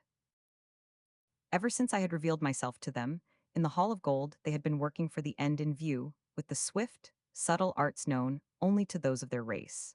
And already, from Quito in the north to Santiago in the south, tidings had gone forth that the day of deliverance was approaching, and that ere long the rainbow banner would be raised by the hands of him for whom the children of the sun had waited. Each of the fathers of the people was dressed, as Tupac was, in the long-forbidden garb of the ancient nobility, and each as he entered stopped in the center of the hall and paid his homage before he went to his seat. Then, when all were seated, I ordered that the strangers should be brought in, and they were led into the midst of the silent assembly, with their eyes still bandaged. Over Golden Star's head a veil had been thrown, hiding her face, for it was my purpose that it should not be seen for the present, and how strangely this purpose worked you shall soon see. As she came up the middle of the hall, following Tupac, who was leading her as obedient as a little child, I descended from the throne and went to meet her, and led her to the seat on my right hand and placed her in it. Francis Hartness, the professor and Jama I left standing in the middle of the hall, each with one of Tupac's chosen guards beside him. When Golden Star was seated, I stood up in front of the throne and said to those assembled, speaking in the ancient tongue, "Sons of the blood and fathers of the oppressed, you know already how the promise that was made by our father the sun, through the lips of his high priest, in the days when first the oppressors came, has been in part most faithfully and marvelously fulfilled. I, Vilcoroyasin of Huayna Capac, son of the great Yupanqui Inca, before whose throne seat I am now standing alive in your presence, he of whom it was said that one who should pass from life to life, through the shadows of death should grasp the scepter of the divine Manco, and restore the ancient glory of the children of the sun. And with me, as you know, there was another, at whose call and for love of whom I dared the ordeal of the death sleep, and swore the oath which I have returned to the world of living men to fulfill. I have already given you some proof that I am what I say I am, for I have revealed to you secrets which were buried in the grave with me, and in those faithful hearts which have been pulseless now for many generations. But now that all things may be made plain to you, and that no doubts may remain in your hearts to hinder the working of our sacred purpose, I have brought here before you witnesses of the wonders that have been worked even those who wrought them themselves, that their own lips may tell you the story. And with them I have brought yet another. Witness who, though she cannot speak to you in our ancient tongue, of which our Father, for his own wise purposes, has deprived her during her long sleep, will yet in her own person, and even with silent lips be witness enough that I have not lied to you. Now let the eyes of the strangers be uncovered, and their mouths opened that they may see and speak. Even as the words left my lips they were obeyed, and at the same time I stretched out my right hand and raised the veil from the head of Golden Star, and unloosed the bandage from her eyes. A deep murmur of wonder ran round the hall. A sharp cry of amazement broke from Jama's lips, and the 2 others stared blankly about them. Then I raised my left hand to command silence, and, still speaking the ancient speech and pointing with my right hand to Golden Star, said, "This, O fathers of the people, is she who drank the death draught with me. This is Cori Coiler, daughter of Huina Capac and sister of the long ago murdered Huascar, and my sister, too, since her great father was mine also. With her, as the tradition was told to you, I plighted the Mariaga troth before the altar in the sanctuary of the sun, and of that troth I would speak to you now. Such marriage is no longer lawful in the world to which we have returned, and in token of this our Father, the Son, has sent this other likeness of Golden Star, who sits upon my left hand, to tell me that it may not be. And to make the message surer, it has pleased him also to put into my heart a love for her differing from, though not greater than that which I have. Born for Golden Star, and if my Father who has given me this love shall also look with kindness upon my longing, then Joyful Star, as I have named her, shall be my Koyasi and my queen, and Golden Star shall be her sister and mine. And I doubt not that in his own good time our Father will send her a fitting mate, that her heart may not be empty nor her life lonely." As I said these last words, I saw the eyes of all who were sitting in the chairs turn, as if moved by one impulse, and rest on Francis Hartness, standing strong and stately in the midst of the little group in the middle of the hall, overtopping the others by nearly a span, and crowned with his curling golden hair. And as I too looked at him, a new thought came into my mind, and I spoke aloud again and said, "Yes, brothers of the blood, I read your thought. The stranger from the land which is the greatest of all lands in the world of today is a true son of the sun, though not of our blood, for his heart is clean, and his tongue is straight, and his arm strong, and perchance it may please our Father to bring about that which he has put into our hearts." At this another murmur ran round the hall, and every head was bowed in assent. Now all this time the three Englishmen had been standing patiently in the midst of the hall, looking about them at its splendors, and waiting till I should speak to them, for the professor knew enough of the Quechua tongue to follow what I had been saying, and had told the others that I was speaking of them. Now I spoke to them in English, and told them what I had brought them to the throne room for, and then I had chairs placed for them at top of the hall, to my left hand. When they had taken their places, I asked the professor to speak in Spanish to those assembled, and tell them whether or not the story of my return to life was true, and whether or not Golden Star had been found where Anda Huilak and the priests had placed her, and had been, like me, restored to life by the arts of Jama his friend. This he did in few, straight words, and after him, Jama rose at my bidding and told them also what he had done. When he had finished, I took the ladu from my head and raised it above me with outstretched arms, and said in a loud voice, "If you, O children of the blood and sons of the ancient race, believe now that I am in truth Vilcaroya, son of Huina Capac, and lawful heir of the divine Manco, from whom all the Incas of our race draw their royal blood, then take me for your lord as my father was the lord of your fathers. Or if any shall have yet doubt in his heart, let him speak now or forever be silent." Then with one accord they rose from their seats and came before me and prostrated themselves on the shining pavement of the throne room, and began to chant, in a low, soft tone, the song of homage with which of old the new-crowned Incas had been hailed, generation after generation, sons of the sun and lords of life and death throughout the land of the four regions. And now a wondrous thing happened. As I stood there facing the prostrate throng, lowering the latu onto my head, I heard a low, sharp cry beside me on my right hand. I turned half round, and there I saw Golden Star staring at me with eyes burning with the light that shone through them from her new awakened soul. Her hands were clasped to her temples, pushing back her thick, bright hair from her forehead. Her face was flushed, and her half-open lips were working as though they were striving to shape some long-forgotten words. At the instant that the ladu touched my brows, she rose to her feet. Then a cry burst from her lips and went ringing down the hall, and the next moment she had thrown herself forward and I had caught her in my arms. As I did so our eyes met, and our hearts looked at each other through them. In that one burning glance the mists of the long years were melted, all things else were forgotten, and for the moment we stood aloneth children of a long-dead generation in the solitude that our strange fate had made about us. Then her lips moved, not dumbly this time, and in a voice that woke, who shall say how many memories in my heart, she said, "Have they awakened us, my lord? Tell me how long we have slept, my Vilcaroya. It seems long to me, and I have had strange, dim dreams and thought I was not one, but two, and that one of myselves was your sister, and the other was your Koya and queen. It was strange, was it not, to dream like that?" Not so strange, but that it may be true. Oh, my sister, golden star, I said, my wonder for the moment overcome by a new hope that uprose within me at her words. Stranger things than that have happened since we fell asleep together in the distant days that are no more. See, Nusta me, here is your other self, the living shape of that sister soul of yours, who has watched over you and cared for you and loved you since you drew the first breath of your new life. She cannot speak our tongue, for she is the daughter of another age than ours, but she has taught me hers and I will speak for you. As I said this, I took her hands from where they rested on my shoulders and led her to the seat of Joyful Star, who was standing in front of it, with one hand on the arm of her chair and the other one clasped to her heart, her face white with fear and her eyes wide with wonder. "What has happened, Vilcaroya?" she said, in a voice so low that it was almost a whisper. "Has her memory come back, and does she believe herself to be your wife?"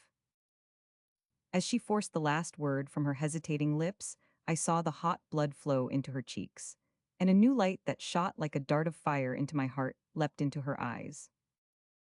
"No," I said, with a smile that was quickly answered by one that came unawares to her lips. "She calls herself my sister and me her lord, and says that she has dreamed that she is not one but two, and that her other sister self is Vilcaroya's wife and queen.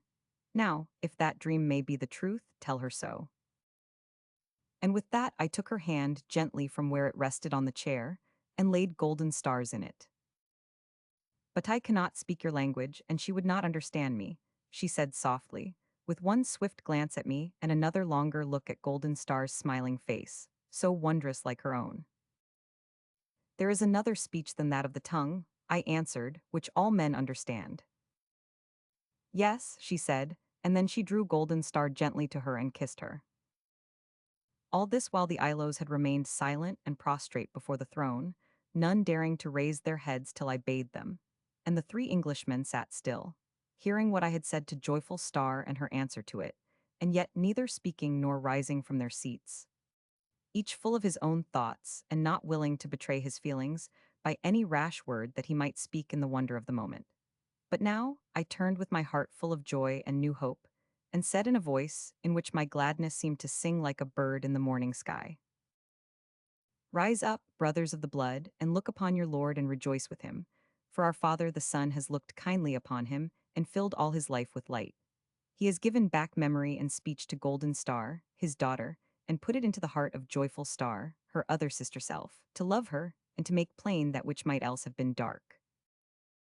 Then they all rose to their feet and saluted me and paid their homage to Golden Star and Joyful Star as well, and then I waved them to their seats. And when they had gone, I led Golden Star back to her chair. And then I called Jama to me, and when he came and stood before me, I said, "You have seen what has happened, and you have heard the words that have been said. You see now that there is no need for Golden Star to go to England.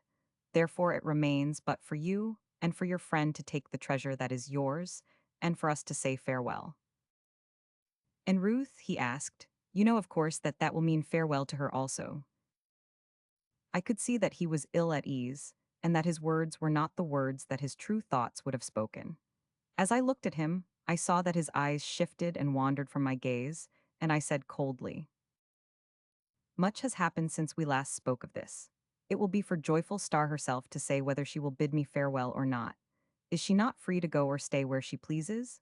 Say, now, when I shall command the treasure to be taken out of the hall of gold for you, and where you wish it to be placed." "I must ask you to give me time to think about that and talk it over with the professor," he said, "for we have no means of taking such an immense amount of gold to the coast and getting it on board ship without suspicion." "Go, then," I said, "and speak with him, but remember that it must be done quickly. For ere many days are past, there will be war in the land, and neither your lives nor your gold will be safe." "I will take good care of that," he said in a tone whose strangeness told me more than his words, and with that he turned away and sat down beside the professor, with the thoughts that were within his heart still unspoken. As soon as he had gone back to his seat, I called Francis Harkness to me and set him beside me on the right hand of the throne, and then I told who he was, and showed that he was well skilled in those new arts of warfare which had taken the place of our ancient methods, and how he had promised to use his knowledge for me and lead my armies into battle, hazarding his own life on the chance of our success.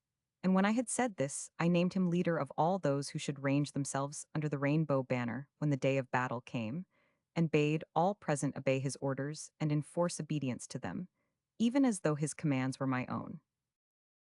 Then I bade Francis Harkness himself speak all that was in his mind, freely and without fear of betrayal, concerning the war that was soon to be waged between the rival factions of our oppressors, and the means that were to be used to turn their strife to our own account. And this he did, speaking in fluent Spanish and in short, clear sentences, as a man of action and a soldier should speak. He told how he had made himself acquainted with the forces on both sides, and how, with the help of Tupac, he had sounded the feelings of those by whom the fighting would have to be done, and had found them willing to leave the service of the schemers who sought to make themselves tyrants over the land, and fight for those whose purpose it was to restore the ancient rule and give liberty to all to use their lives as they thought best, and to win for themselves as many of the gifts of the All-Father as they were able to do. He told, too, how he had sent many messages over the lightning wires to his own country, bidding friends like himself in war to come out as quickly as might be to find the fortune that awaited them, yet saying nothing of war, but only of gold that was to be had for the taking. When he had finished, I bade Tupac summon all who were present to the foot of the throne, and then I spoke to them of the plans that I had made with Francis Harkness in all their details, and showed them how each, according to his opportunities, could give his help in carrying them out. And then, as by this time the night was far spent and there was yet work of another sort to do, I sent them back to their seats, and calling Ruth and Golden Star to me, I bade them follow me, and led the way down the hall and through one of the passages at the end, until I brought them to a chamber which Tupac and his comrades had already prepared for them by my orders. And here I left them to take their rest together, promising to return in the morning.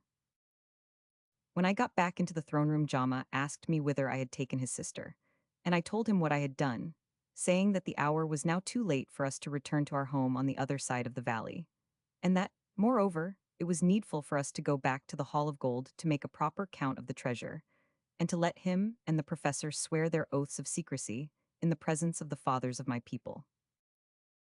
Then I left him, looking much more ill at ease than such tidings should have made him feel, and told Tupac in the ancient tongue to take 3 of his companions and go and do that which it was now time to do. So he went and chose his men and departed through the bronze doors by which we had entered the hall. After that, I named a guard to remain all night in the hall, and bade the rest go and put on their everyday clothing, and I, too, went back into the chamber behind the throne and changed my imperial garments for the others that I had put off. Then I ordered the torches and candles to be extinguished, all saving a few that were left for the guards, and then the eyes of Jama and the professor were bandaged afresh, though those of Francis Hartnett, being now one of us and devoted to our cause, were left open. And when this was done, the lanterns were lit, and I led the way into the antechamber of the throne room, where the bronze doors still stood open as Tupac had left them. I stood by them till the last man had passed out, then I went through and closed them. Then I followed the rest and again placed myself at their head. But when we reached the end of the straight passage, instead of turning the revolving pillar which closed the entrance of the winding passage leading to the Hall of Gold, I sought about with my lantern on the floor, until I found 3 marks in the shape of a triangle in one corner of a great square slab of stone, and, taking a long staff which one of the men carried, I placed the end on the triangle, and calling 2 others to help me, we bore downwards with all our weight. And when we had thrust a while on the staff, the corner of the slab sank into the floor, and it turned on a diagonal axis until it stood upright, leaving a 3-cornered space large enough for a man's body to pass through easily. Then I made a sign to one of the Ilos and said, Anahuac, take your lantern down there and light the way down the steps. Truly there are no secrets in the land hidden from the eyes of our Lord, he said, glancing round in wonder at the rest, and then he lowered himself with his lantern into the hole and disappeared. Then I bade the rest follow him one by one, and so all went down, I going last with Francis Hartness, who helped me to put the stone back into its place. Our way now led along a rough-hewn gallery that sloped gently upwards for some 1,200 paces, and at the end of it there was a little chamber measuring some 20 feet each way and having no apparent outlet. But in the middle of one of the walls there was another of the cunningly constructed revolving stones, which our ancient masons ever used to bar their secret ways, and this 3 of our men, working as I told them, turned on its hinge. And through the opening that was thus made, we passed out in single file to a little rock-walled valley over which the stars were shining. The door was closed behind us, and dust and dirt were rubbed over the thin lines which marked where it fitted into the rock, and then we extinguished our lanterns and passed out of the valley onto the pampa. The place where we had come out was about 1,000 paces from the walls of the Saxahueman. We halted on the plain, and I gave my last orders to the Ilos. Then we set out in the direction of the fortress, and as we went one by one, my followers disappeared silently into the half-darkness about us, till at last only 4 of them were left, 2 leading Jama and 2 the professor. I had been talking of many things with Francis Hartness on the way, and showing him how in the olden times we had made use of the secret passages, such as those he had already seen, and when we saw that we had come out by a way different to that which we had entered, he asked me the reason of it, and I answered him in a low voice and said, "Because the other way is closed. Have patience a little while, and you shall see why." Then we went on our way in silence until we came to the edge of the valley in which the Sayakaska stands. Here I halted and whispered a few words to the men who were leading Jama and the professor.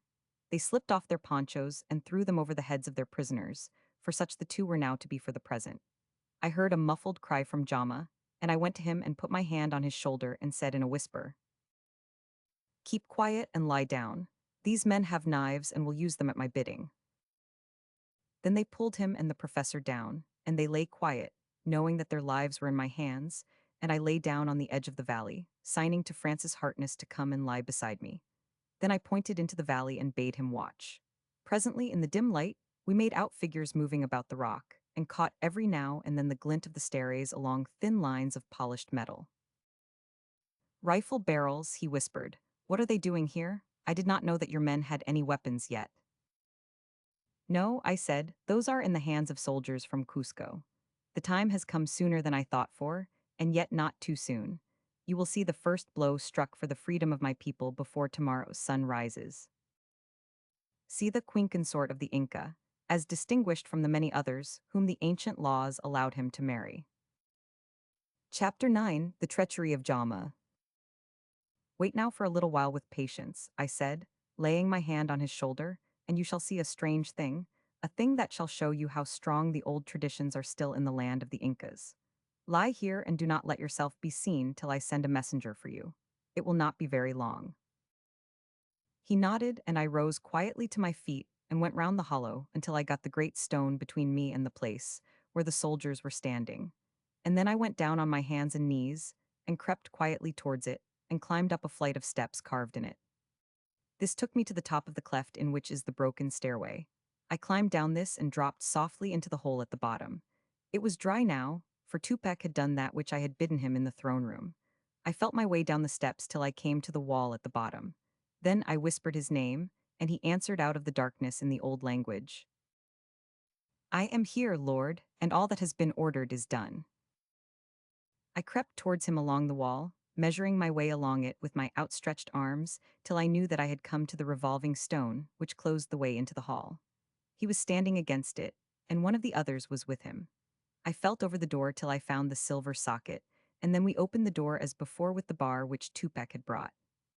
Then I went down through the hall and lighted a lantern, and went into the little chamber where, as before, I changed my clothing for the imperial robes, and set the latu on my head. But I kept on my belt under my cloak, and put 2 revolvers in it in case I should need them. And when I went back into the hall, Tupac and the others were lighting candles, and putting them in the holders round the walls as I had bidden them. When this was done, I said to him, "Go now and bring the others down, first the soldiers with their officer, by whose side you must keep closely, and see that your knife is ready. Then let Ainu bring the men of the blood, and the strangers quickly after them, and bid Anahuac and Ainu close the door when the last man has entered."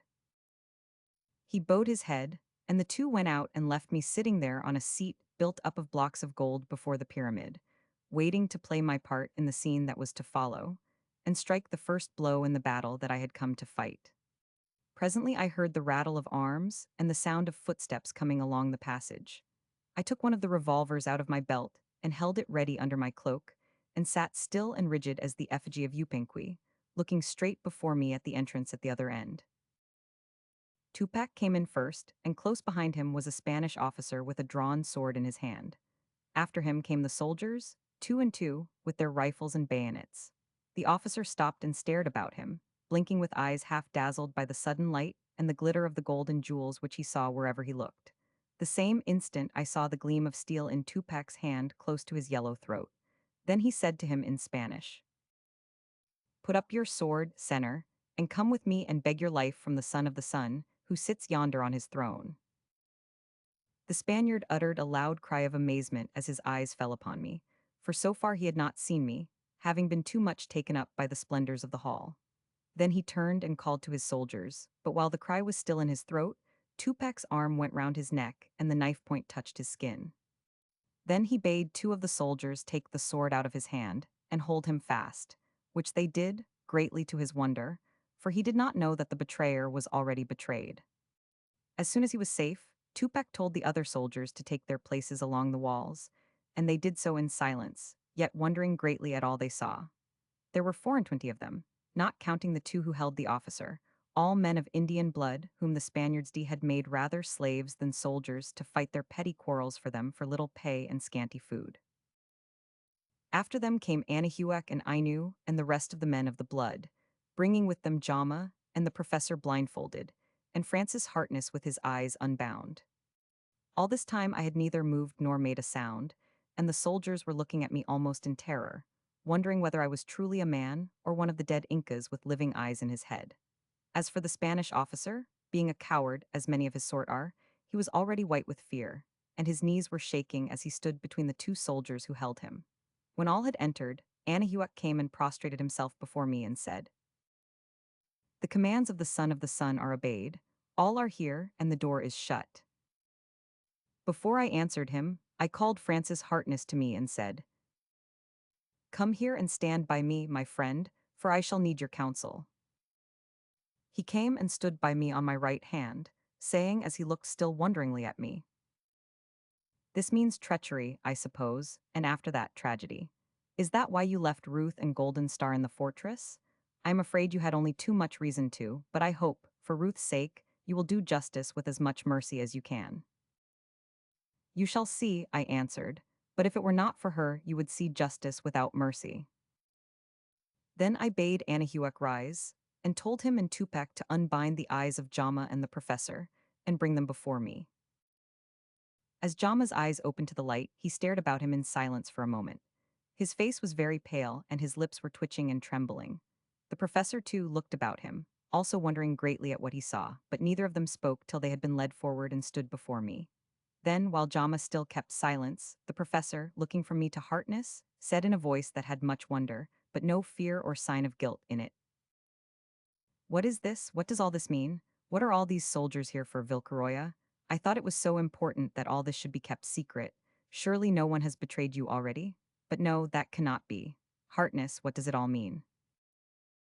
"It means first," I said, speaking very slowly, and not in a loud voice, "that you have been brought here with Lawrence Jama to take the oath which you agreed to take never, to reveal the secrets of the things that you have learned.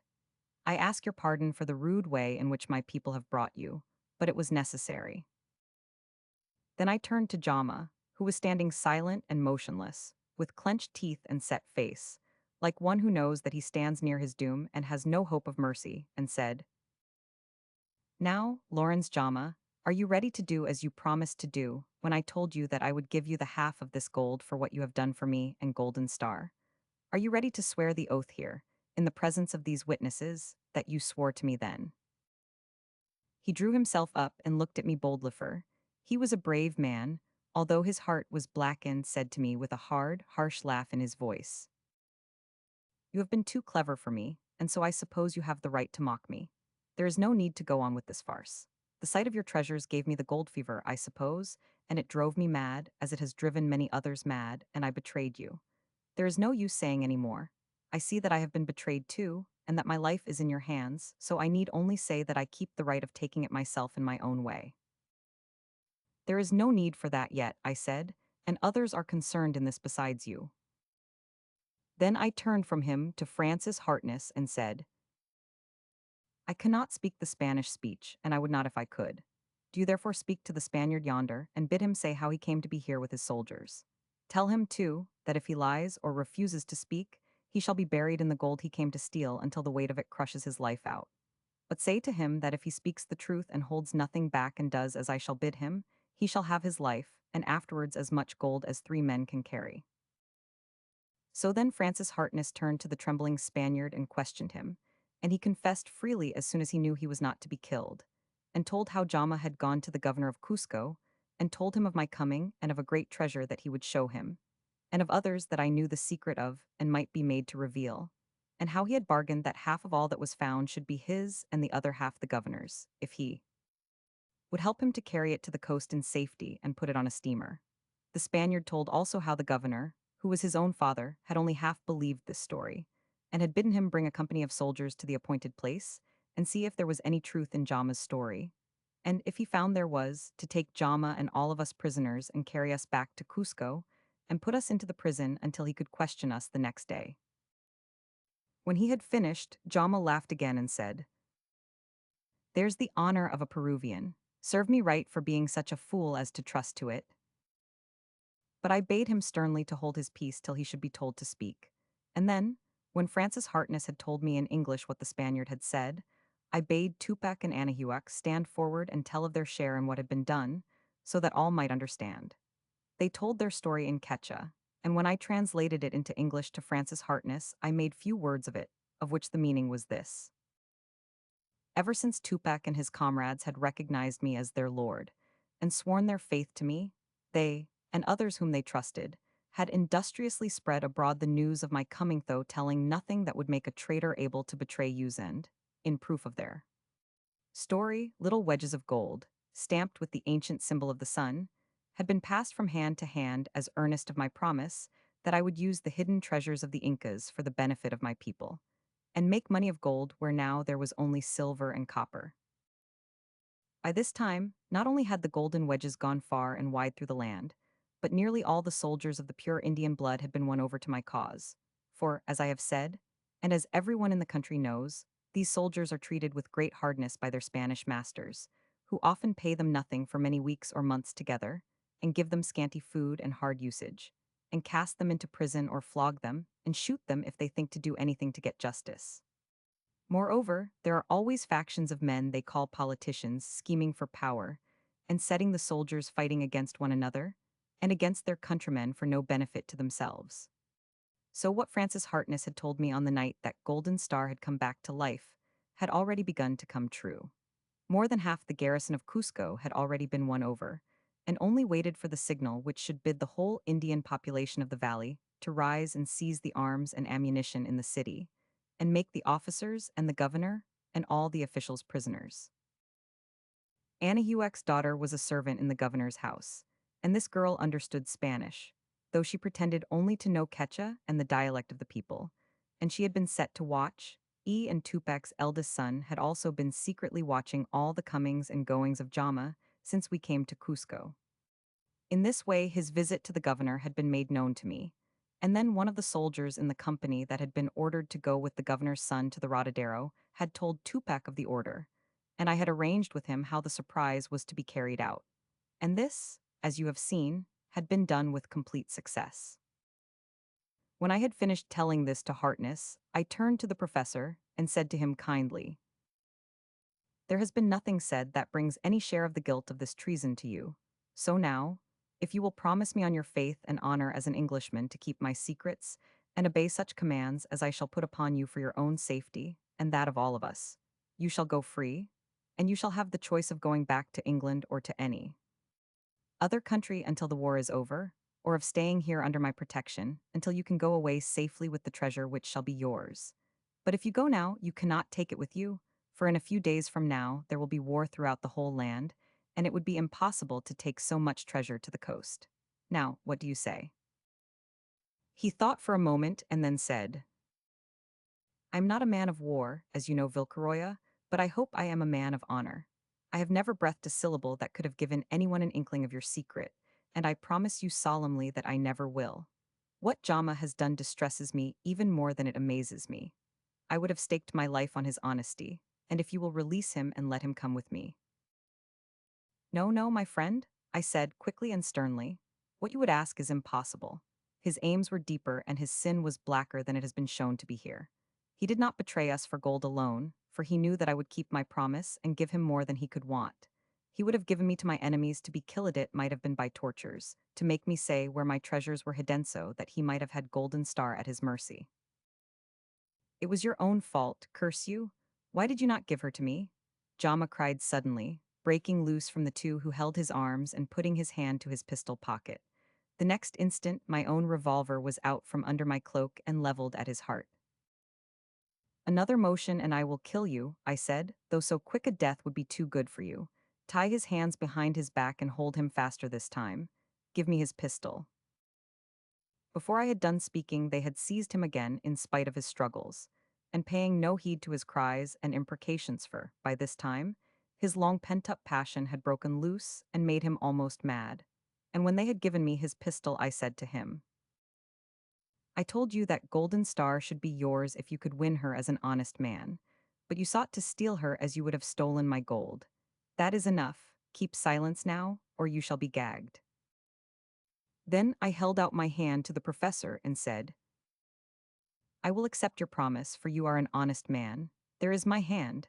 Now we will be friends as before, and I will answer for your safety. Will you go or stay with us? I will stay, he said, for my studies are not completed yet. And besides, I am anxious to see what the Inca Empire will be like when it is restored. I am glad that you say so, I replied, for you are welcome, and you shall make your home here always if you will.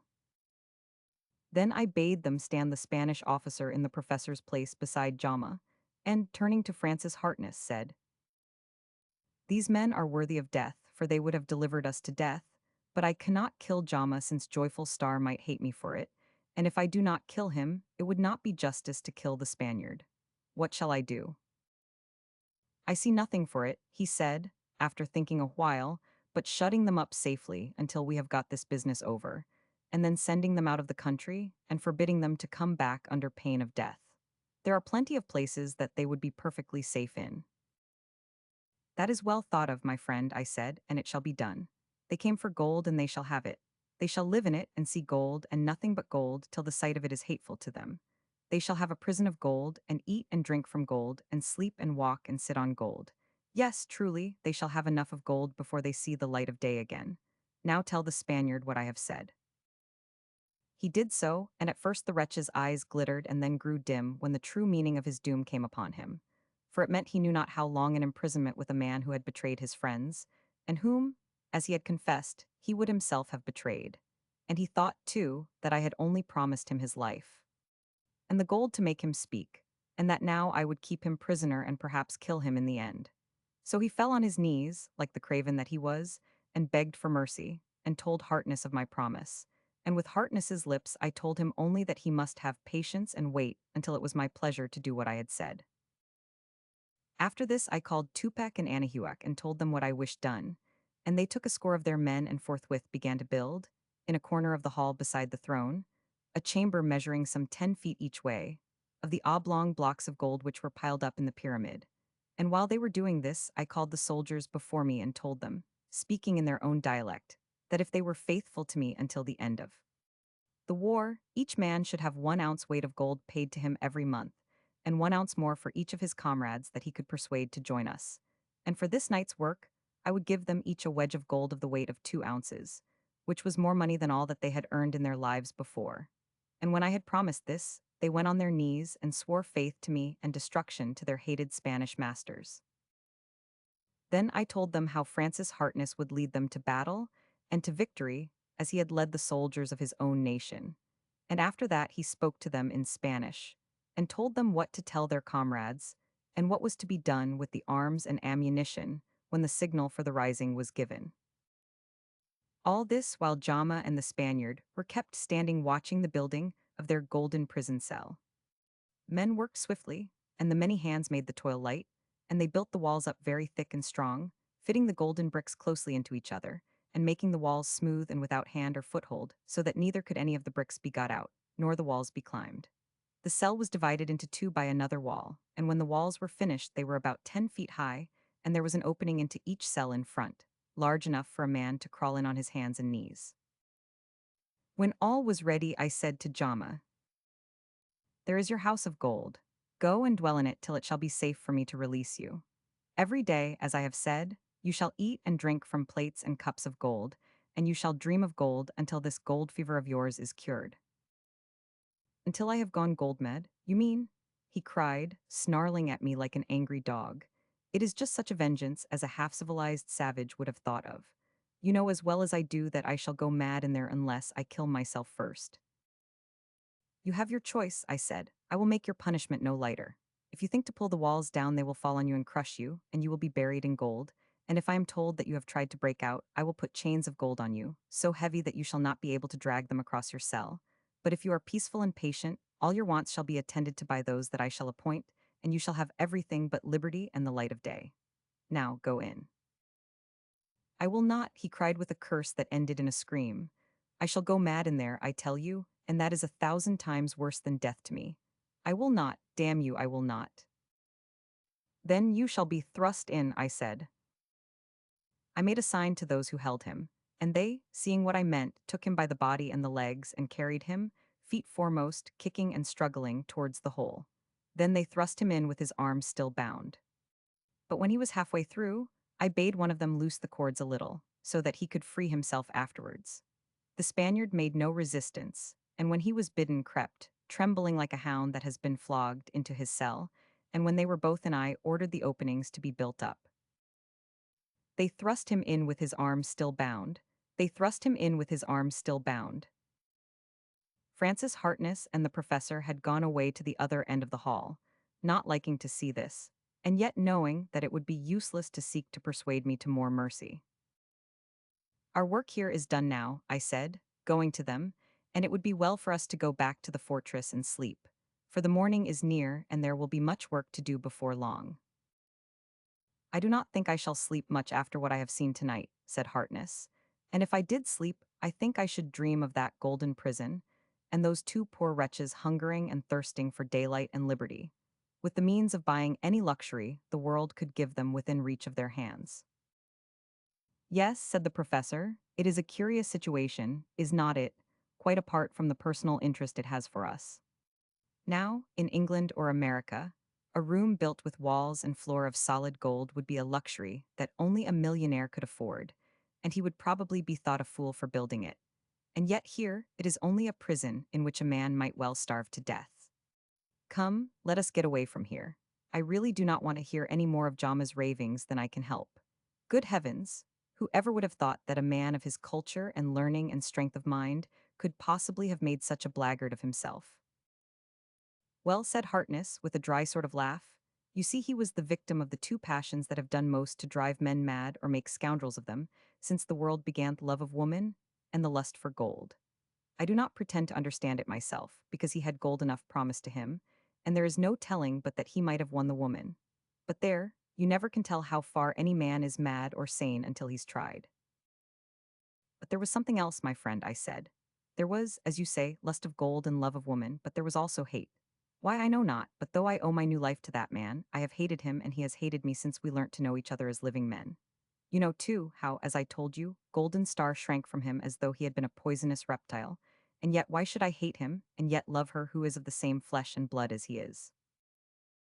"I would rather discuss the problem in the open air or at the hacienda than here," said the professor, "and even then I do not suppose we should get much nearer to a solution, for these things are mysteries and mostly past finding out. Yet it may be that you and he, the sons of different centuries, may actually have embodied in you the differences and the antipathies of the two ages and the two races to which you belong. There is no telling. But come, let us get out of here, please. I really cannot stand this any longer." "Nor I," said Harkness. "For goodness sake, let us go. This is a good deal more trying to the nerves than a cavalry charge or a smart skirmish." "Very well," I said, "we will go." Then I called to Tupac and bade him tell the soldiers and the rest that the night's work was over, and it was time to go. We gave each of the soldiers his wedge of gold, as I had promised them, and once more I made them swear that each would kill any of the others who thought to betray us.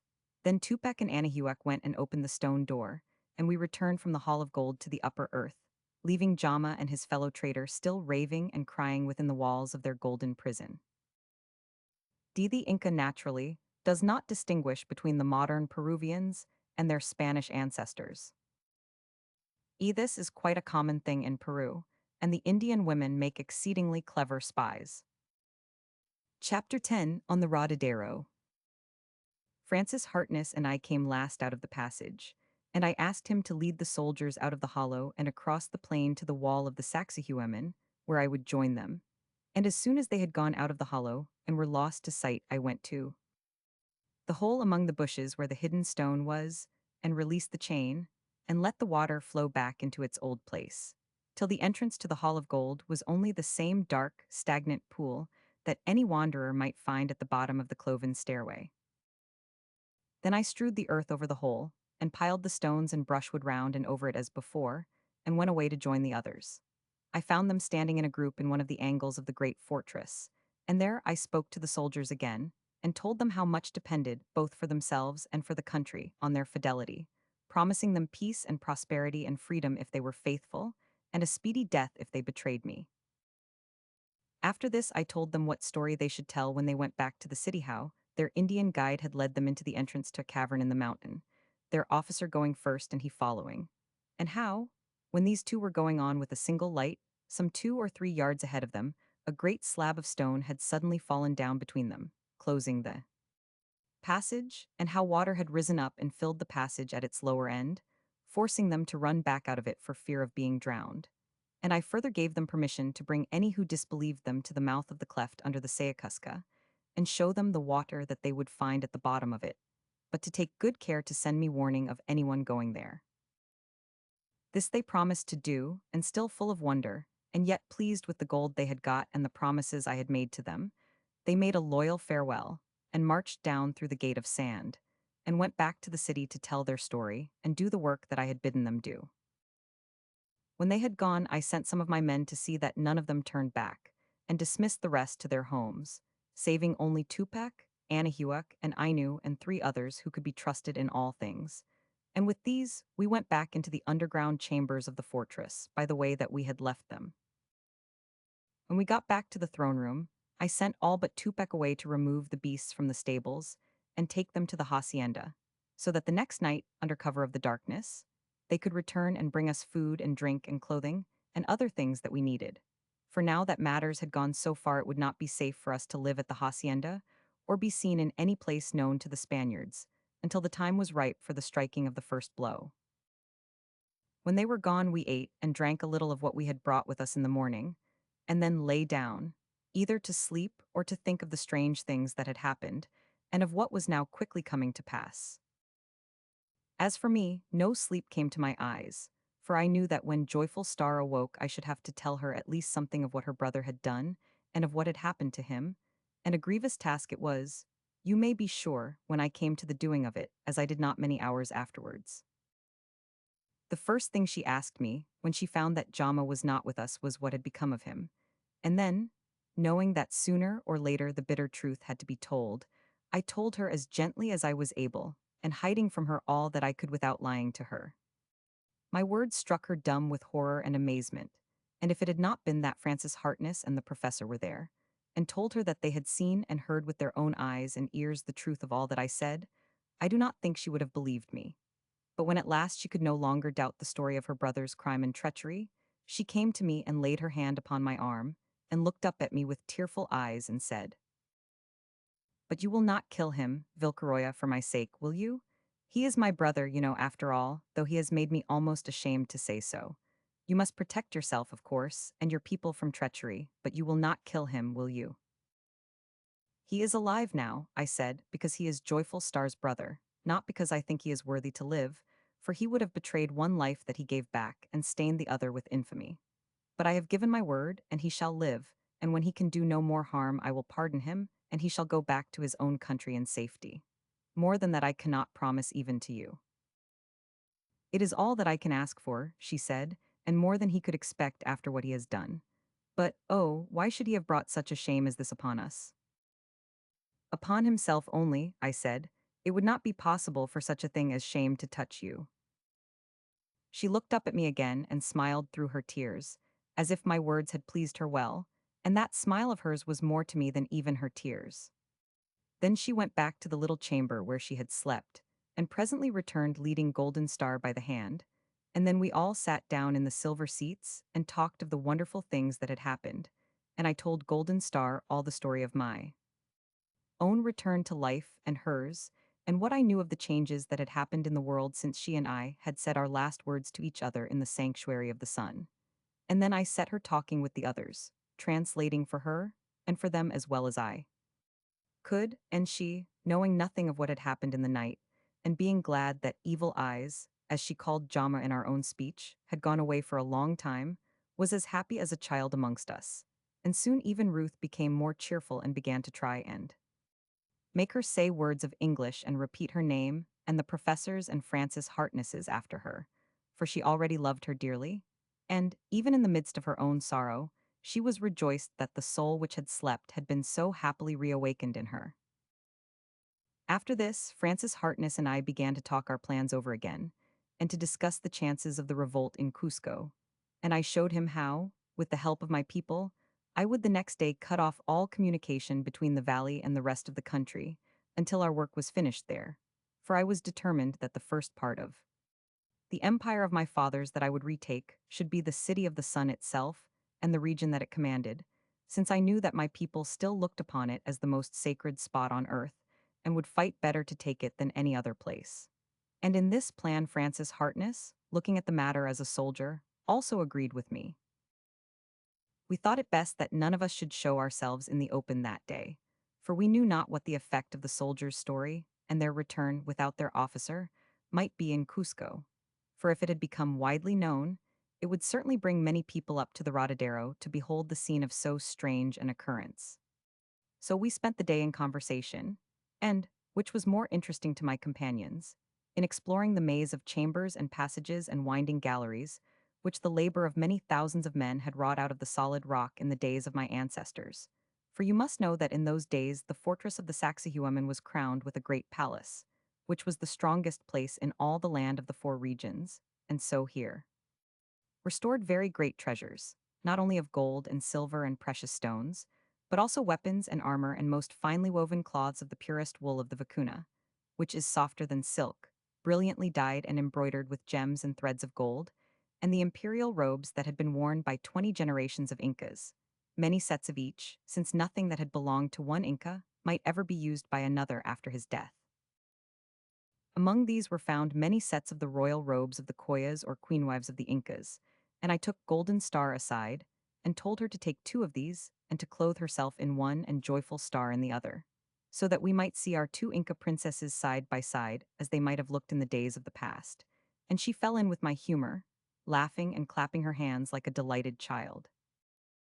So she took the robes and led Joyful Star away with her to their own chamber, talking to her in her soft, musical speech, though she knew she could not understand her, and yet making so many pretty signs and eloquent gestures that Ruth, forgetting her sorrow for the time, comprehended her, and entered into the spirit of the play, and soon they came back to us into the throne room, clad exactly alike, and so perfectly resembling each other, save for the contrast of the blue eyes and the brown, and the bright hair and the dark, that they could have been taken for nothing save twin daughters of the sun and the fairest of his children. And Tupac and the two men that I had kept in the fortress to attend to our wants fell on their knees before them as they passed, as though they would have worshipped them. It was at this time, and while we were passing the hours in this fashion, that Golden Star did something that gave me great joy and a bright hope for the future. I had been telling her of the wonderful country that I had returned to life in, and of the marvelous things that I had seen there. And this, she knew already, was the country of Francis Hartness. So, as he came from such a wonderful land, she thought, in the innocence of her old-world simplicity, that he was one of a new race of beings that came onto the earth since our days. And when I told her he was but human like ourselves, though very strong and learned and skilled in many things that we knew nothing of, she said to me, just as a sister might say to a brother from whom she had no secrets, "He is rather, in my eyes, like a son of our father who has come to earth from the mansions of the sun. Yet I am very glad that he is not, and that he is a man such as you are, my brother, and when Joyful Star has taught me the speech of her people I will talk with Him, and then I think life will be better for me. For even now, though I cannot understand his words, his voice sounds like music to me. And when he looks at me, he makes me try to remember something that was in my other life and I have forgotten. What is it, I wonder?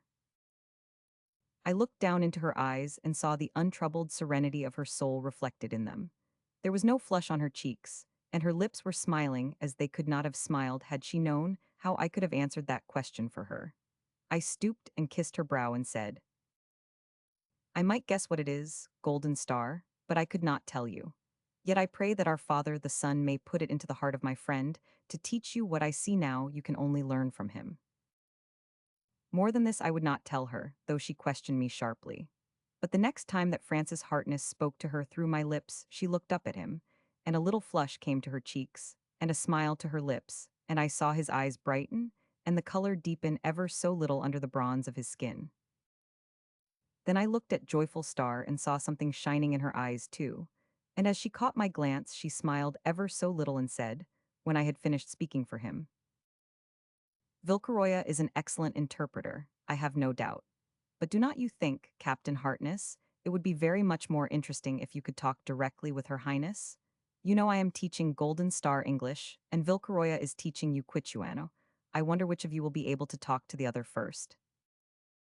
He pulled his mustache and laughed, looking at Golden Star the while, and said, well, Her Highness has the advantage of the easier language and the freshest, and I dare say the brightest intellect, but probably for all that we shall begin with some delightful jargon of both languages, and leave them to sort themselves out as we go on. Still, as you say, it will be more interesting than talking through an interpreter. And I hope, she said, with more meaning in her voice than in her words, that you will both of you find it as pleasant as it will be interesting. Who knows, he said, catching her meaning and laughing again. She is most wonderfully like you, Miss Ruth, is not she? Yes, but I am not without hope that you may some day compare us a little, just a little, to my disadvantage. What Francis Harkness would have said to this I cannot say, though I do not think he was displeased by Joyful Star's words, and yet his face grew very serious as she spoke. But just then Tupac came and told me that Anahuac and Ainu had returned with the beasts, and were now waiting outside the bronze doors. From this we learnt that it was already night, though, truth to tell, the time had passed so quickly for us that I for one thought that it was little more than late afternoon. Now, as I have said, I was the only one who knew the secret of the bronze doors, and so I went back with Tupac and opened them, and when the men had entered, closed them again. There were 12 of them beside Ainu and Anahuac, and all were laden with food and drink and clothing, and our arms and ammunition, 2 repeating rifles and 2 revolvers for each of us. When the men had laid their burdens down, I called Anahuac to me and asked him if he had any news. He bowed himself before me, and then, standing in front of me as I sat in one of the seats, he said, yes, Lord, if the ears of the Son are open, his servant will fill them with tidings of some moment. Say on, I said, and meanwhile let a meal be prepared for us, for we are hungry. This I said to Tupac, and Golden Star, hearing it, smiled and took Ruth's hand and led her to the boxes, making signs that they should perform the housewife's duties together. Then Anahuac began and said, the ears of the children of the blood have not been closed, nor have their eyes slept throughout the holy city and the valley of the sun, and they have seen and heard much, and the courage of their hearts has risen high, and they are longing for the word of their Lord to break the yoke that is upon their necks. When the soldiers returned last night and told the story that my Lord had put into their mouths, there was great wonder among all the other soldiers, and many saw in it a sign that the Son of the Sun is mighty, and can do that which he promises. But among the masters who are set over the soldiers there was great anger, and they sought, but without avail, to keep the news from being made public in the city. But the men of the blood took care that this should not be so, and today all Cusco has been talking of the strange fate of the Coronel Prada, the son of Don Antonio Prada, the governor. But Don Antonio himself had gone the day before to a hacienda near Oropsa, and messengers have been sent to him to tell him the story, and this evening he rode back with all haste to the city. He has ordered that tonight sentries shall be posted at all the approaches to the Rodadero and round the Sayacusca, so that none may come or go without his knowledge. And tomorrow he will come himself with many officers and 200 soldiers, and the thing they call dynamite, that he may rend the Sayakaska in pieces, and find, as he thinks, the place where his son has been hidden. And the soldiers, what of them? I asked, will they be for us or against us? There will be many in the service of my lord, and if it shall be possible, there shall be more of these than of the others. For those who were in the hall of gold last night have been busy in the hope of my lord's further bounty, and many have been tempted with the promise of gold and freedom. But still, there will be many that may not be trusted, and all the officers of the governor will be Spaniards. And therefore enemies, I said, when he had finished his story, and stood waiting for me to speak. I told Francis Hartness at once what Anahuac had said, and we debated for a short time on what we should do. Then I called Tupac, and he came and stood beside Anahuac, and I said to them, these things have happened well for us, and now we must act quickly, so that we may take the best advantage of them. When you go hence, take with you 20 strips of the scarlet fringe in token of my authority, and give these to 20 of the best of the men of the blood, and let them go with all speed and silence through the towns and villages of the valley, and say that the Son of the Sun has come, and is about to stretch forth his hand, and take that which was his again. Further, let every entrance to the valley be closed. Let the bridge over the great speaker be cut with all speed that may be. Let none pass in or out of the gateway of Piquilacta, and let all the mountain paths be broken down or blocked, so that none may know what is happening in the valley, nor any news be carried hence into the country. Let every hacienda, whose master is a Spaniard, be given to the flames, but let no one else be injured. Let none of the strangers be hurt, and let their goods be sacred. Let all of the sentries who will not serve us be disarmed or slain silently by the others, and this before midnight, and let those who are for us who shall come with the governor tomorrow make ready to do quickly that which shall be commanded them. The password for those who are with us will be Vilcaroya. The rest I will do with my own hands and the help of my friend. I have spoken, let me be obeyed quickly. Then they bent low before me, and went to make ready to do what I had bidden them. It was then about 8 o'clock at night, and after we had had our evening meal we waited until it was nearly 11, making perfect our plans. And then, when Ruth and Golden Star had gone to rest without knowing of the work which we had in hand, for we had kept it from them lest they should be anxious for us, Francis Hartness and I armed ourselves, after I had disguised him as well as I could to make him look like an Indian, and we said good night to the professor, and left the fortress by the same way that we had left it the night before.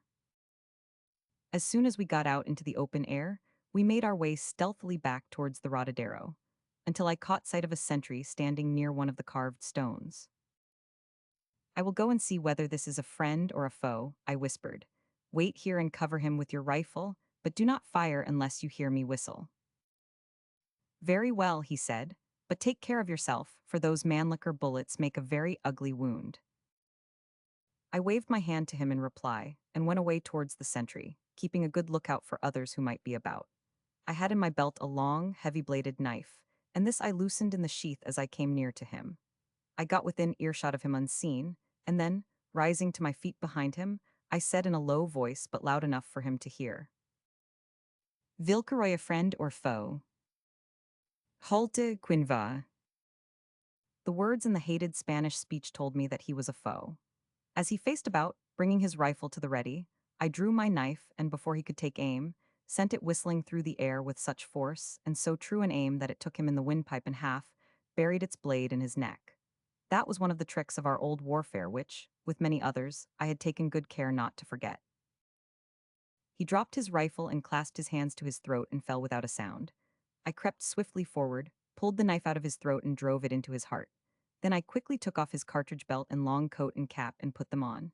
After that I took his rifle and stood in his place for a little while, so that the others might see me, and then walked back to where I had left Hartness.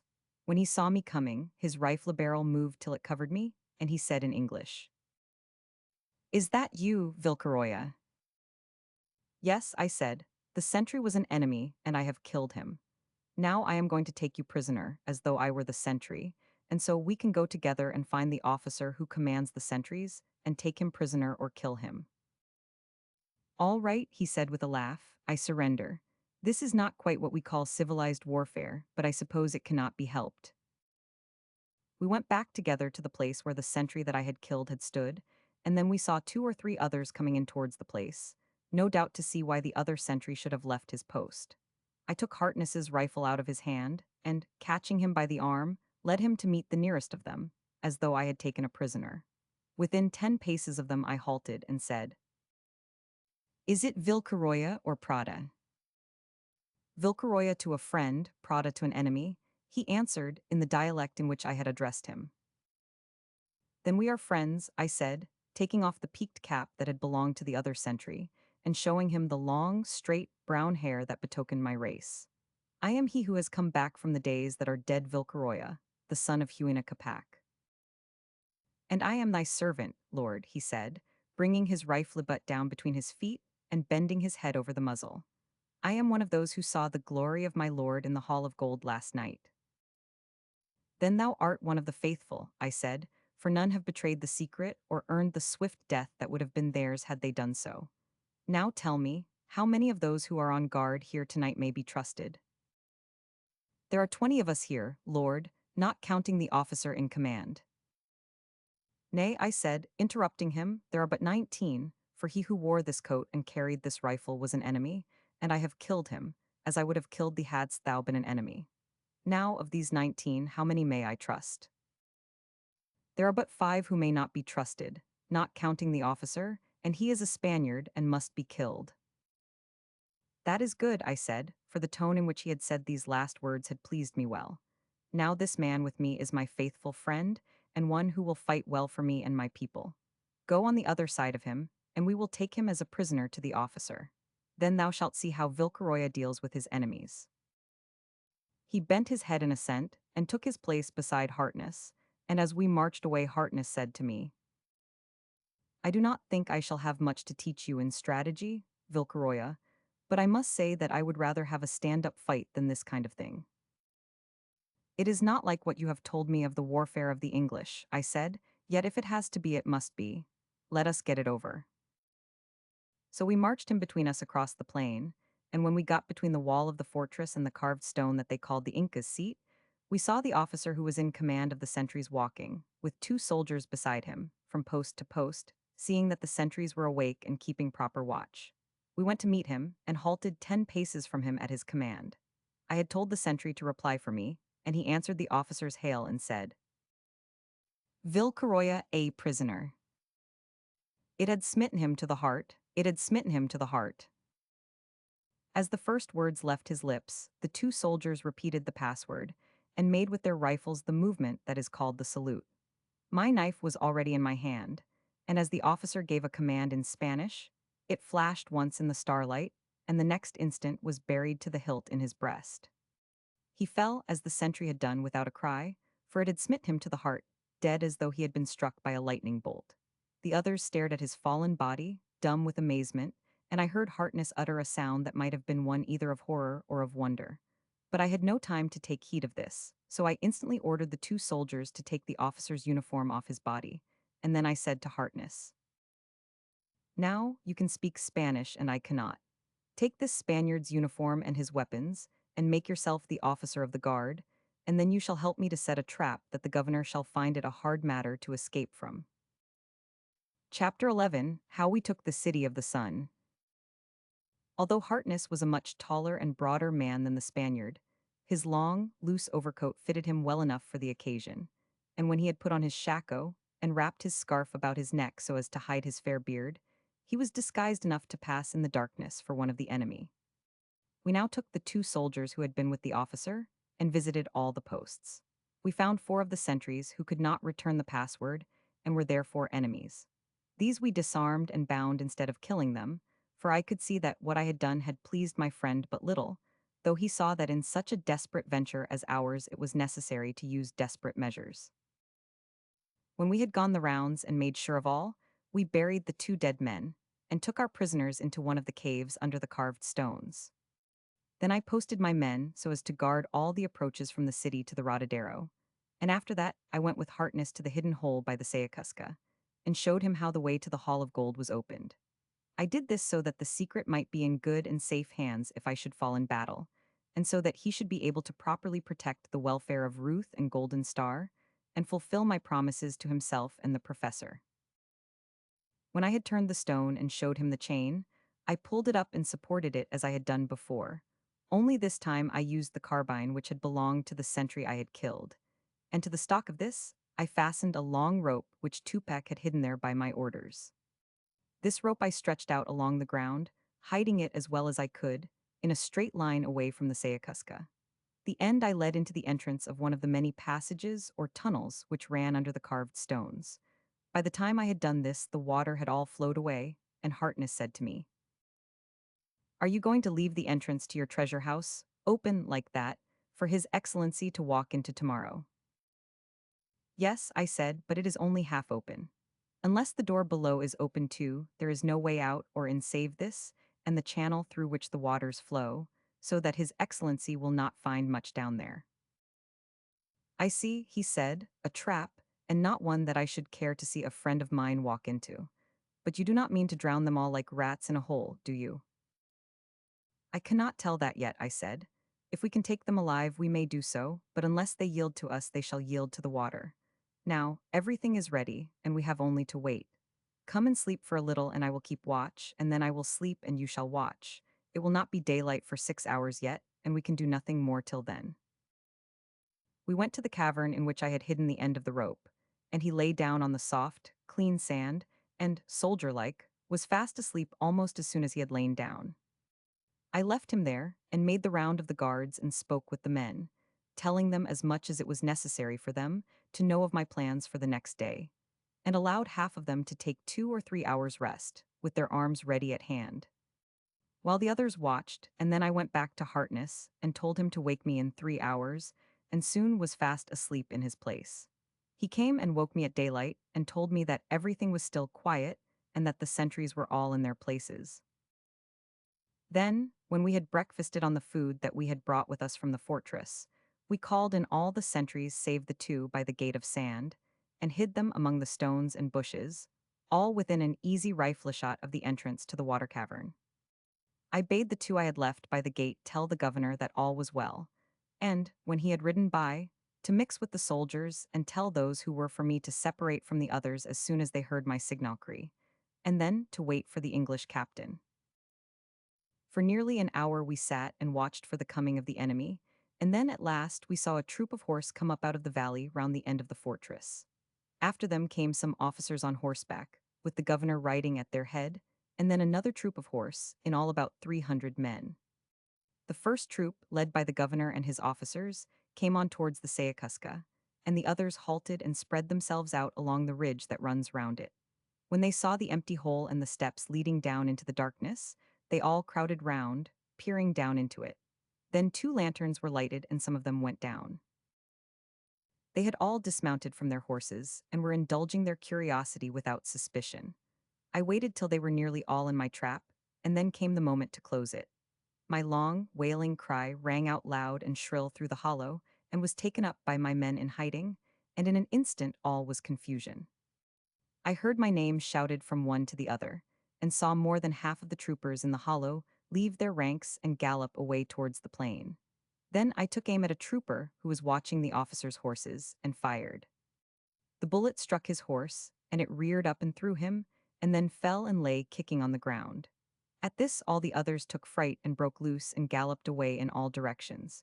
At the same instant the rifles of my men began cracking all round, and saddle after saddle was emptied as the bullets found their marks. "I am going to catch one of those horses," said Harkness suddenly to me, "then I will ride out and bring those other fellows up and show them what to do. That will be more in my line than this sort of work. Goodbye, you will see or hear of me again before long." The next moment he was gone, and I had not fired many more shots before I saw him, mounted on one of the officers' horses, galloping through the hollow towards the ridge. All this time none of my men had shown themselves, and the constant stream of shots coming from all sides of them had thrown the governor's troops into utter confusion.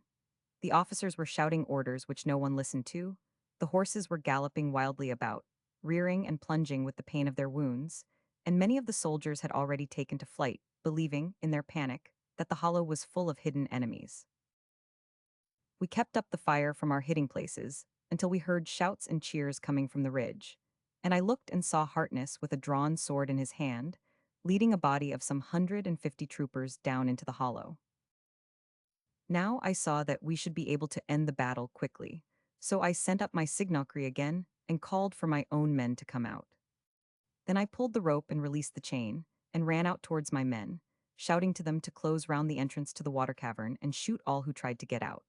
Some 3 or 4 sought to escape and were shot, and then the rest, seeing my men running at them with the bayonet, and the other troopers coming up, led by a stranger, lost heart, and crowded back into the cleft, firing their revolvers wildly as they went.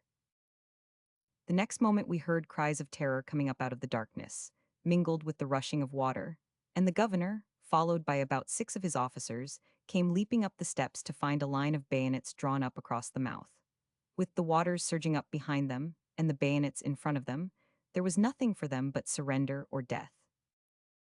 Harkness, who had now dismounted, ordered the men to fall back a pace, and, as they did so, he went through the line with his sword in one hand and a revolver in the other, and said to the governor, "Senor, will you yield or go back down yonder?"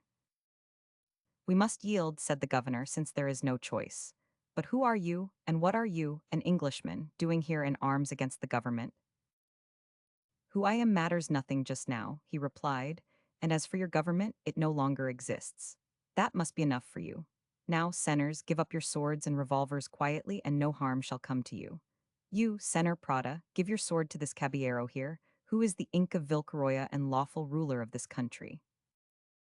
The governor turned and stared at me, dumb with amazement at these strange words, and all the others stared too, for like him, they had no doubt heard the legend of my strange fate. He drew his sword, and as he did so I covered him with my revolver and extended my hand to take it. He held the hilt out to me with a trembling hand. I took it in silence, and then I turned from him and said to my men, "Bring these Spaniards out and bind them safely, then follow me to the seat of the Incas." When they saw that the victory was with us, and that the governor himself was our prisoner, together with many of the chief of his officers, those of the soldiers who had not been for me when they came were glad enough now to secure themselves by shouting my name and obeying my orders. And when I moved away towards the seat, they followed me, laughing and cheering, well pleased to see their hated masters prisoners in their midst. The great carved rock which is called the Inca's seat is, as I have already said, a great rounded mass of stone rising up from the plain of the Rodadero and carved into many seats. On the top there are 3 broad seats, the middle one higher than all the rest, and it was here that my forefathers had sat to watch the building of the great fortress, and sometimes to give audience to their people. Now I sat on it, and the soldiers drew themselves up round the rock, with the prisoners in the midst of them, and I spoke to them, and told them freely of the strange things that had happened to me, and how I had come back to the land of the 4 regions to drive out their oppressors and restore the just and gentle rule of my ancestors. Then I had the governor brought up and stood before me, and bade Francis Harkness come and sit on my right hand and speak to him for me. And by his lips I told him that unless the city was surrendered to me before evening, he and all his officers should die, and all the houses of the Spaniards in the city should be given to the flames, and no pity shown to any man, woman, or child of them, for as they had treated my people, so I had sworn to treat them unless they yielded. You may think how troubled he was at hearing such words as these, since he knew from what he had seen that there was conspiracy and treachery among his own men, and he had no knowledge of how far this had gone, or which of his men he could trust. And so this man, who but a few hours before had been master of the whole valley, and had looked upon the Indios, as he called them, as little better than slaves, now answered me humbly enough and prayed me not to murder him when he was helpless in my power. And to this I answered him that the blood of my people had been crying out for many generations against his people, and that this was the day not of mercy but of vengeance, and that I would do as I had said unless the city were delivered to me. Then I descended from the seat and mounted the governor's horse, and after I had sent a company of 12 men to ride quickly down to the city and go through all the streets, shouting my name as a signal to tell my people that all was well, and that the moment for them to rise against their oppressors had come, I took my place beside Harkness at the head of our little army, and with our prisoners well guarded close behind us, we set out on our way back to Cusco. As we approached the city, we heard the sound of the church bells being rung wildly, and looking down, we could see the streets and squares full of people. And as we got nearer still, we heard the cracking of rifles and the shouts and cries of men in conflict. There is either a fight or a riot going on down there, said Harkness to me, and if many of the soldiers remain faithful to the government, there will be some bloodshed before tonight. Have you any idea how many there are? There were more than 2,000 soldiers in the city yesterday, I said, and out of these more than half have already taken my gold and sworn faith to me. Of the rest, many are wavering, and when they see we have taken the governor prisoner, I think they will come over. Very likely, he said, but how about those machine guns in the barracks? There are 3 Gatlings and 2 Maxims, and if they keep those and work them properly, they will just sweep the streets and squares clear, you know. I have promised £50 weight of gold for each of them, I said, and more than that, there should be no ammunition for them by this time if what the sentries told us is true. Yes, he said, if we can get hold of that, or even the best part of it, I do not think there will be much danger. However, as everything depends on that, I think we had better go straight to the Cuartel first. If we have that, we have Cusco. We entered the city by the street of El Triunfo, and made our way straight to the great plaza. As we rode along 3 abreast, we were greeted by joyful cries from the crowds of Indians who parted to leave a way for us through the midst of them. Tupac and his comrades had done their work well, and all night the people had been thronging into the city from the surrounding country. All the shops and houses of the Spaniards were already shut up, and although none knew the truth of what was happening, all thought that the revolution had already broken out in Cusco, and so had made themselves as safe as they could. A little way from the entrance to the great square, we came upon Tupac at the head of some 200 of the men of San Sebastian, armed with knives and guns and pistols of all sorts, which they had taken during the night from the towns and villages around, where they had been doing the work I had bidden them do. He told me that there were more than 1,000 soldiers in the city, waiting only for me to show myself to kill their officers and come over to us, and that the others would fight without heart, if they fought at all. Now that the governor was taken for, half of the people of Cusco were for the government and half for the revolution, and so the city would be divided against itself, and all would be confusion as soon as the fighting began. He also told me that the official who is called the subprefect had brought out 2 of the machine guns, and had planted them at each end of the terrace in front of the cathedral, and made a proclamation that unless everyone left the streets within an hour, he would have them cleared with bullets. When I told this to Harkness, he said, "Then we must have those 2 guns first. Tell Tupac to break his men up into little bands of about half a dozen each, and send them round into all the streets leading to the square, and tell everyone that is not armed to keep out of the way if they do not want to get hurt. Then you ride on with the prisoners and a guard of 50 men, and let them be ready to shoot sharply. Tell them to aim at the knees and not to empty their magazines too fast. I will look after the guns. They will not fire on you for fear of killing the governor and the rest. Now, forward." I did as he said. Tupac's men broke up and disappeared as though by magic. I took the reins of the horse on which the governor was bound and bade half a dozen of my men to do the same with the others.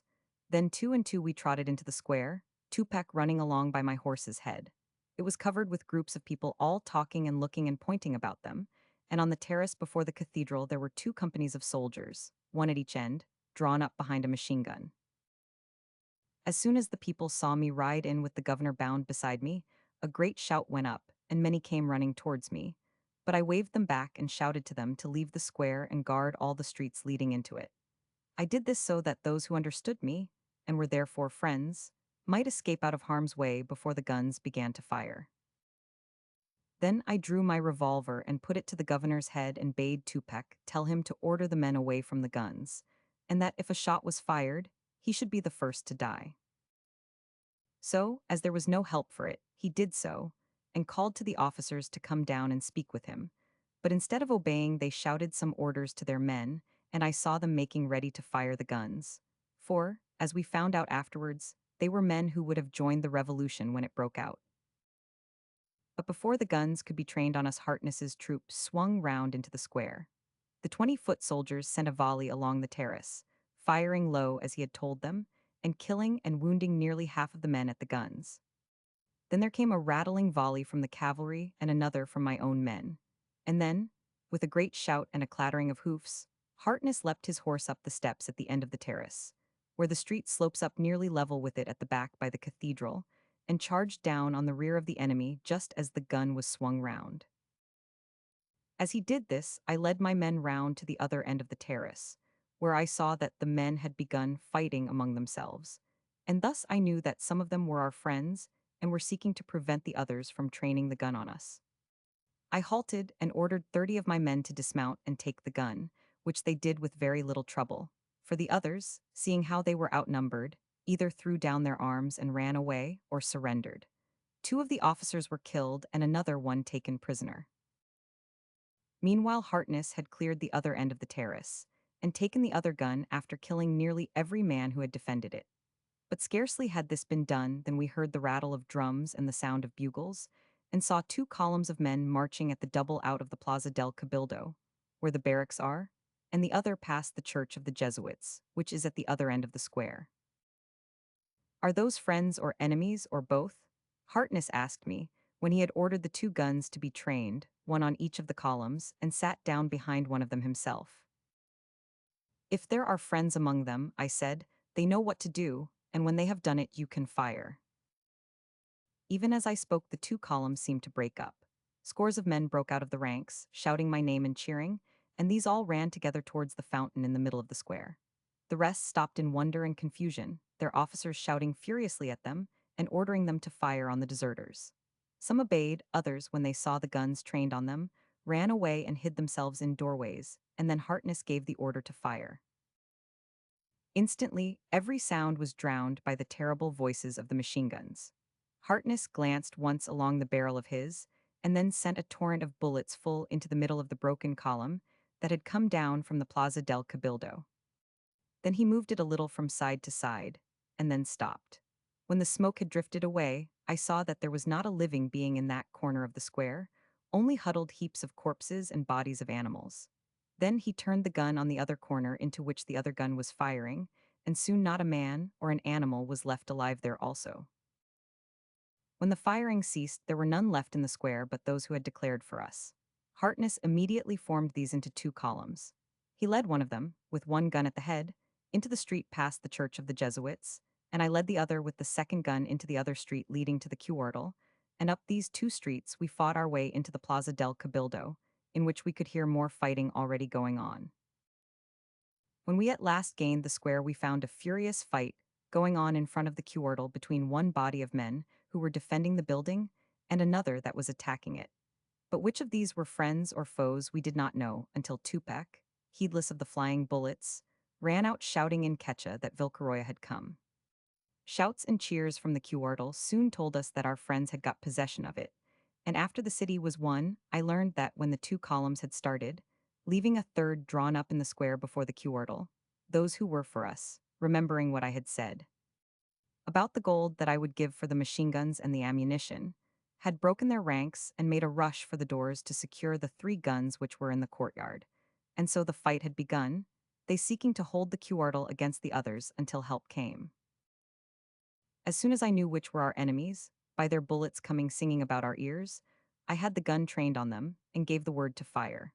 But no sooner had it begun to rain its tempest of death than we heard the other one speak from the other end of the square, and such a storm of bullets swept across the plaza that before many moments had passed there was not a man or beast left alive in it. Then, when the firing ceased again, those who had held the Cuartel, and had taken shelter in it as soon as the machine guns began to play, threw open the doors to us and came out to welcome us, and Francis Harkness and I clasped hands as victors, and for the time being, at least, masters of the ancient city of the sun, for with the Cuartel we had taken all the arms and ammunition stored up in Cusco, including the 3 Gatling guns and the 2 Maxims. And more than this, the whole of the native population of the valley was in our favor. The fighting was now over, save for conflicts that were going on in different parts of the city between the Spaniards and the Indians, and I at once had the governor brought before me in the Cuartel, and told him by the lips of Harkness to write a proclamation surrendering the city to us, and ordering all the officials to come in and make their submission before sundown, threatening fire and sack to every Spanish house if it was not done. This he did, knowing well what would befall him if he refused. At the same time, Harkness made a proclamation in my name, in English and Spanish, promising perfect freedom and security to all foreign merchants in the region that was under our command. It was then about midday, and when I had given Francis Harkness full authority to act in my name as governor of the city, which, speaking fluent Spanish as he did, he could do better than I took a guard of 50 men and went with Tupac back to the Rotadero, and took 10 of the men into the Hall of Gold and bade them carry out as much as they could, so that I might keep my promise to the soldiers who had been faithful to me. And while they were doing this, I went with Tupac to Jama's cell, and found him wailing and crying like a little child, and beating his hands on the golden wall of his prison and praying, most piteously for a sight of the daylight, and a breath of the fresh air of heaven. The Spaniard, when he heard us coming, began to shriek and scream, and I bade Tupac tell him that I would gag him for a day and a night if he did not cease his cries. But to Jama I told what had happened, and how Cusco was already mine, and promised I would let him out for a little while the next day if he would keep silence for half an hour. And hearing this, he ceased his cries, and I went on to the throne room to take the news of our victory to Ruth and Golden Star. Chapter 12, Queen and Crown. I found them in the midst of an English lesson which Golden Star was taking, sitting, still clad in her Inca costume, between the professor and Joyful Star, who also was dressed in the same fashion. They all three rose to meet me as I entered the throne room, and Ruth, coming forward with both hands outstretched, as she had never done before, said, "What have you been doing all this time, Vilcaroya, and why are you looking so worn and haggard? Have you been fighting? And why have you come back here alone?" "Yes," I answered, taking her hands into mine, and feeling all my blood turn to flame as their gentle pressure thrilled along my nerves. "Yes, we have been fighting, and the Lord of Light has fought upon our side, for we have gained the victory, and the city is ours." "Thank God for that," she said, "and that no harm has come to Yower to Captain Harkness." "What, do you mean to say you have taken Cusco already?" cried the professor. "How on earth did you manage that so quickly?" "Because," I replied, "as I told you, my father the sun fought on my side and turned the hearts of his children towards me, and so Francis Harkness led them to speedy victory, and the hearts of our enemies fainted within them, and they have yielded. Now I have come to tell you how it happened, and to take Joyful Star back to the city, where she shall be hailed as queen." Then I sat down with them and told them all, from the taking of the governor and his officers prisoners by the Sayacusca to the capture of the Cuartel and the making of Francis Harkness governor of Cusco. After that, I went and put on the imperial robes, which I had now a double right to wear, and led them through the gates of bronze into the hall of gold. Now, in the joy of my triumph, and the greeting that Ruth had given me, I had forgotten to bid her keep silence while going through the hall, and when she saw the two cells in the corner built up with blocks of gold, she stopped and said, "Those were not here the other night. What have you had them built up like that for?" And before I could answer, Jama's voice, shrill and trembling, rose out of the cell, crying, "Ruth, Ruth, I am here. This is my prison. It is a grave of gold. Curse the gold. Save me, Ruth, for I am going mad and I am your brother." She stopped and took hold of my arm with both her hands and looked up at me. Her face was very pale and her lips were trembling. Yet though her voice was low, it was firm as she said to me, "I have no brother who is a liar and a traitor to his friends. But Vilcaroya, I had a brother once who was very good and kind to me, and for the sake of his goodness and kindness, I ask you to treat this thy prisoner of yours more gently." "Joyful Star can ask nothing today that I could refuse," I said. "He shall be taken out forthwith and lodged with all comfort, though I must keep him safely." "No, no, not till I am gone," she whispered, taking Golden Star by the arm and leading her towards the passage. But softly as she had spoken, Jama heard her, and in his rage and despair at her words he cried, "Yao, you will not see me, but you will go with your lover, your Indian master, who owes his life to me. You will sell yourself for his gold and be his wife. Oh my God, my sister." And then he raved in the madness that came upon him, and his voice rang horridly out of his cell and echoed shrilly through the hall and the passages about it. I could feel no anger against a man who was helpless and my prisoner, so I followed Ruth without speaking.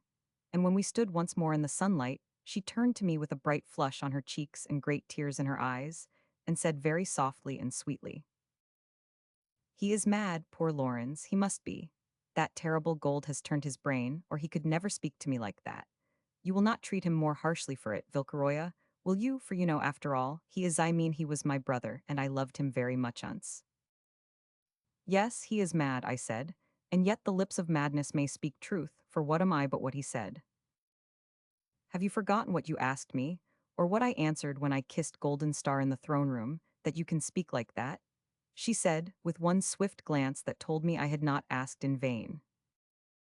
What more she might have said I know not, but she had said enough to set my heart dancing, and my blood thrilling with a joy greater than I had found in the speedy conquest of the city of my fathers. And just then Tupac came to me, and said that a sufficient quantity of gold had been taken out, and that all was ready to return to the city. Then I told him what he was to do with Jama and his fellow prisoner, and ordered Golden Star's litter and the horse for Ruth which we had brought with us to be made ready, and also a mule for the professor.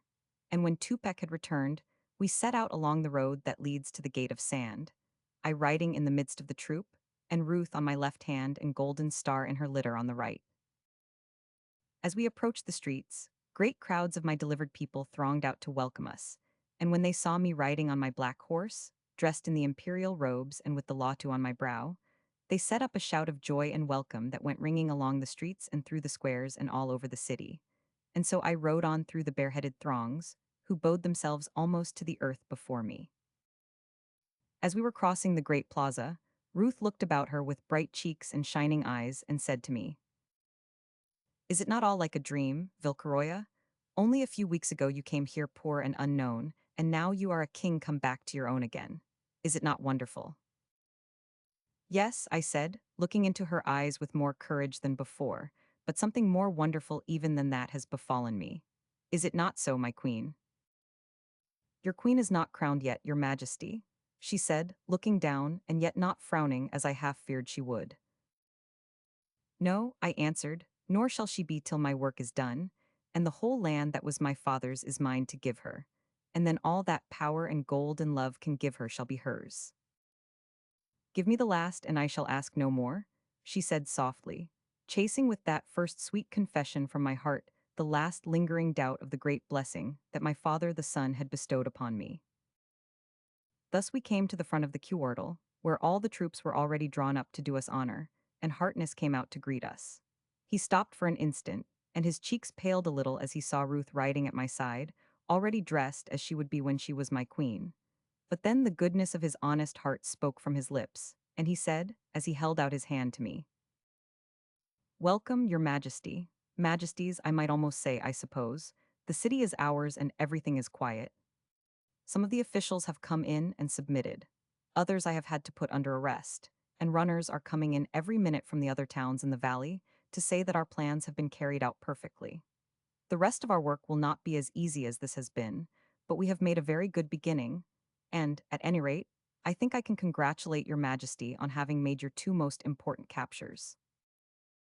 He looked at Ruth as he said this, and though her fair face flushed brightly and her eyes fell, yet she spoke steadily enough when she answered him, saying, "You can hardly call me one of the spoils of war, I think, Captain Harkness, though I confess that I have surrendered at discretion. Now give me your hand and help me down, and do not look so disconsolate, for you are not nearly as unfortunate as you think. There is an Inca princess for you also, a real one, too. I have been teaching Golden Star to say your name, and do you know she makes it sound just like music with that sweet voice of hers. See, here she is, and you shall hear her say it." I had dismounted meanwhile, and taken Golden Star from her litter, and when the people saw her, her name ran swiftly from lip to lip, and a great shout of delight rose up from thousands of throats to welcome her back to life and the home of her long-dead fathers. Then I took her hand in Harkness's, and put hers in his, and said to him, "My friend, what I have taken I can in some measure give back to you. Here is Joyful Star's sister soul and living likeness. I have seen her newly awakened soul look out of her eyes with love upon you, as in good truth it well might, for you are a true son of the sun, though not of our blood. In the days to come, you may learn to love her too, and then all will be well." "Yes," said Ruth, coming to his side, "and better than it could have been in any other way. The very fates themselves seem to have arranged all this, so it is not for mortals to rebel, Captain Harkness." He looked at her almost sadly for a moment, and then he laughed a little and said, "I should be more or less than mortal if I did, Miss Ruth.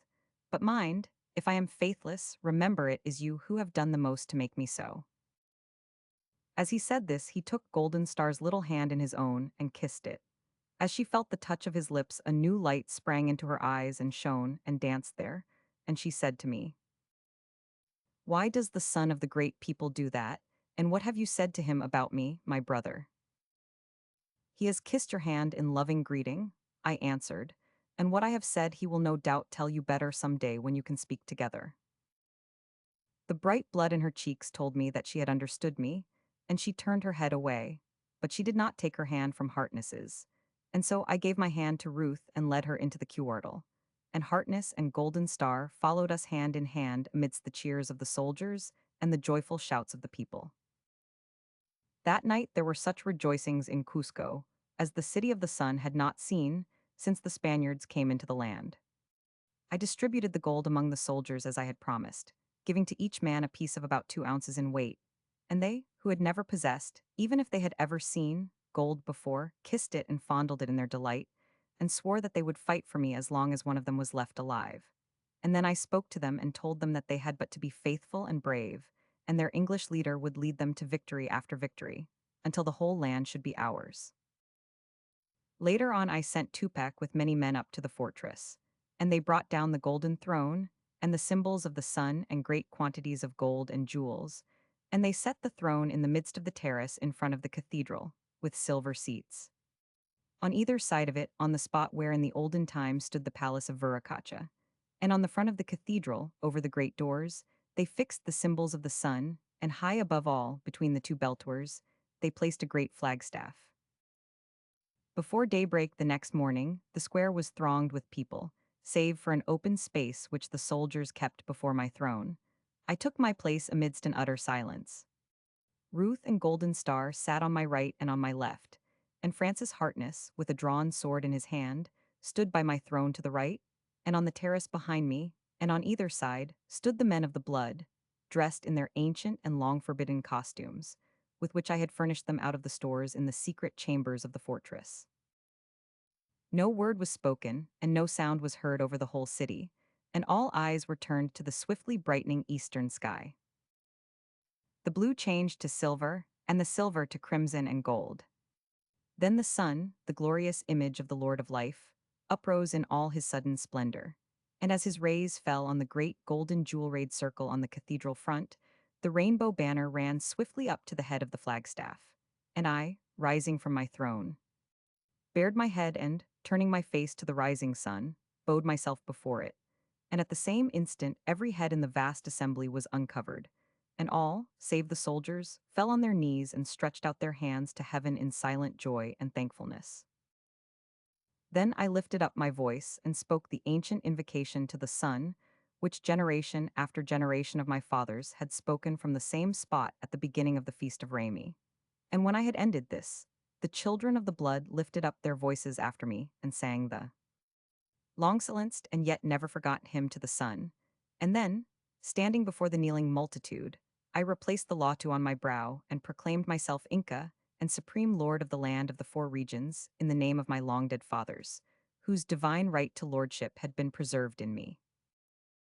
And so I, Vilcaroya, son of Huina Capac, first fulfilled the prophecy that had been spoken in the days of darkness. And so did I come, as had been said, from one life into another through the shadow of death and the silence of the grave, with her whose love, now changed though no less dear, had nerved me to face the ordeal of the strangest fate that had ever befallen one born in mortal shape. Chapter 13: How Jama Paid His Debt. It is one of the mysteries of this lower life of ours that men, meaning to do good in all honesty of heart, may yet do evil in the doing of it, and it was thus with me in the hour of my first triumph and rejoicing. I had pondered long and deeply over the strange treachery of Jama, and I had talked of it with Francis Harkness and the professor, until I had come to see that he was in truth sorely afflicted with that madness which is born of the lust of gold, which, as they told me, is a disease of the soul that makes timid men rash and mild ones fierce and cunning, and may even turn the gentleness of woman into the pitiless rage of beasts of prey. It was through thinking of this that I came to see that I was by no means blameless myself for his madness and the treachery that had come from it. In my own days, and among my own people, gold was held precious only for its beauty and its usefulness. We had not learned the art of making it into money and buying men's soul and bodies with it, But I had already lived enough of my new life to see that now, save for the few, gold was all and honor nothing. And knowing this, I should also have known what I was doing when I showed Jama the treasures in the Hall of Gold. The sight of them had made him mad, and, as my hand had shown them to him, the blame of what he had done in his madness was in part mine. All this I remembered in the hour when my soul was filled with joy, and my heart warm with love. And I thought how great a pleasure I should give to her, who had given me the better part of my own joy, if I looked upon Jama with pity and forgiveness, and did an act of mercy as the first deed of my new reign. So, when the ceremonial of my crowning was over, I bade Tupac take some of my bodyguard and bring him before me from the place where he had been lodged after his release from his golden cell. And at the same time, I quieted the fears of joyful Star by telling her what was in my heart concerning him. They brought him unbound, but well guarded by soldiers with bayonets on their rifles, up the broad avenue which the parted throng had made across the square in front of my throne. I saw him stare wildly about him as he came near, gazing at the splendid sunlit pageant like a man in a dream, or one just awakened into another world, as I had been after my long death sleep. But when he came near, and saw me sitting in my royal state with joyful Star on my right and golden Star on my left, both robed as princesses of the ancient blood, his face grew dark with passion, and his eyes, losing their wonder, gazed in fixed and furious hate at Meth Man who was going to give him his life, and much more that he had coveted besides. They placed him between two soldiers before me at the foot of the terrace steps above which my throne had been set, and I was about to speak and greet him kindly, when his anger already got the better of him, and with a mocking smile on his lips, he said in a loud, rough voice that was most unlike his own quiet, even tones, "Well, your Majesty, as I suppose you think yourself for the present, I expected something like thisto be brought out into the midst of your fellow savages, and sentenced like a felon before my own sister, and the woman who, like yourself, owes her life to me." Then he laughed one of his strange, joyless laughs, and went on before I could reply. "Well, I suppose I must not grumble. You have won, and to the victor go the spoils. Now that you have apparently bought the girl who was once my sister with your gold, and I have given you your own sister-wife back, you will be able to try an interesting experiment in your old form of matrimony." I saw Joyful Star shrink back in her seat and turn her head away from him with a little cry as he said these evil words, and they angered me so, that forgetting they were spoken by a man who stood helpless before me, I cried, "Silence, liar and speaker of evil, or your next words shall be the last that human ears shall hear you speak. Are you still mad, or have you forgotten that you were once a man?" He smiled such a smile as you may have seen on the lips of one who has died in agony, and said with a swift change in his voice, "I beg your Majesty's pardon, and the lady's too. It was a most ungentlemanly thing to say, and one should not forget one's manners on the threshold of the next world if there is one. But come, your Majesty, you are wasting your valuable time, and keeping all these interesting savages of yours waiting. You will find I shall take it quietly enough. What do you propose that it shall be something with boiling oil or red-hot pincers in it?" I knew that a man who could speak thus, believing that he was about to die, must be in a pitiful plight, and so I answered him sternly, and yet without anger. "Lawrence Jama, I have not brought you here to jest with you, nor yet, as you think, to condemn you to die, though your life is justly forfeit to me and my people, whom you would have betrayed again to their oppressors. Now listen, you brought me back from death to life, and for my life I will give you yours, and for golden stars I will pay you the price agreed on and something more. It was by my foolish act that the madness of the gold hunger came upon you, and for that I will give you your freedom. But not now, for that would not be safe for me or my people, since you have betrayed us once, and knowing what you do, might do so again. You shall be taken hence to a pleasant and fertile valley, where you shall have all freedom, save permission to leave it until this war is over, and I am undisputed lord of the land of my fathers. Then you shall take the wealth that shall be yours and go to your own country, or wherever you please, so long as you do not remain in mine, for here there is no place for you, since my people do not forgive as easily as I do. Now I have spoken. If there is anything more that you can ask, and I can give with safety, ask it." Most men who had sinned as he had done would have very willingly taken such forgiveness, and Lawrence Jama might have taken it but for a seemingly small thing. While I was speaking to him, his eyes had wandered from mine, and were looking into golden stars. As I ceased, I felt her hands clasping my arm and heard her voice say tremblingly in our own tongue, "Save me, my lord and brother, save me. Evil eyes is looking into my heart and turning it cold." This Jama saw, though he did not understand her words, and the sight brought the madness into his blood again. He shouted with a voice like the cry of a wild beast in pain, "Curse you, I will have neither life nor liberty from you, but I will have your life for mine, and that will pay me better." As the last word left his lips, he made a movement so quick that my eyes could not follow it. The next instant, he had wrenched the rifle from the hands of the soldier on his right hand and leveled it at me. Even as he did so, joyful Star flung herself with a scream upon my breast, and Heartness sprang forward from behind my throne seat. The rifle flashed. I heard a hissing sound close to my ear and a deep groan and the fall of a body behind me. In the same moment, Jama was seized and flung to the ground, where he lay quite still and silent. I rose to my feet, clasping Joyful Star for the first time in my arms, and looked round. Harkness stood beside me unharmed, but old Ululo, the first friend that I had made in my new life among my own people, lay dead behind my throne with a bullet through his forehead. I had not forgotten that old training which taught an Inca warrior to look on near-approaching death with unmoved eyes and unshaken heart, and this was only such a hazard as I had taken a score of times before. I bade Harkness lead Ruth and Golden Star into the temple behind us, so that they should not see what was about to be done. Then I took my place on the throne again and ordered Jama to be raised and stood on his feet. He rose of himself, very pale but calm and strong in his own evil strength, fearing nothing, as became a man for whom death had no terrors and, it might be, few secrets. We looked each other in the eyes in silence, and in the midst of an utter stillness that had fallen on the vast throng, until Harkness came back. Then I said, "That is enough, Lawrence Jama. Choose now what death you will die, but, for your own sake and Joyful Stars, choose a quick one." Although my voice was as the voice of doom to him, yet he did not quail even then, for if his heart was black it was very strong, and fear had never entered into it. He drew himself up to the full height of his stature, and, looking me full in the eyes, he said as quietly as I had ever heard him speak, "That choice is always mine, whether you give it to me or not. You have threatened me with death before, and I have told you that you could not kill me. Now watch and see if I spoke the truth."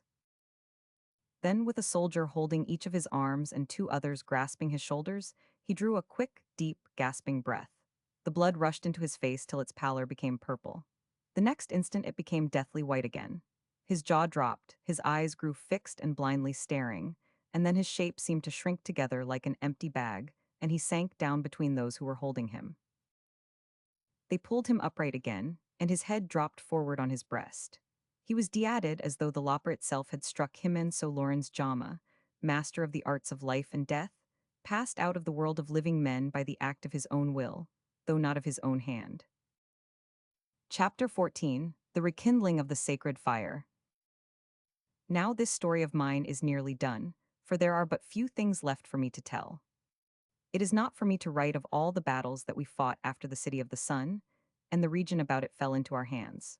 For to do that is a task better fitted to the hands of him who led my ever-growing hosts to victory after victory, until the whole land that had been my father's was mine from north to south, and from the great rivers of the east to the sea of the setting sun, which you now call the Pacific Ocean.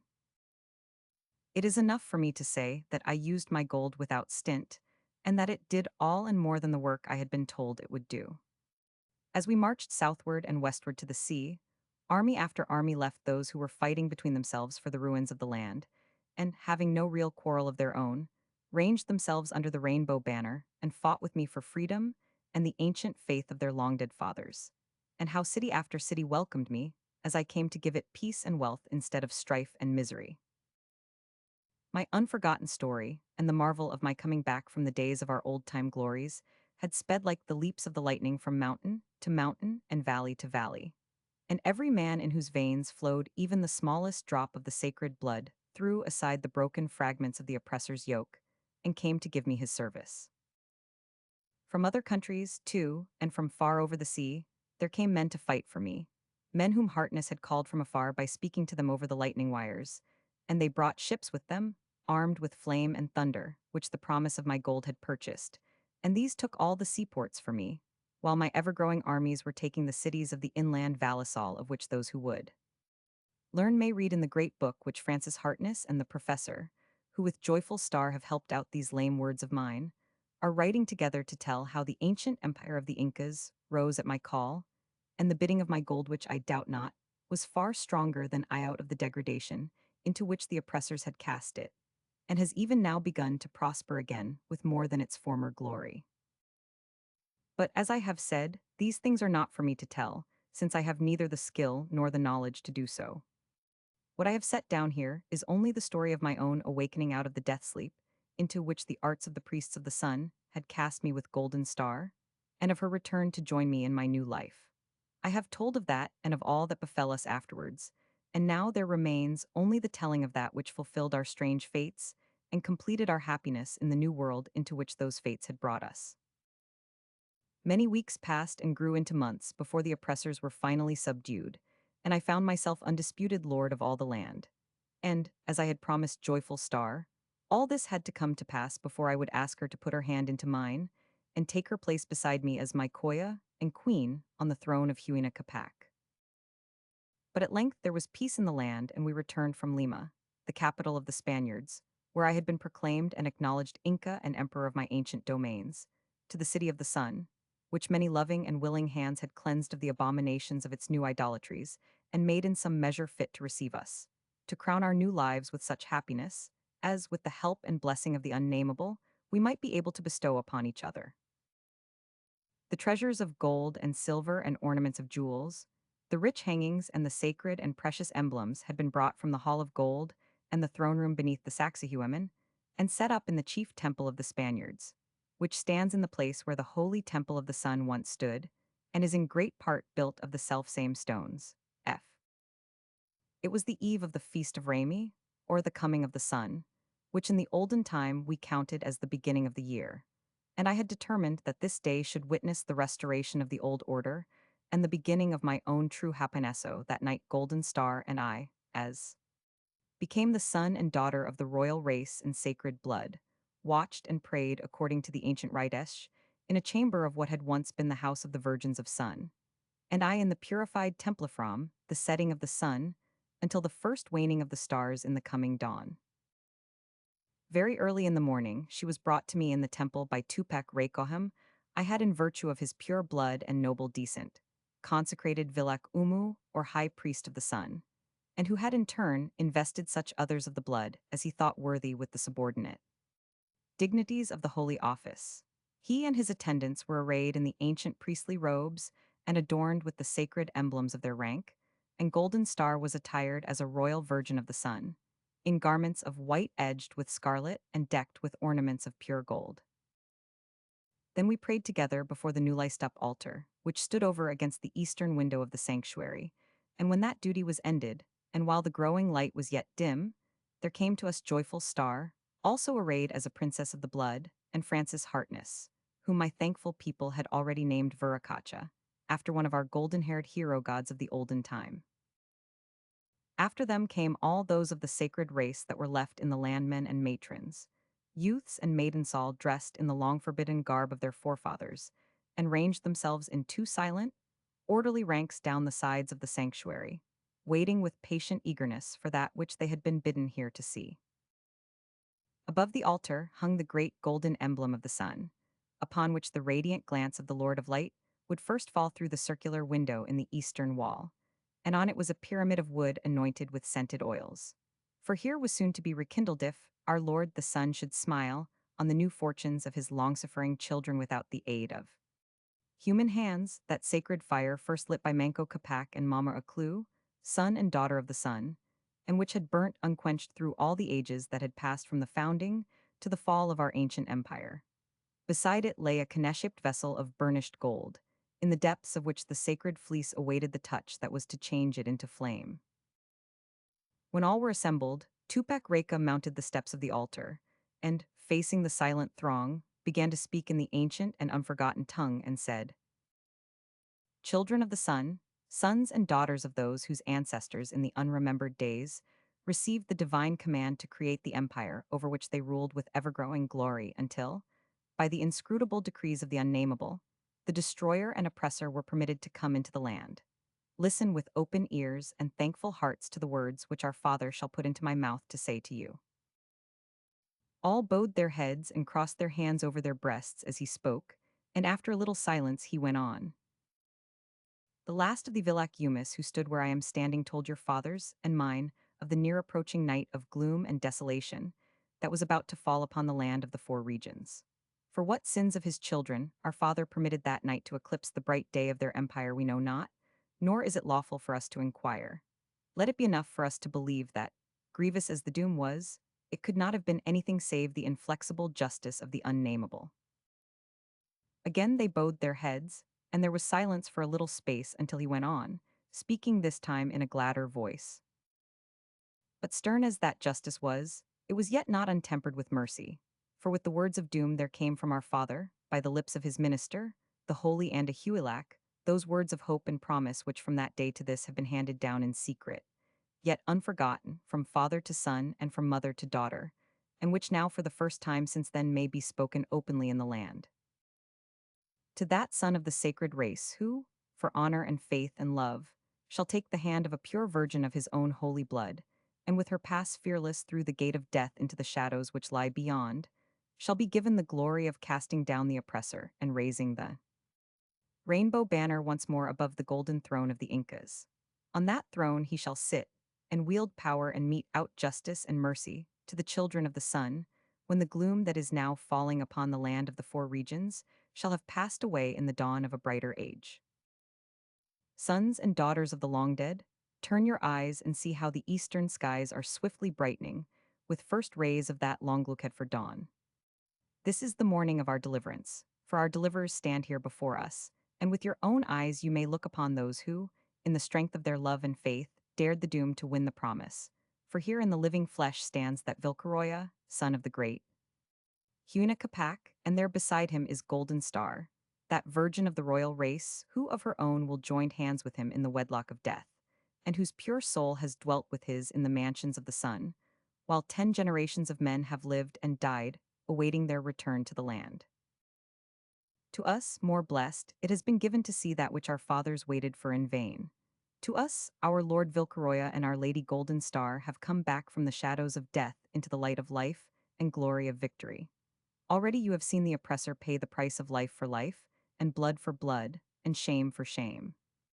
You have seen our Lord seated on the golden throne of the divine Manco, with the rainbow banner waving high above him, and now the moment has come for you to see the fulfilling of what yet remains of the promise unfulfilled. Behold, the visible presence of our Father comes near to smile once more on his children, long left in darkness.